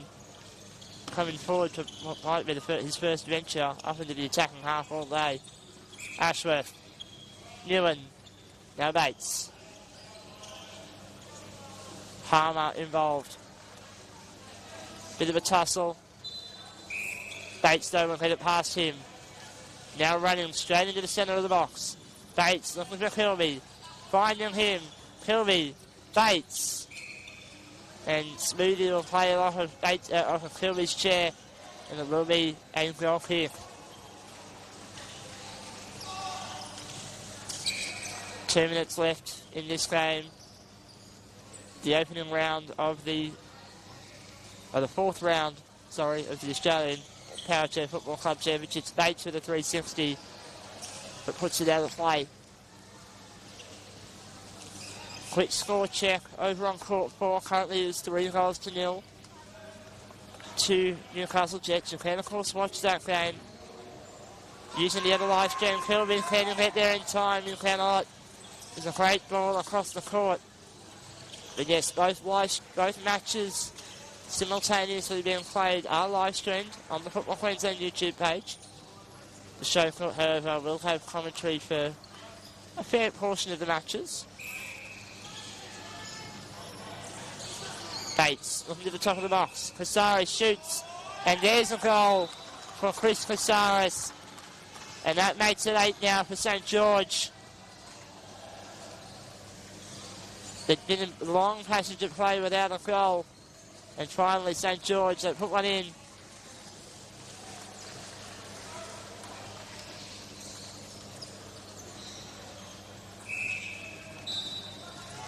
Newman will restart play.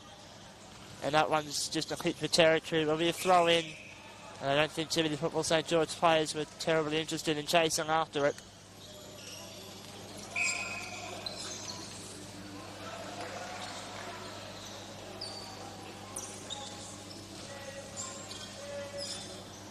But that's the sort of performance that Football St George will have wanted, just to suffocate their opposition and make sure they win the goal by a big margin.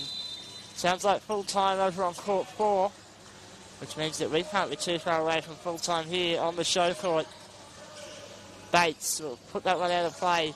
So Adelaide Comets, one final opportunity. Can they score a goal?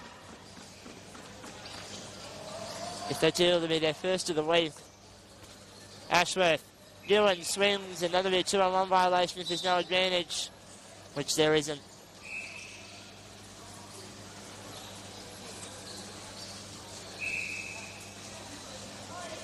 So this will be the third win for Football St George today, and that is in fact full time. The third win of 4 matches for Football St George. Throwing a draw early this morning against the Strikers, and they're on 10 points and well and truly on the path for the top 4. And while Adelaide Comets, this is their 4th loss in a row. They'll be hoping for a better back half of the tournament. Nonetheless, final score, Football St George 8, Adelaide Comets 0. We'll catch you after the break.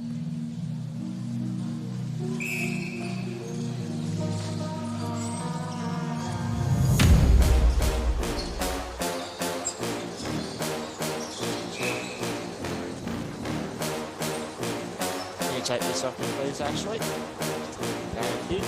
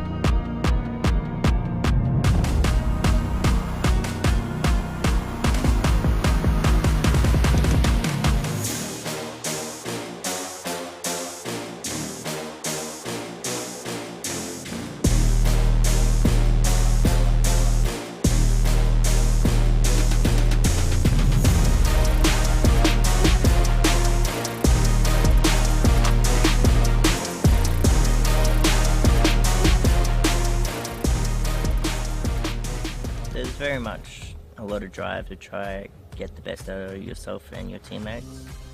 I absolutely found the community here. All these guys are very welcoming. It's just wonderful to be part of a team.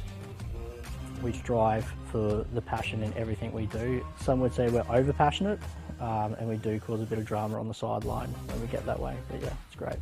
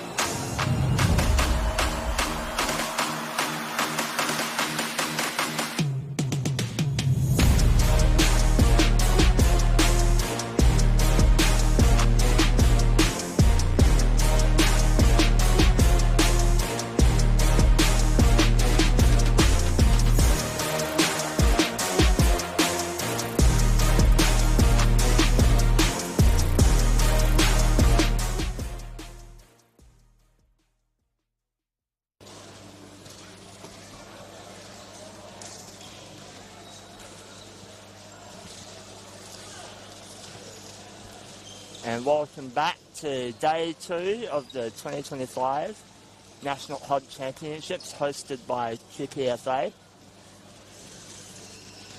This will be the last game of the day on Showcourt between the two form teams of the competition so far, Brisbane Strikers and Melbourne City.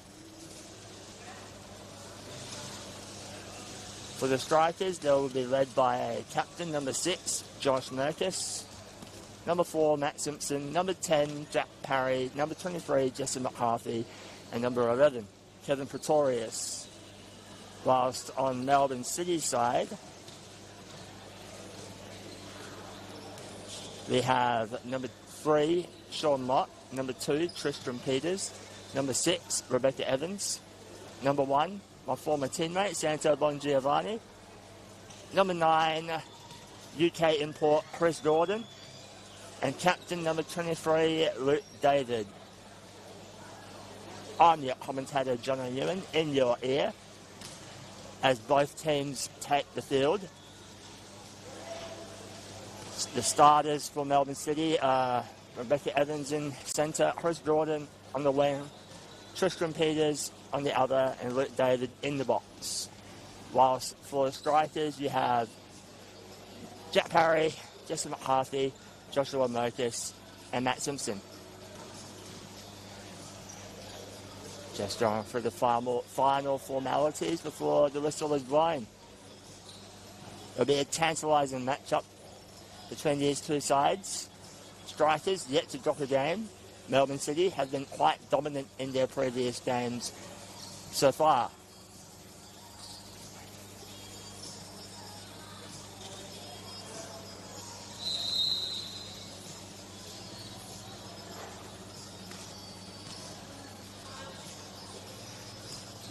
Some chatter, just the referees going through the final steps needed. Play due to start any minute now. It's been hot and humid in Queensland. Bit of rain to start the day.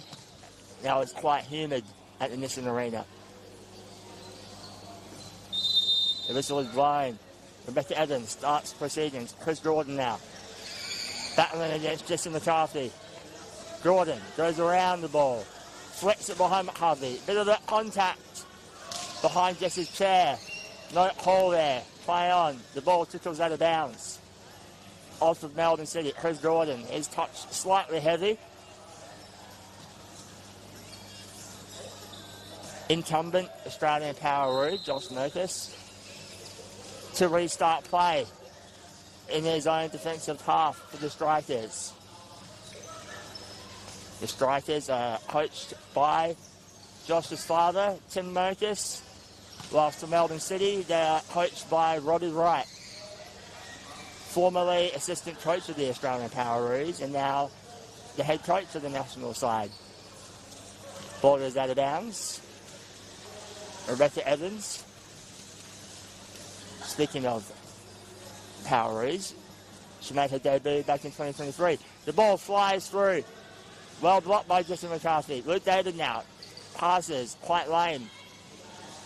Parry has the ball. Met by Rebecca Evans, number 9. Parry, one of the bright young stars of this Australian setup. Evans versus Merkus. Tantalising battle here. Merkus, ever calm and collected. Evans leaves it for Jordan. Jordan now. Just tapping it off of Merkus. Merkus not giving an inch. Merkus retreats to the box. Parry now. Provides some support. Evans has a shot. Well saved by the Strikers' defence. Evans. Now Jordan. Jordan approaches the right wing. Parry. This is great experience for the young man. Merkus now. A little bit of room. He dribbles. Collects the ball. Met by Luke David. Ball is still in. It looks slightly out if you were to ask me. Ball now. Great work by Merkus. Able to win the corner for his Strikers side. This is the Strikers' first real opportunity. David parked behind the goal line. Evans parking a metre in. As per the rule book, the defence needs to be 5 metres away from the corner. Jesse McCarthy has a booming hit on him. Spin kicks it. Evans reads it well. Merkus to Parry. Cut off by Jordan. Jordan now passes it to Tristram Peters. Tristram paddles it forward. McCarthy now. Well done. Jordan, patient. That worldly experience coming in handy. Great stuff by Evans. Evans to Jordan. Peters looking to intervene. Evans afforded a bit of space. Looking to pass it. And does. Jordan cramped up a bit. Parry. Unable to do much. Pass through. Bit of a triangular formation going on. A 2-on-1 in favour of Melbourne City. McCarthy and Parry just slightly too close to each other. Dangerous now. Melbourne City currently the table leaders. Quite formidable. Evans passes to Peters. Peters passes across the box.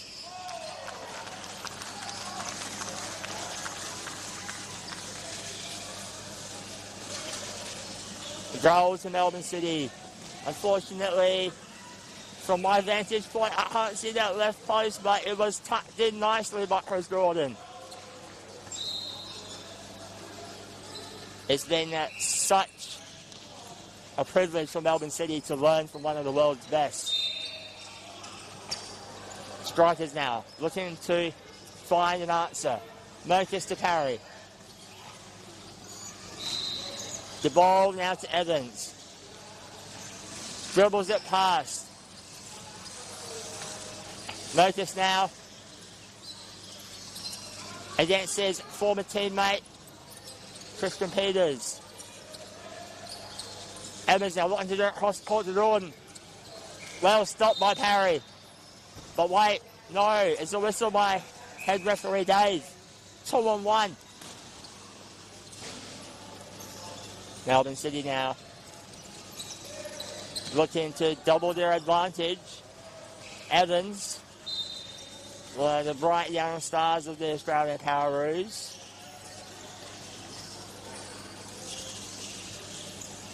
Bit of a dummy play. Was not fruitful. Parry now, just trying to muscle his way forward. It's been quite successful right now. Down the left wing. Rebecca Evans trying to retreat. Tips it in bounds. Great play. Merkus now. Just paddling it. Very well done by Merkus. Parry now. Looking to pass to Merkus. No, passes down the line. Evans is there, however.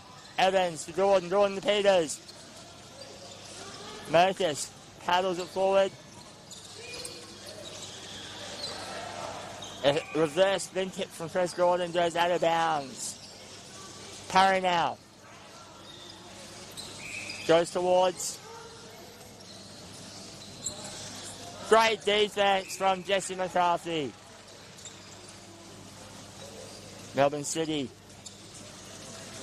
The momentum is building and building for this side. Gordon assessing his options. Does a spin kick. Blocked.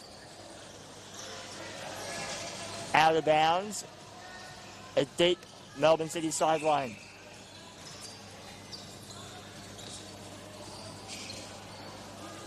Chris Gordon now has Evans down the line. If he wishes to retreat, he does.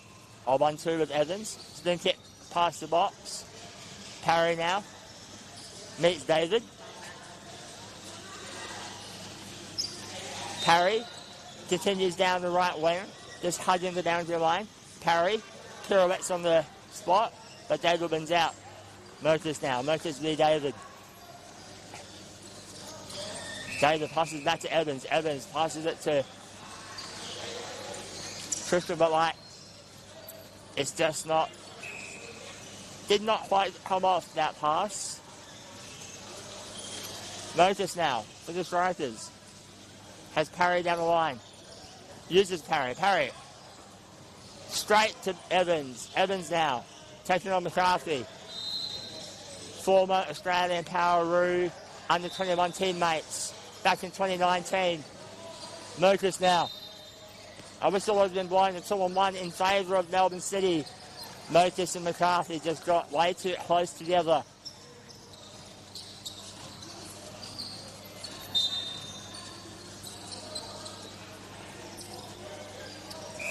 Evans now.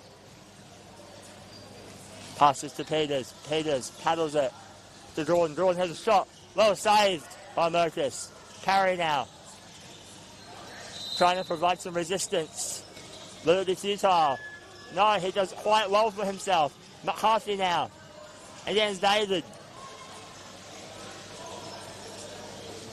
The dual international in both Powerchair football and Powerchair hockey. McCarthy. Against David, the 223s. David goes back to Evans. Evans crosses it to Jordan. A bit of contact.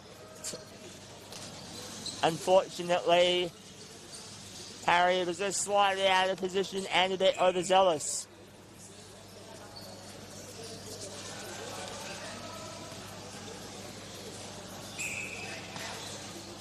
Quite dangerous here. Peters and Gordon taking their respective positions.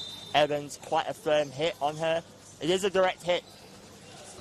Well blocked by Merkus. Evans again. Passes to Peters. Peters to Jordan. Jordan's pass. A bit wayward. Well shut out by Jack Parry.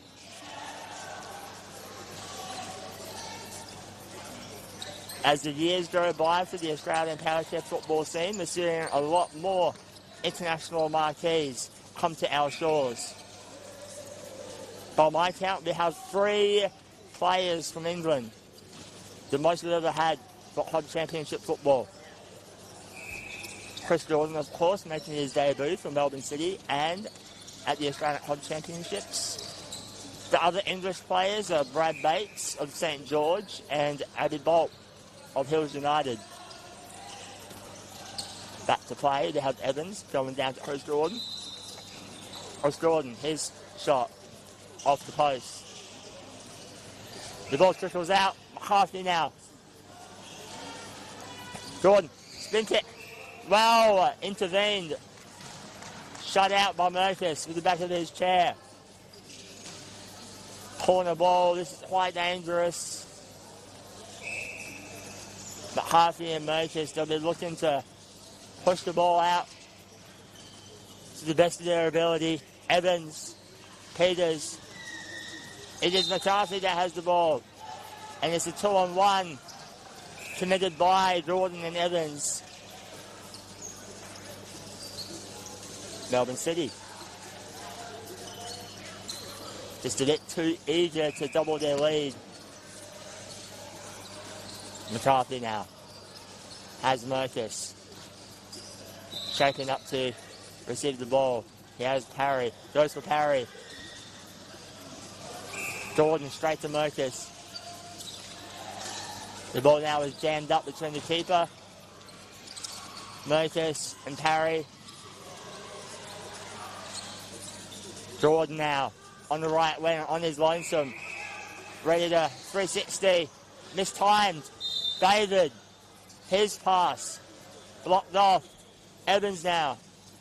No, the whistle has been blown.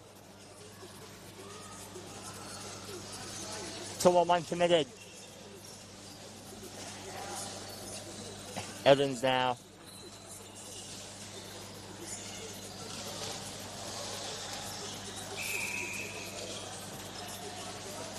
Well blocked out by McCarthy.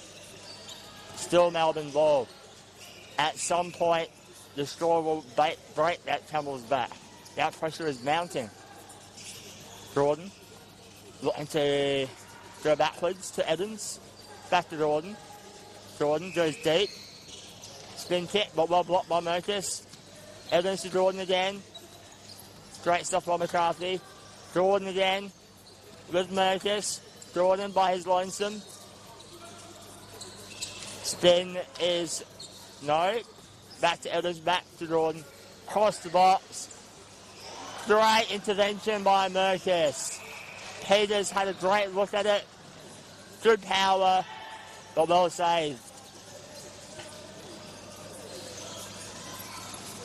Corner ball. Peters now, his chance to create an opportunity for Melbourne City. His pass straight to McCarthy. McCarthy just pushing the Melbourne forwards back a bit. Tristan Peters. Back to Rebecca Evans. Back to Peters. Back to Evans. Back to Peters. Spin kick. Merkus is there though. Parry lets the ball trickle out. Brisbane Strikers ball. Just over 6 minutes left in this first half. Strikers conceded that goal, but they are holding their own. Melbourne City have been quite heavy on the offense over the last 2 days. Parry controls the ball with a deft touch. Hits it off Peters' back chair. Incrementally, they're advancing up the pitch. Merkus has Simpson and Parry. He's choking up. At the last second, he goes to Parry. Parry and Peters now. Parry wins out. Parry cuts it back. Merkus pushes it forward. Still Merkus. Drive control. He has that right corner to himself. Just taking his time. Melbourne being patient. Not. Now they push out. Evans closing up.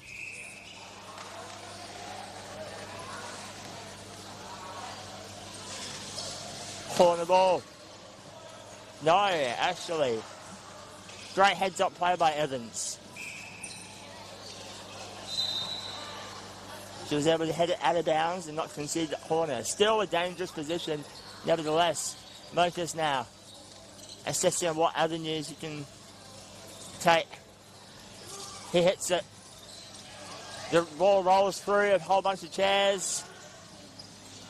Out of bounds in favour of Melbourne City. I don't believe any players touched that ball. Perhaps they did. Unfortunately, my vantage point is quite poor. Evans to Jordan. Jordan now. Merkus has the ball. David. Great dummy there into the spin kick. Parry. Paddles. David. The Victorian veteran. Great little pass out. Still David.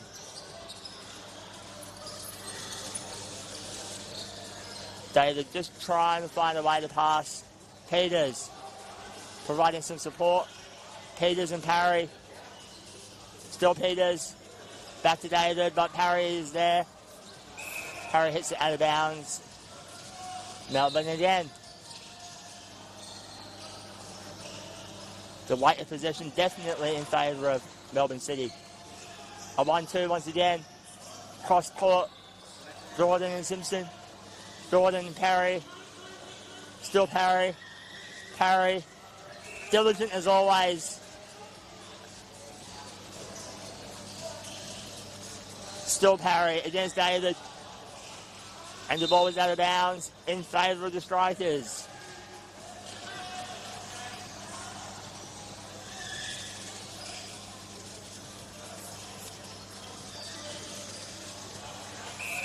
There are under 3 minutes left in this first half. Merkus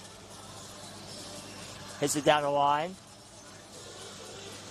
Peters back to David. David, calm as ever.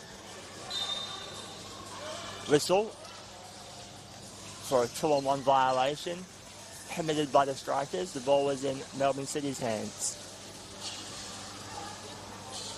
David has Jordan to his left. Parry is there. The ball just gains momentum and rolls over the byline. Strikers ball. It'll be interesting to see whether or not the teams will opt to substitute some of their bench players in just to change up the dynamic a bit. Pretorius is on the bench for the Strikers, whilst for Melbourne City is Santo Bongiovanni and Sean Mott. Merkus to Parry, but the ball is wedged between him and Evans. Evans. Parry is doing great so far. Evans with him. Able to get the ascendancy here. Still Evans and Parry. The ball trickles out of bounds. No, it's still in play. No, it's out of bounds. Strikers.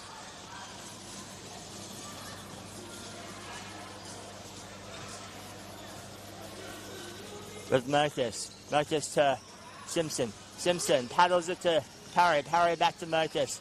Merkus to Simpson. Simpson tries to go back to Parry, but unsuccessful. Peters able to intervene. Peters still keeps the ball in play. To Queensland's finest. Merkus, great stuff on the left wing. Evans able to win position there and wins the sideline hit. Jordan now paddles it. The ball is off of Parry, but McCarthy is there to reload from defence. David and McCarthy. David does a pirouette on the spot.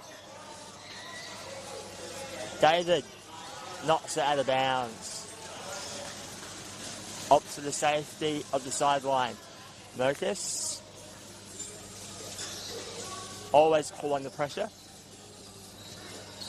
There's the Parry. 360 by David. Oh, the court has opened up. Tristram's pass. A bit weak. David to Tristram Peters. David 360. Parry is there to stop the ball. The ball rolls out of bounds. And that's the half-time whistle. Tantalising matchup so far. Only a solitary goal within. The score currently reads Strikers 0, Melbourne 1. We'll be back for the second half shortly.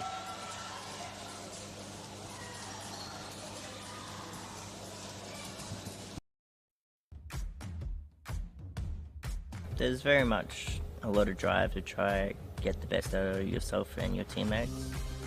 I absolutely found the community here. All these guys are very welcoming. It's just wonderful to be part of a team. We strive for the passion in everything we do. Some would say we're over passionate, and we do cause a bit of drama on the sideline when we get that way, but yeah, it's great.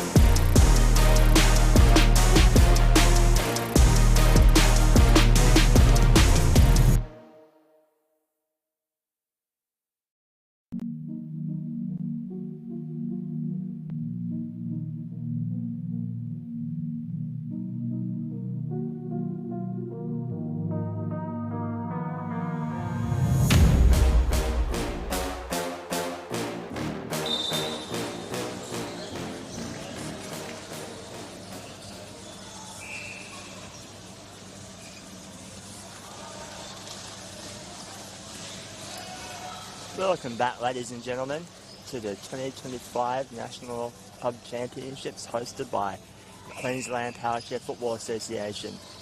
We're moments away from resuming play between the Brisbane Strikers Football Club and the Melbourne City Football Club. Both teams are continuing with the same 4 as the first half. No substitutions have been made.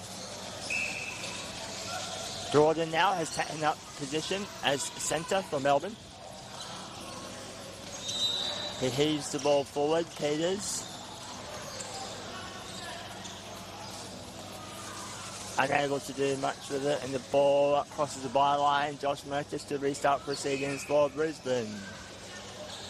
Merkus, what will he do here? He has Parry in the middle. Simpson lurking.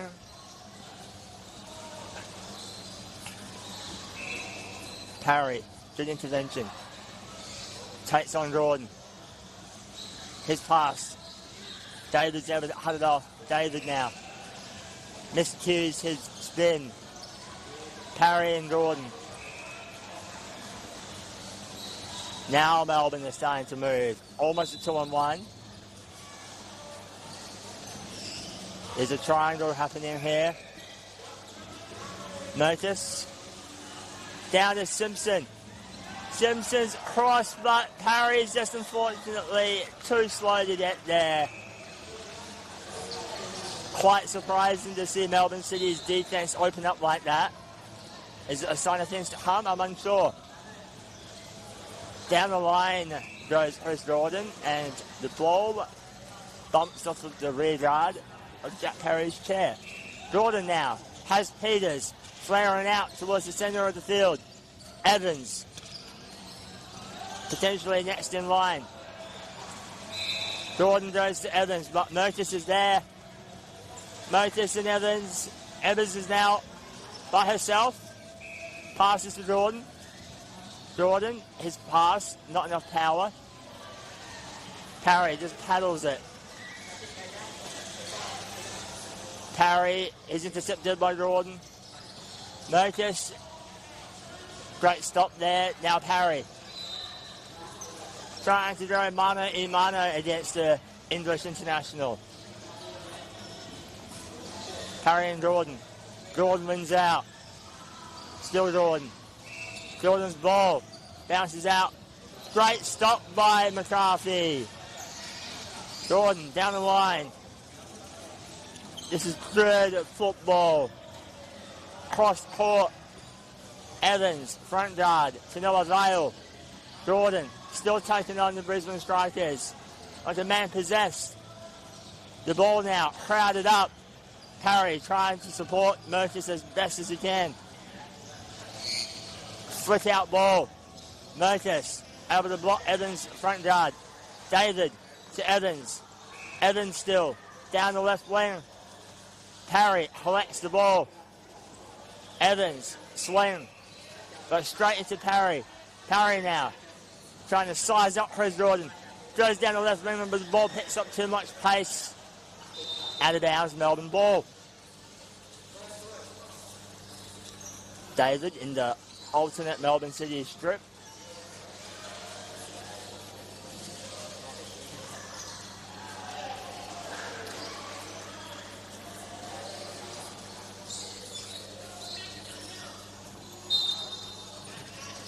Head referee David restarts proceedings, blows the whistle. David goes down the line, blocked off by Parry, kicks it inbound. David and Parry now. Still Parry. Parry hit it off David and was able to win the ball for the Strikers. Now the Strikers will be trying to create a goal scoring opportunity to find that equaliser that they desperately need. Merkus down. Parry back to Merkus. Merkus just miscues. Ball is out of bounds. Opportunity going to waste. Jordan now. Down the line he goes. Peters lets it roll. Hits the back of Parry's wheel. Parry now 360. 2-on-1 between Peters and Jordan. Strikers playing in their forward half at the moment. Perhaps a bit of miscommunication by the Melbourne City players. Motus now has Simpson on the edge of the box on the right-hand side. Parry just trying to find an avenue. Motus willing to wait. Melbourne City are all over the top of the box at the moment. Motus still taking his time. Paddles it. Motus, and now against Peters. Motus, Peters. Old friends turned foes. Ball called out of bounds in favour of Melbourne City. Chris Gordon from West Bromwich Albion in the WFA.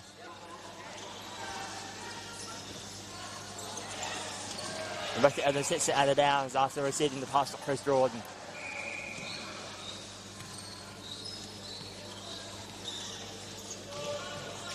Josh Motus now.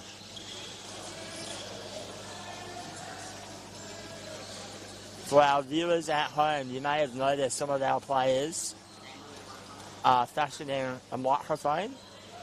That is to help amplify their voices, as there is an overwhelming majority of players that have a neuromuscular condition and they do not have the volume within their voice to communicate with their teammates. Such adaptive equipment is sanctioned. Unsure if it's sanctioned in internationally recognised games, but it's definitely sanctioned in Australian competitions. Back to the play, and Parry receives the ball from Merkus. Jordan paddles the ball out of bounds. Striker's ball.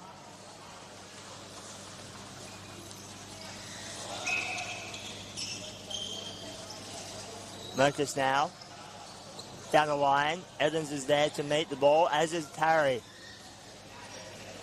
The ball stays in bounds. No, a whistle has been called, a foul for reversing, committed by number 9, Rebecca Evans. Previously from Western Australia. She has been with Melbourne over the last few years. Down the line goes Merkus. Parry makes contact with the ball just to slow the ball's momentum down. Looking to find a corner. Very patient from Gordon. Gordon has the upper hand. Well done by Gordon. Oh, sorry. The ball was well left by Parry, so the ball is still in possession of the Brisbane Strikers. Dangerous here. Parry deep in the right corner. Merkus about halfway centrally. McCarthy meets Evans. The ball goes out of bounds in favour of Melbourne City. David now. To Jordan. Jordan dribbles the ball. Wins out. No. Parry is there. Holding his own. The ball trickles out of bounds. Off of Parry and the Strikers. Jordan again. Slowly marching down the pitch. Evans positioning herself. Matt Simpson. Side by side. Evans passes it, but well blocked by Parry. Parry, a man on the mission. Trying to keep his side in it. There is only a goal between the two sides. Jordan, down to Peters, back to Jordan, to Evans. Evans to Peters, back to Evans, back to Peters, to Jordan. Evans, back to Jordan. Spin kick, well blocked. David now to Evans, and the ball goes out of bounds.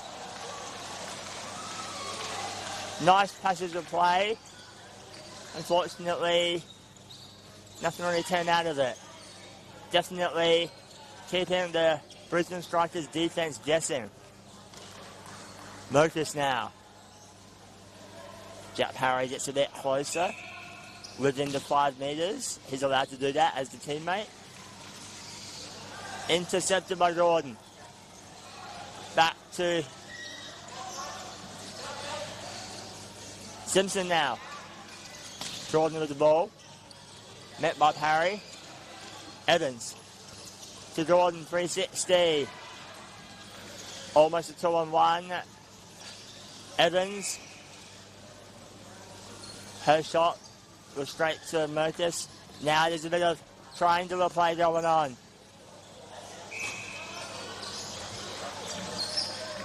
The ball is out of bounds.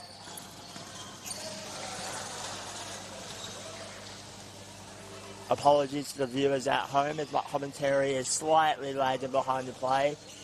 From our vantage point, it is quite hard to see. Merkus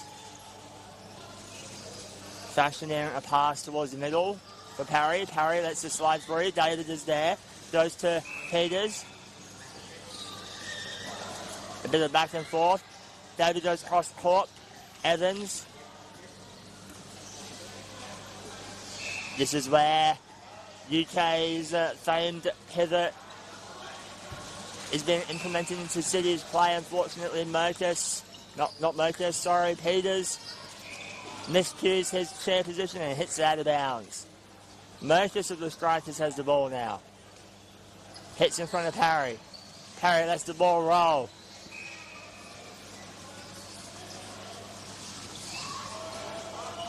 Peters.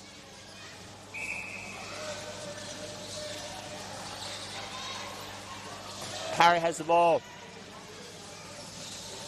To Jordan. Jordan and Parry just going at it. It's been great to see. Jordan. Parry. Parry not giving up an inch. Wanting to advance forward. Unfortunately, he overcommitted. Merkus is there to help, however. Jordan with a lot of toughness. McCarthy and Merkus now. Evans has the ball. No one approaches Evans.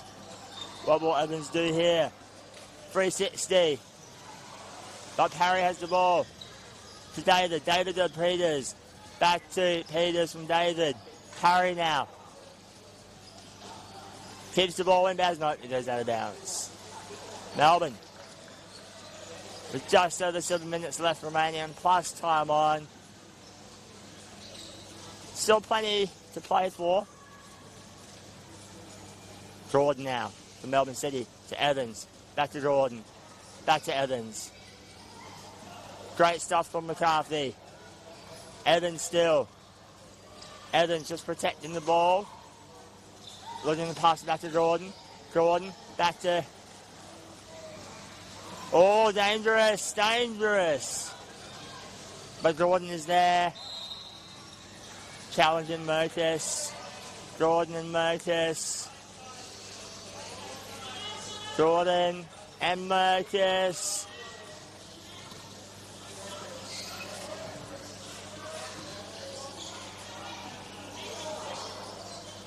Stuck in the middle is the ball. The ball ricochets off the Jordan's front guard, Brisbane Strikers ball. The last few minutes has seen the ball stuck in Melbourne City's forward half. The Strikers must be feeling the pressure.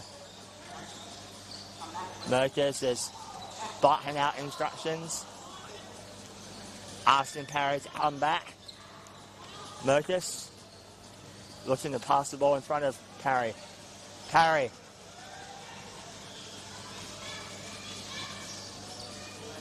Challenging Evans now. Parry. Afforded a bit of space. Jordan now trying to intervene. Still Jordan. Drives. Straight dummy right there. Leads it for Evans. Evans passes back. Peters now. Spin kick. Straight. Intervention. Back to Evans. Evans has a shot. Great stop by Merkus. Parry now. Jordan.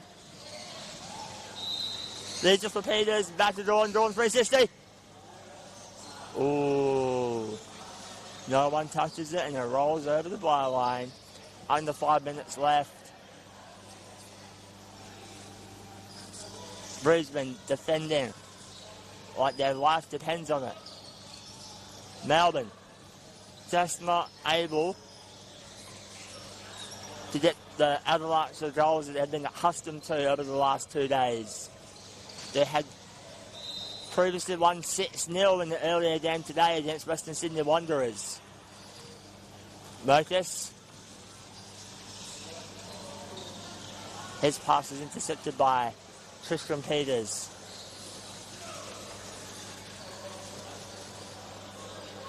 Peters in previous years had been representing the Lions Powerchair Football Club. This year, however, he's representing Melbourne City, playing in the revamped Victorian Premier League, run by Powerchair Sports Victoria. Back to play, Evans to Jordan. Back to Evans, Evans.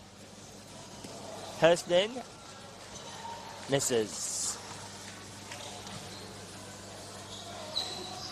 Brisbane hemmed in quite deep on the pitch. How can they manufacture a pathway forward just to alleviate some pressure? Parry to Merkus. Merkus lets it roll. Evans is there to block it up. Still Evans.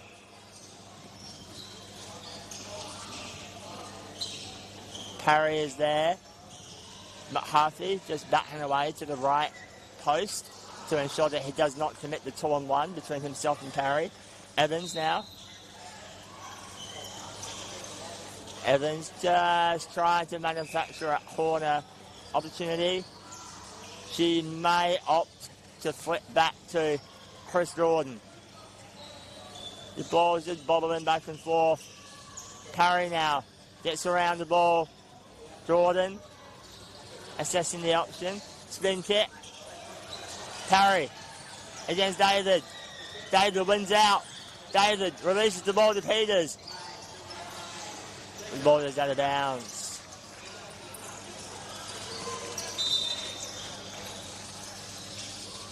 Substitution called. Tristan Peters coming off. Coming on. Seto Bongiovanni having his first run this game.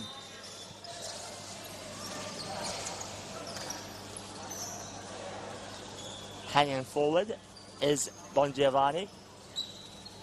Merkus looking to pass to his teammate, number 10, Jack Parry.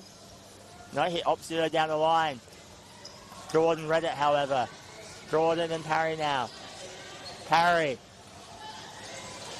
Parry and Jordan. Still Parry and Jordan.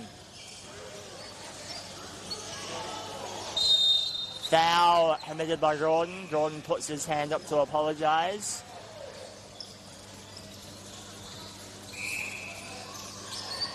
For viewers at home, it is meant to be a non-contact sport, but sometimes contact is accidental. Usually anything from the middle of the chair to the rear of the chair is frowned upon, as it causes danger to the players if the ball or the chairs are pushed. Back to play, and Jordan's pass is wayward, goes out of bounds. Striker's ball. We are under 2 minutes left. Time is ticking away. Strikers, there would be a sense of urgency to try to manufacture an equaliser. Parry now lets the ball roll. Wins against Bongiovanni. Jordan and Parry. Still Jordan. Parry doing his darndest. Trying to win a corner. Cut back. Oh, Simpson just tried his best to poke a tap in, but this time Merkus now against Evans. Evans trying to eat up some of the clock. No, Evans wants to advance forward. Parry tries to counter. Evans now using in front of her chair, just advancing the ball. Parry and Evans. The referee blows his whistle in a hard-fought contest. Melbourne City hold on to win by the solitary goal. The final score reads Brisbane Strikers 0, Melbourne City 1. Great effort from both sides. Very tactical. Both teams not willing to give up an inch. Solitary goal by Chris Gordon was more than enough in that first half. I'm your host, John O'Newen. Thank you for joining us. Make sure to tune into the Football Queensland YouTube channel for tomorrow's coverage of Day 3 of the National Club Championships, hosted by the Queensland Culture Football Association. Enjoy the rest of your day.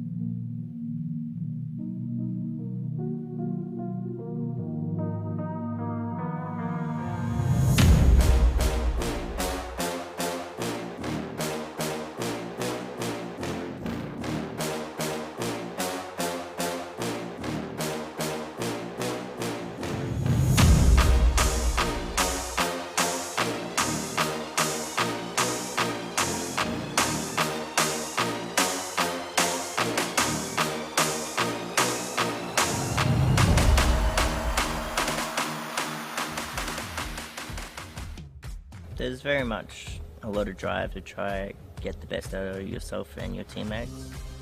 I absolutely found the community here. All these guys are very welcoming. It's just wonderful to be part of a team. We strive for the passion in everything we do. Some would say we're over passionate, and we do cause a bit of drama on the sideline when we get that way, but yeah, it's great.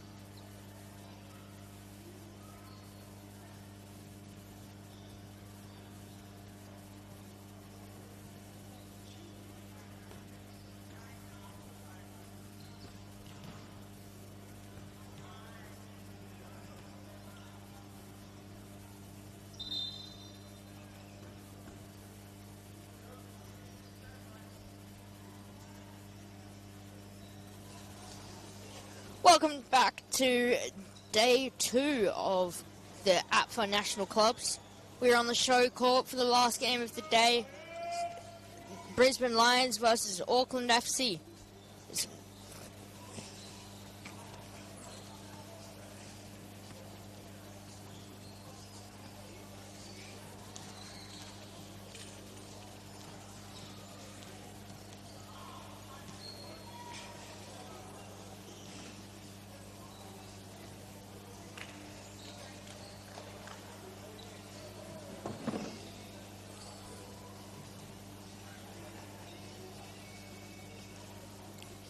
Brisbane win the toss and choose to kick off, but Auckland will look for a switch of sides.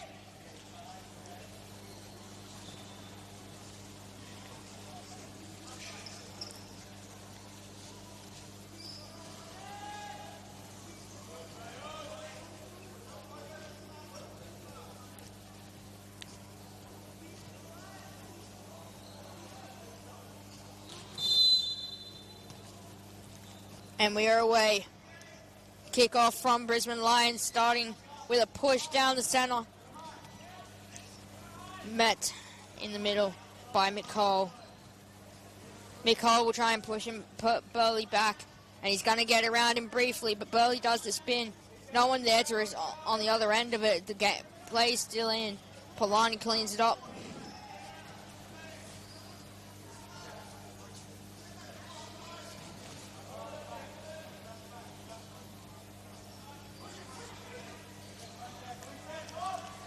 Burley in a really good attacking position in the corner here.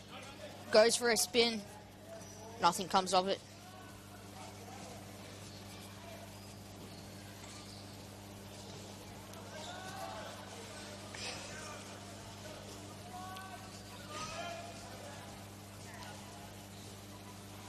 a little ricochet off the Auckland FC, so it's going to be a Brisbane ball back in their own half.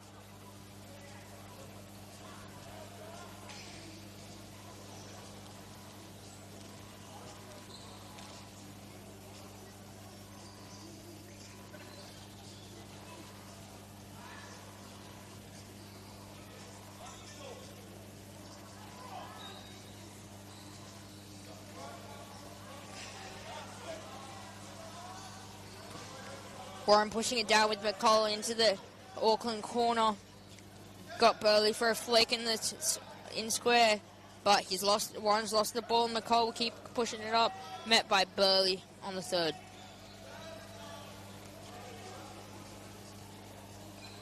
The ball goes out and it's going to be awarded to Auckland FC.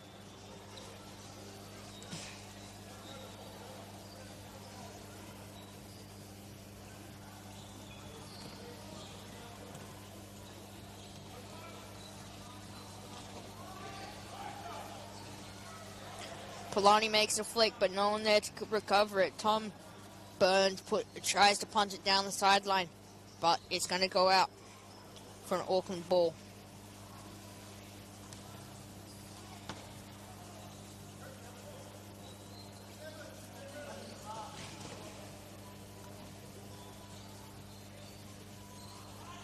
Polani gets a little nick, pushing it past Warren, met by Tom Byrne, but he's going to an Auckland attacker.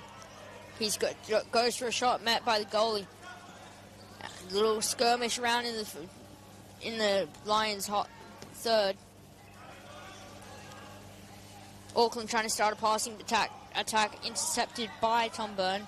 He calls out Warren to keep going, and he gets turned around by Polini. Polini with a little flick. It's going to come back to him again. He's going to try, puts a bit too close to the box and is stopped by Latcham. Lions are trying to push it back down into their attacking end.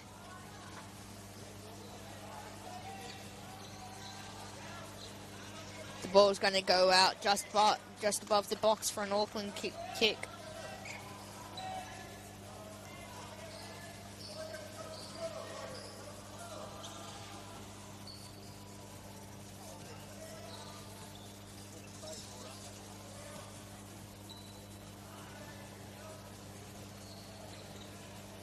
Auckland again starting their passing, pushing it up. Burley's going to hit it. It's met by McCall. And it's going to go out again for a Lions kick.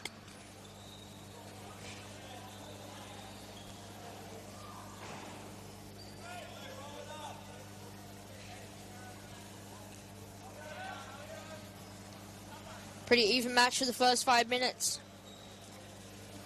It's going to be an Auckland FC attacking kick. Just just below the third line.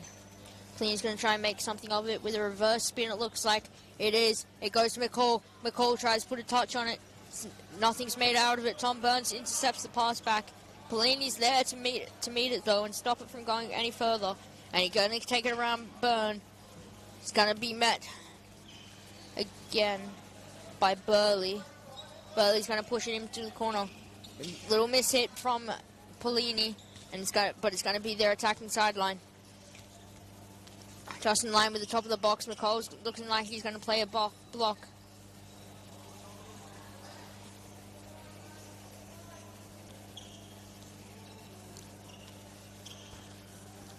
He's going to go through McCall, just not fast enough. Tom Byrne on the counter attack. Polini just looking like he's a little bit faster and going to push him, Burn away, and it looks like it's going to go out for another sideline. This time it's going to be Auckland again.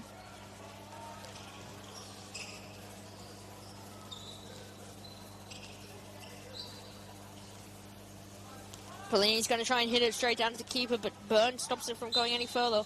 Warren and Byrne gets caught in a 2-on-1 with McCall in the middle of it. It's going to be an Auckland ball just on halfway.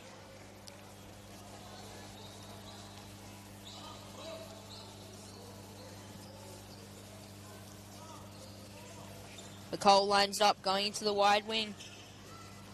Just a little too slow, and it's going to be met by Latcham. Then Warren.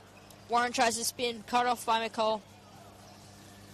A little bit stuck, trying to push it down into the corner for a flick. He's gonna get it. It's gonna come wide. Latcham just getting a touch, looking like it's gonna be a corner, and it is.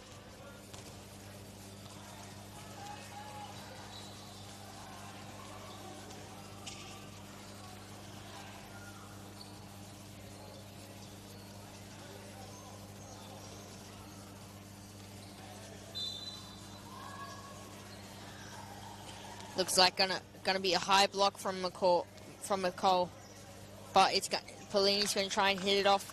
Burn, it's just gone a bit too flat and over the touchline. It's going to be a goal kick for Burley to take.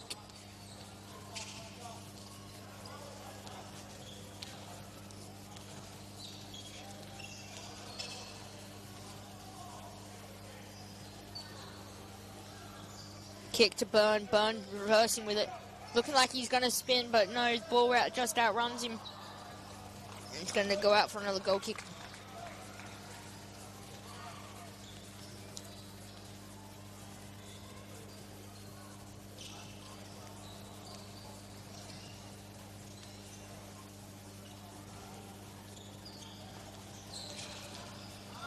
Warren cuts off the Auckland goal kick. McCall's got it. It's going to Shah, if I've said it correctly. But Burley's going to stop it. It's going to do a 180 spin.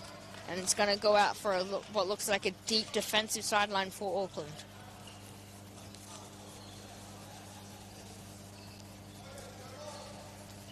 Looks like a bit of confusion over whose ball it is, but Polini pulls up to take it.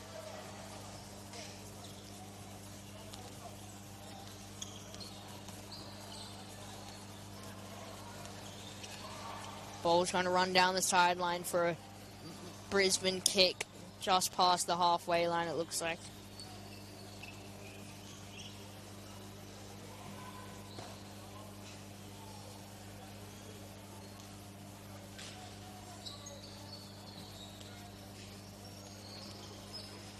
Burley across the wing, met by Polini. Polini met by Byrne. The ball's just going to roll out harmlessly just past the halfway line yet again for the Brisbane Lions.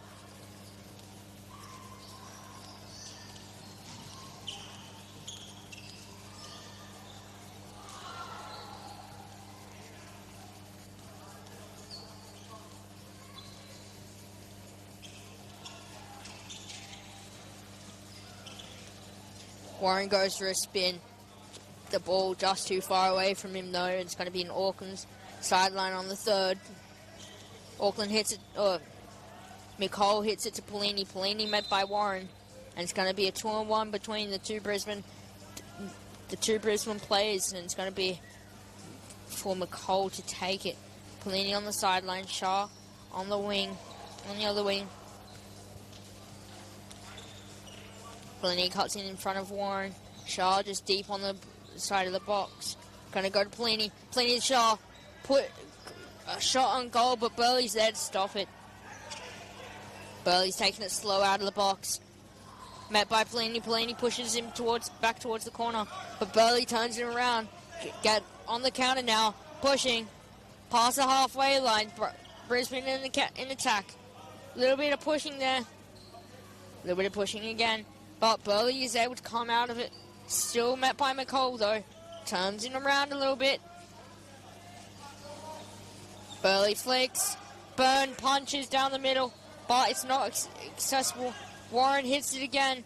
But nothing yet. Warren's just going to let it go out for a sideline for a Brisbane ball. Brisbane looking like they have the upper hand so far. Just in a really good attacking position.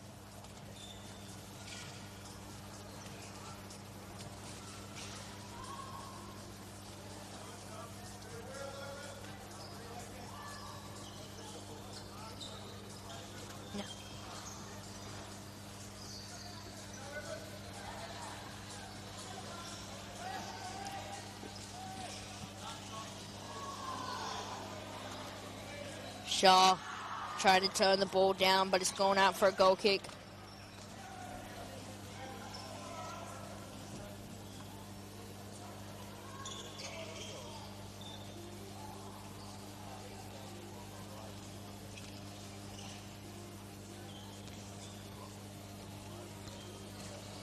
Burley hits it to Warren. Warren trying to tap it around McCall. McCall reverses with the ball.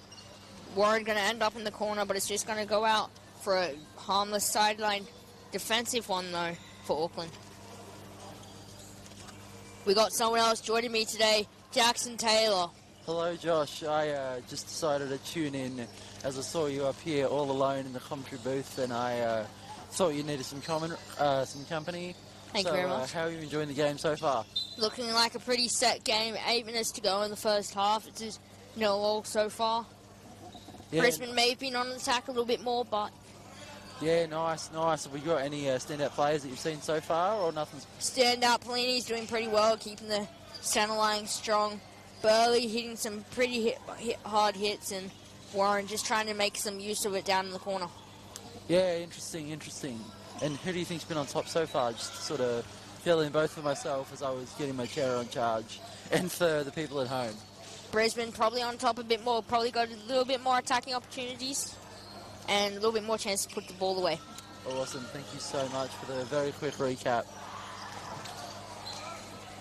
Brisbane lining up here for a attacking sideline. Very, very promising position here. Bailey looking like he's trying to fight for a spot, but Auckland having nothing of it.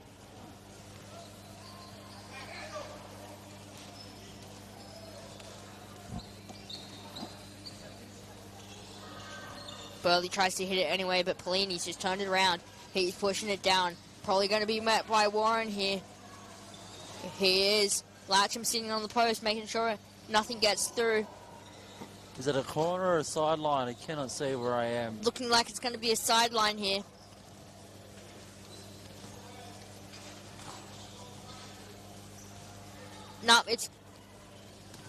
Looks like a corner. Pelini's going to take it. McColl's going to sit on the top of Burley, trying to block him out. Shah's on the far post. He's going to go to him. Shoots off the post. Wonderful counter-attack here from Brisbane, but it goes out. Unfortunately, unable to capitalise on a promising chance there.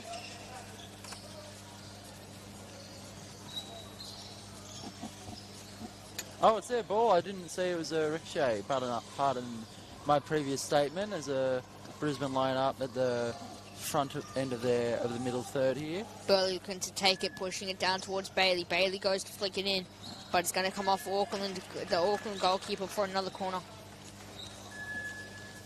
6 minutes to remaining in the first half of this game.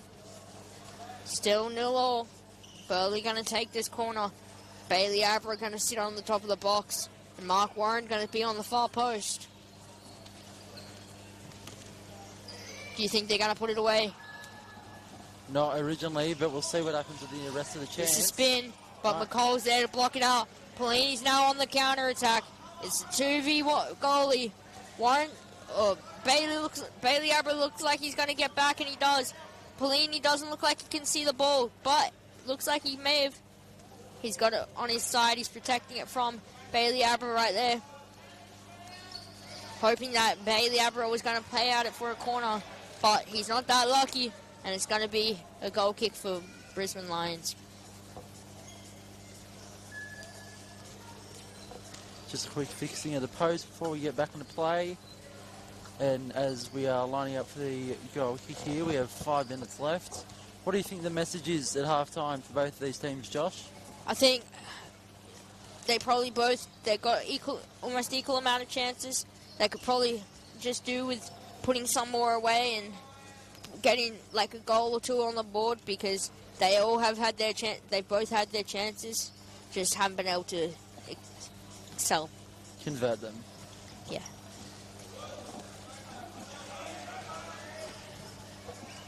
Pelini met with Bailey Abra. It looks like Pelini's pushing a bit. He's going to win it. Oh, a little bit of contact there. It's going to be called against the Brisbane Lions for an Auckland ball.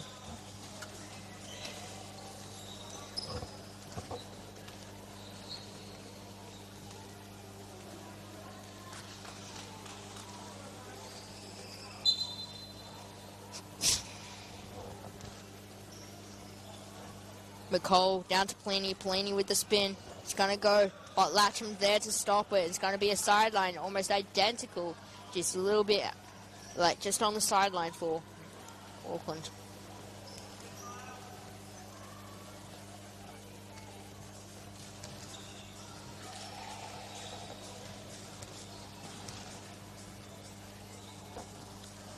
We've got a very full line from almost the post to the top of the box here, a mix of Brisbane and Auckland players.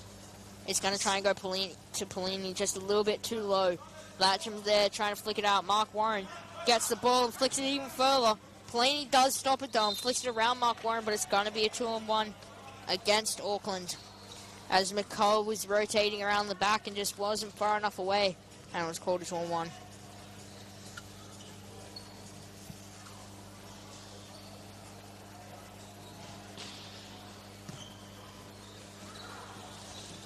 Oh, wonderful string of passes here and a shot. Bailey shoots. Lacks the sting that it probably needed for Brisbane.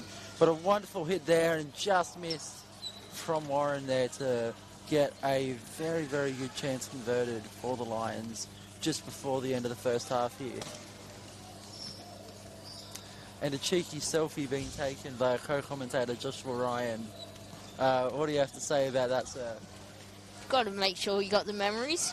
The content creator mindset, I do appreciate it. Spin from Bailey Abra, but Polini's there in the middle of them to make sure the ball doesn't go any further. He's going to try and take it around Bailey Abra, and he does. Met by Burley though, flicks it off to McCall. McCall noses it. Burley just able to get a touch on it. Bailey Abra hits it up. Stopped by the New Zealand defender. Mark pushes through a bit. But trying to win a corner, but going to be a goal kick.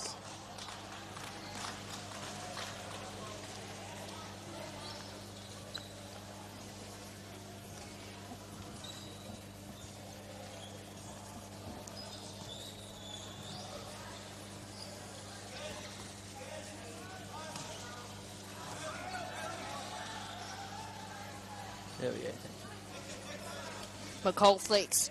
Polini just too far back, runs onto it though. Bailey Abra turns it around. Polini's backwards. It's going to be a New Zealand ball. Or Auckland ball, should I say. Thank you. Well, representatives of the entire country with the one team here, so I think that does stand. But I appreciate the incentive. Sideline for Auckland here.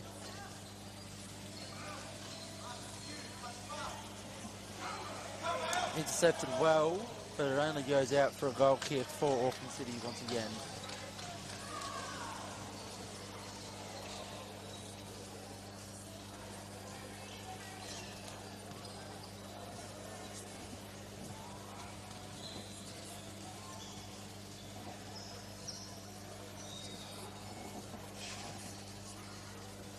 Polini hits it to McCall. McCall trying to go behind Burley. Burley misses. A very good string of passes from Auckland. Scar just getting it off, tapping it off his back wheel, and it's just gone too far. It's going to be a goal kick. Just one pass off, something that has been sort of shown a couple of times throughout this game from what I've seen. You know, I think just that final touch is just missing sometimes. I found that even in the game that I played earlier today, the Western Sydney Wanderers versus Hills United, and Melbourne City, both of the games we played, we attacked quite well and we just weren't getting that final chance. So I think, you know, they've got to up their game in that final third if we're going to see the result change from their low. I sure can say the same thing. Mark Warren going to take this sideline. Right on the brink of half-time. I was about to say it's been a very long 2 minutes, but as I say that, the referee blows. It's half-time. Auckland 0, Lions 0.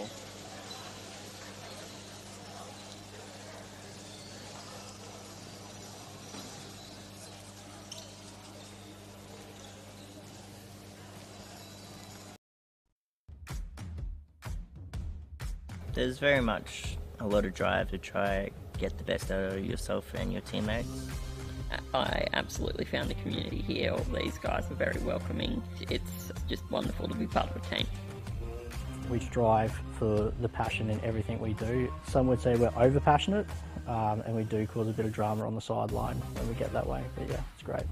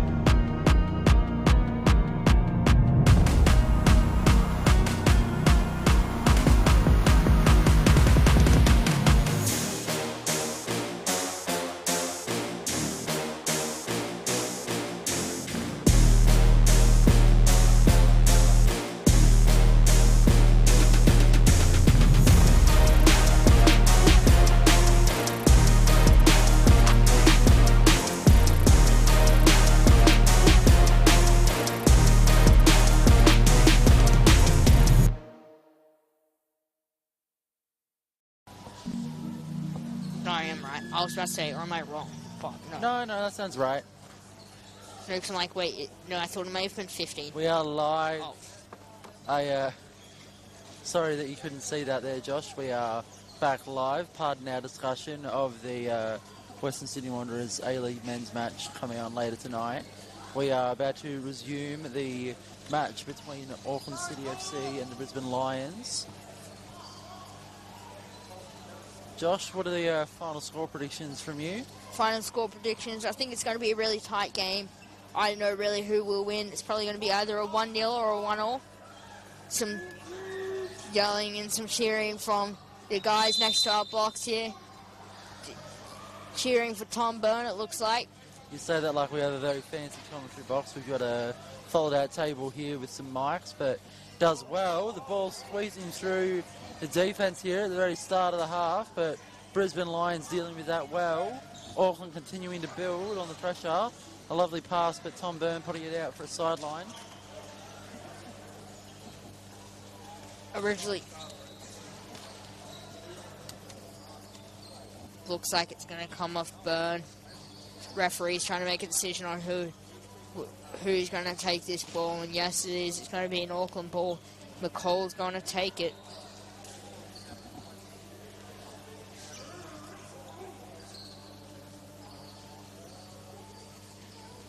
Lining out right in front of the Brisbane Lions bench there.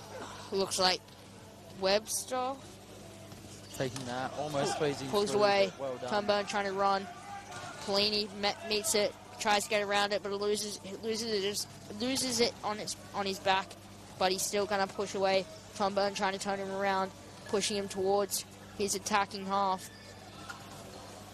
Pelini's going to try and flick it around him. He does successfully, but Byrne stays on it. No, he pulls away for Burley. A little bit of contact there, but it goes to McCall. Auckland trying to build. Vermeulen with the ball. Burley goes to Burley. Burley flicks it. McCall's there.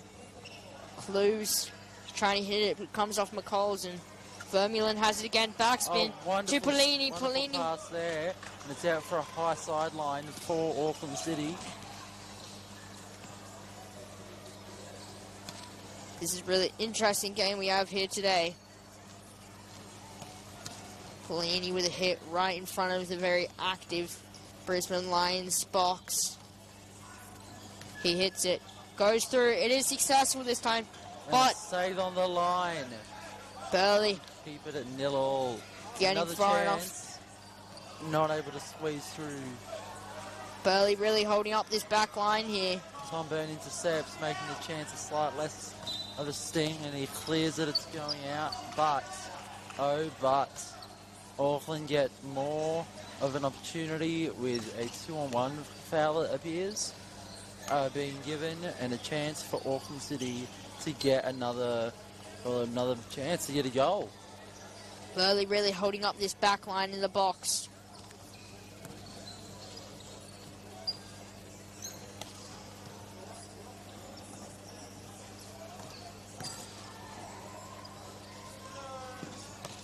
Lots of orders being given there to try and finally get a go-ahead go for Auckland City here, lining up for this set piece. Could be called for time. Sounds like the ref may be saying it, not really audible though. It's going to go to Vermeulen. Vermeulen's going to try and shoot. Oh, saved on Burley the line. doesn't move, and it's just he's going to save it away. Burns got the ball. He's going to try and counter. Vermeulen gets back though. Tom Byrne keeping it in, I believe. The ball goes out for a Brisbane Lions hit right in the middle of the park here. What do you think the score is going to be, Jax? I think that as it stands, we've had some good defence from both sides. I think as boring as it sounds, a 0-0 might be in due case as a result here. So we might just have to, we're going to have to wait and see, aren't we, Josh? Yeah. So we are playing this competition currently in a round robin format, which means if a draw will be 1 point, a win will be 3, and a loss will be none. Burley goes for a spin, missing, but they're still going to get the sideline.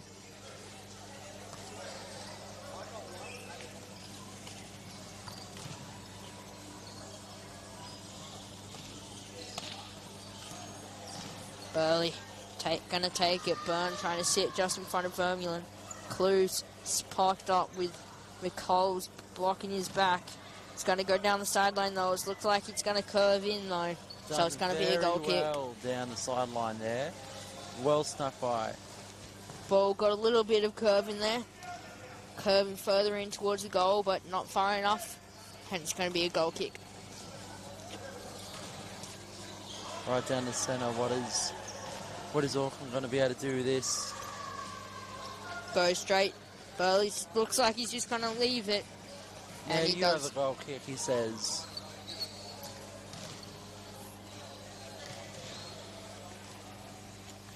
The New Zealanders, or the Auckland FC, clearly didn't want that ball down in their end. They've just punted it down, hoping to hold Brisbane Lion back in their own half for this goal kick. Go to Byrne. Byrne stopping it a bit too much, losing the momentum. Met by Vermeulen as he tries to turn it around.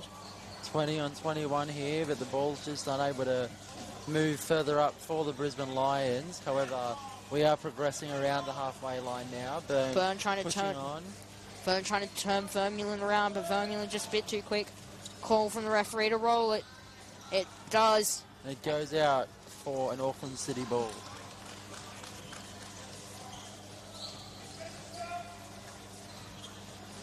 Vermeulen taking the sideline. Bellini got the square hit for the short. Nicole down the sideline. Looks like it's going to go to him, but Byrne's there. It goes off. Vermeulen again. Bellini trying to run it, but it's going to be a 2-on-1. No advantage.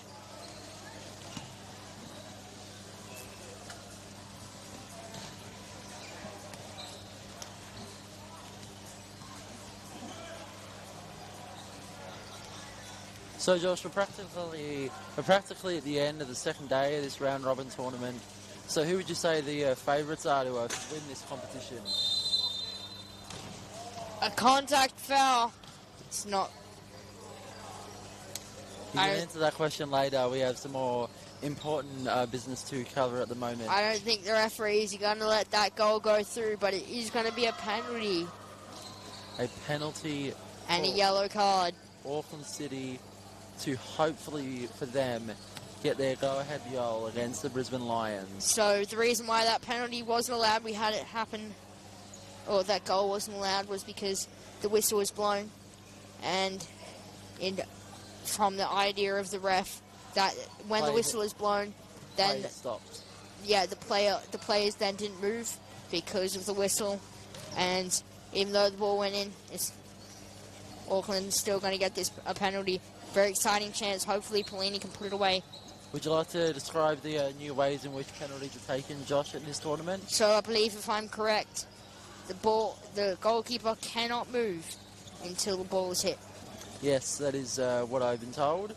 So we have a penalty here for Auckland City. The referee just having some jovial words with the Brisbane goalkeeper. So the goalkeeper is allowed to move until the whistle is blown, in which they have to stay still.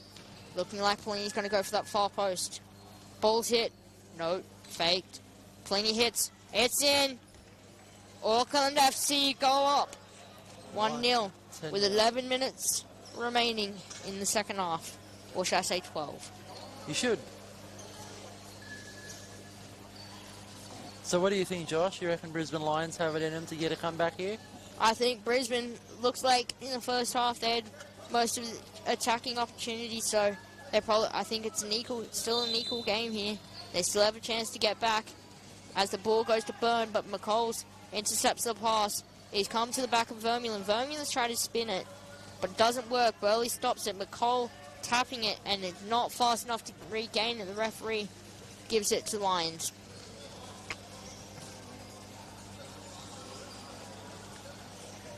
Very intense game we have here now as Auckland are up 1. It's a slow hit. It's curving. It's called out. And a wasted opportunity there for Brisbane Lions, it has to be said. Number 1, Pellini to McColl's. McColl's tries to flick it down, but just too much of an angle towards the sideline. And it's going to go out for a Brisbane Lions ball.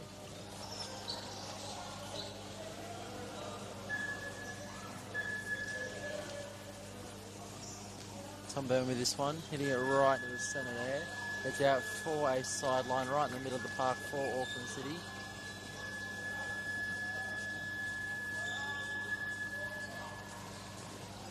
We apologise for any ringing noises you may have heard. Not sure what that was, but let's hope that this building does not explode within the next 10 minutes and 18 seconds, as there is a game to be played. Vermeulen. Polini goes for a spin. No connection though. Final pass just not able to come to fruition there. Whilst the substitution is being made, with your question earlier, Jax, I think that Melbourne City are currently the favourites, and this might be a little bit biased, but Sydney FC are on their tail, and so are Newcastle Jets. Yeah, I think Sydney FC and Newcastle have both been playing very well. I think you guys have won, Sydney FC that is, you've won, what, 3 games? 4 and games? lost one. You've lost one game so far. It's a pretty good run. Lost one against the Newcastle Jets. Yes, well that is, Newcastle are a very formidable side, so that is a respectable defeat, and a strong shot there from Auckland City ends up going out to a goal kick. And that substitution there was Clues being subbed off for Mark Warren. Thank you for that, Josh. I did not pick up on that earlier.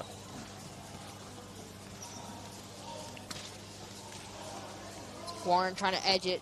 Clean, he gets it. Wonderful passing here. Spin. Oh, just comes off the back bar of Vermeulen. And it's just missed. It's going to be a goal kick.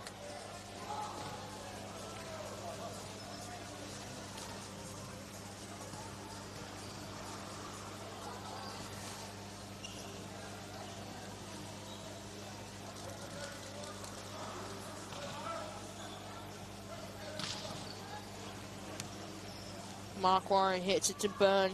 Byrne's going to try and reverse with it. He flicks it down short. The Auckland goalkeeper, sorry. Clearing it out, probably too deep. I don't think it needed to be that deep, that sideline, but alas, that's what he did, and Brisbane Lions have quite an advanced chance here. Going to be directly in line with the box. Warren's going to sit on top of the goalkeeper, trying to block him out, but Warren doesn't realise he's moved. Tom Byrne too slow to get there, and unluckily for Brisbane, they are just one slight tap away from being at 1-1 against Auckland City. May not have mattered there, but Warren just not recognising that the goalkeeper had moved behind him, and there was no longer a blocking play, and the goalkeeper and so McCall just able to get across, and even if it did connect, you never know what would happen. Interception there from Mark Warren of Brisbane Lions. Straight back to Polini though. Polini and Warren hustling there, right at the edge of the final third of Brisbane Lions, trying to get it further up to get this comeback on, but it goes out for an Auckland City FC ball. Polini working the ball very well today. It's going to go down to Vermeulen. Vermeulen's going to try and flick it, but no one there except Burley. A risky ball. Burley goes for the spin. McCall's punting it back. Just unlucky it wasn't on target. And Burley was still in the way. Gun toss on the top of the box now. McCall tries to flick, but nothing happens.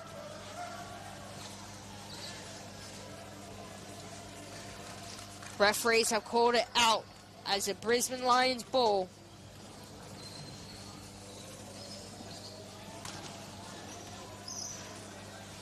And Punted by McCall. Going out for a goal kick for the Brisbane Lions. Doesn't seem that Latcham's going to take any of these goal kicks today. Warren calling it just to be a little bit off centre. A quick one to Burley. Tom and Burley a bit close, but nothing's called. It goes to Polini. Polini hits Vermeulen. McCall's. And the shot is off target, going out for another Brisbane Lions goal kick.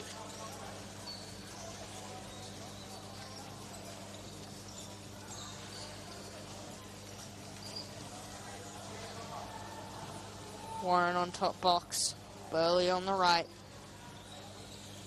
Tom Byrne on the left. Burley goes. Vermeulen too quick. He's rolling, but Mark Warren is able to get there.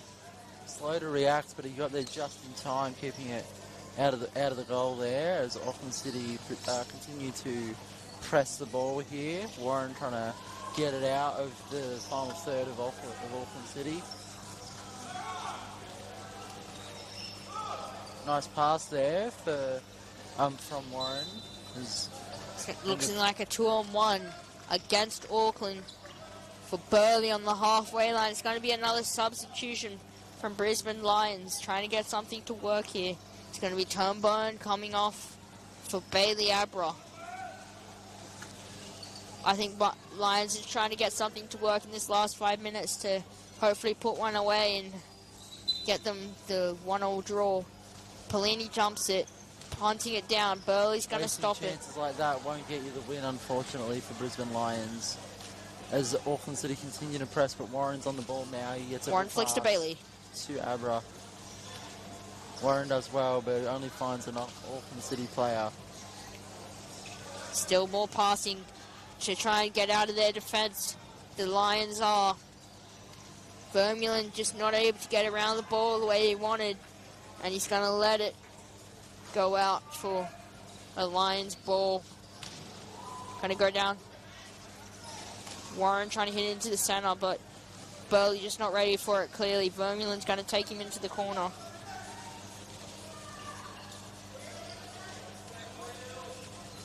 They're going to sit in the corner.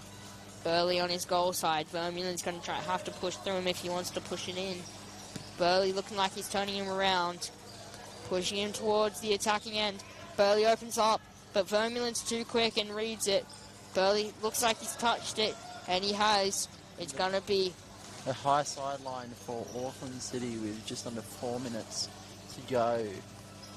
Do you reckon Auckland City double their lead before the end of the match, Josh, or do you reckon it stays 1-0? I think Burley in the back there is a pretty strong defender when he has his chance. You never know what happens in a game like this.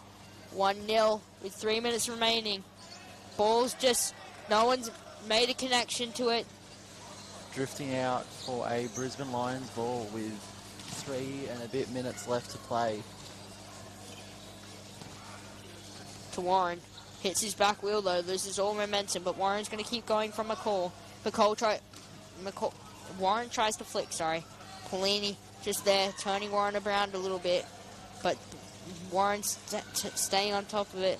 In the corner now, Polini giving him some space, and he's blocked Burley off there. Going out for a high sideline for the Brisbane Lions with 2.5 minutes left to play. Polini doing really well with his positioning here, not giving too much space, but also knowing when to pull off to block some other chances that may arise. Going down to Warren in the corner.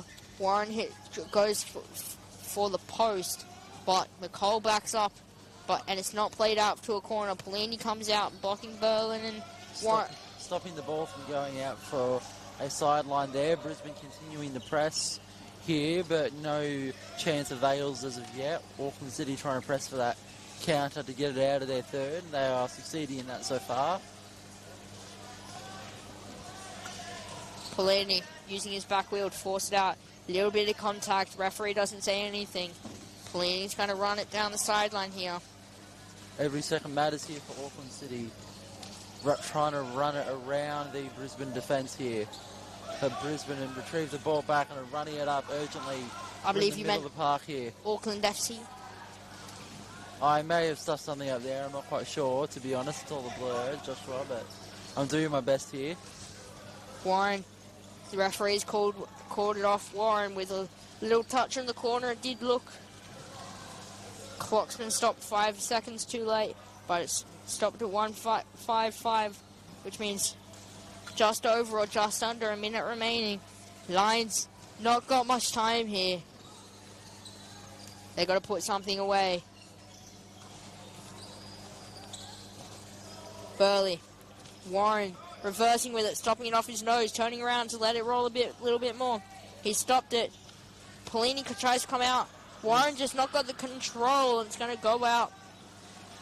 For an Auckland sideline in their defensive third, they need to be able to clear this and clear it well if they're going to keep this 3 points in this round robin tournament. A little bit of contact there. But the referee does not blow his whistle or anything. We are playing on here. Pressure from Brisbane.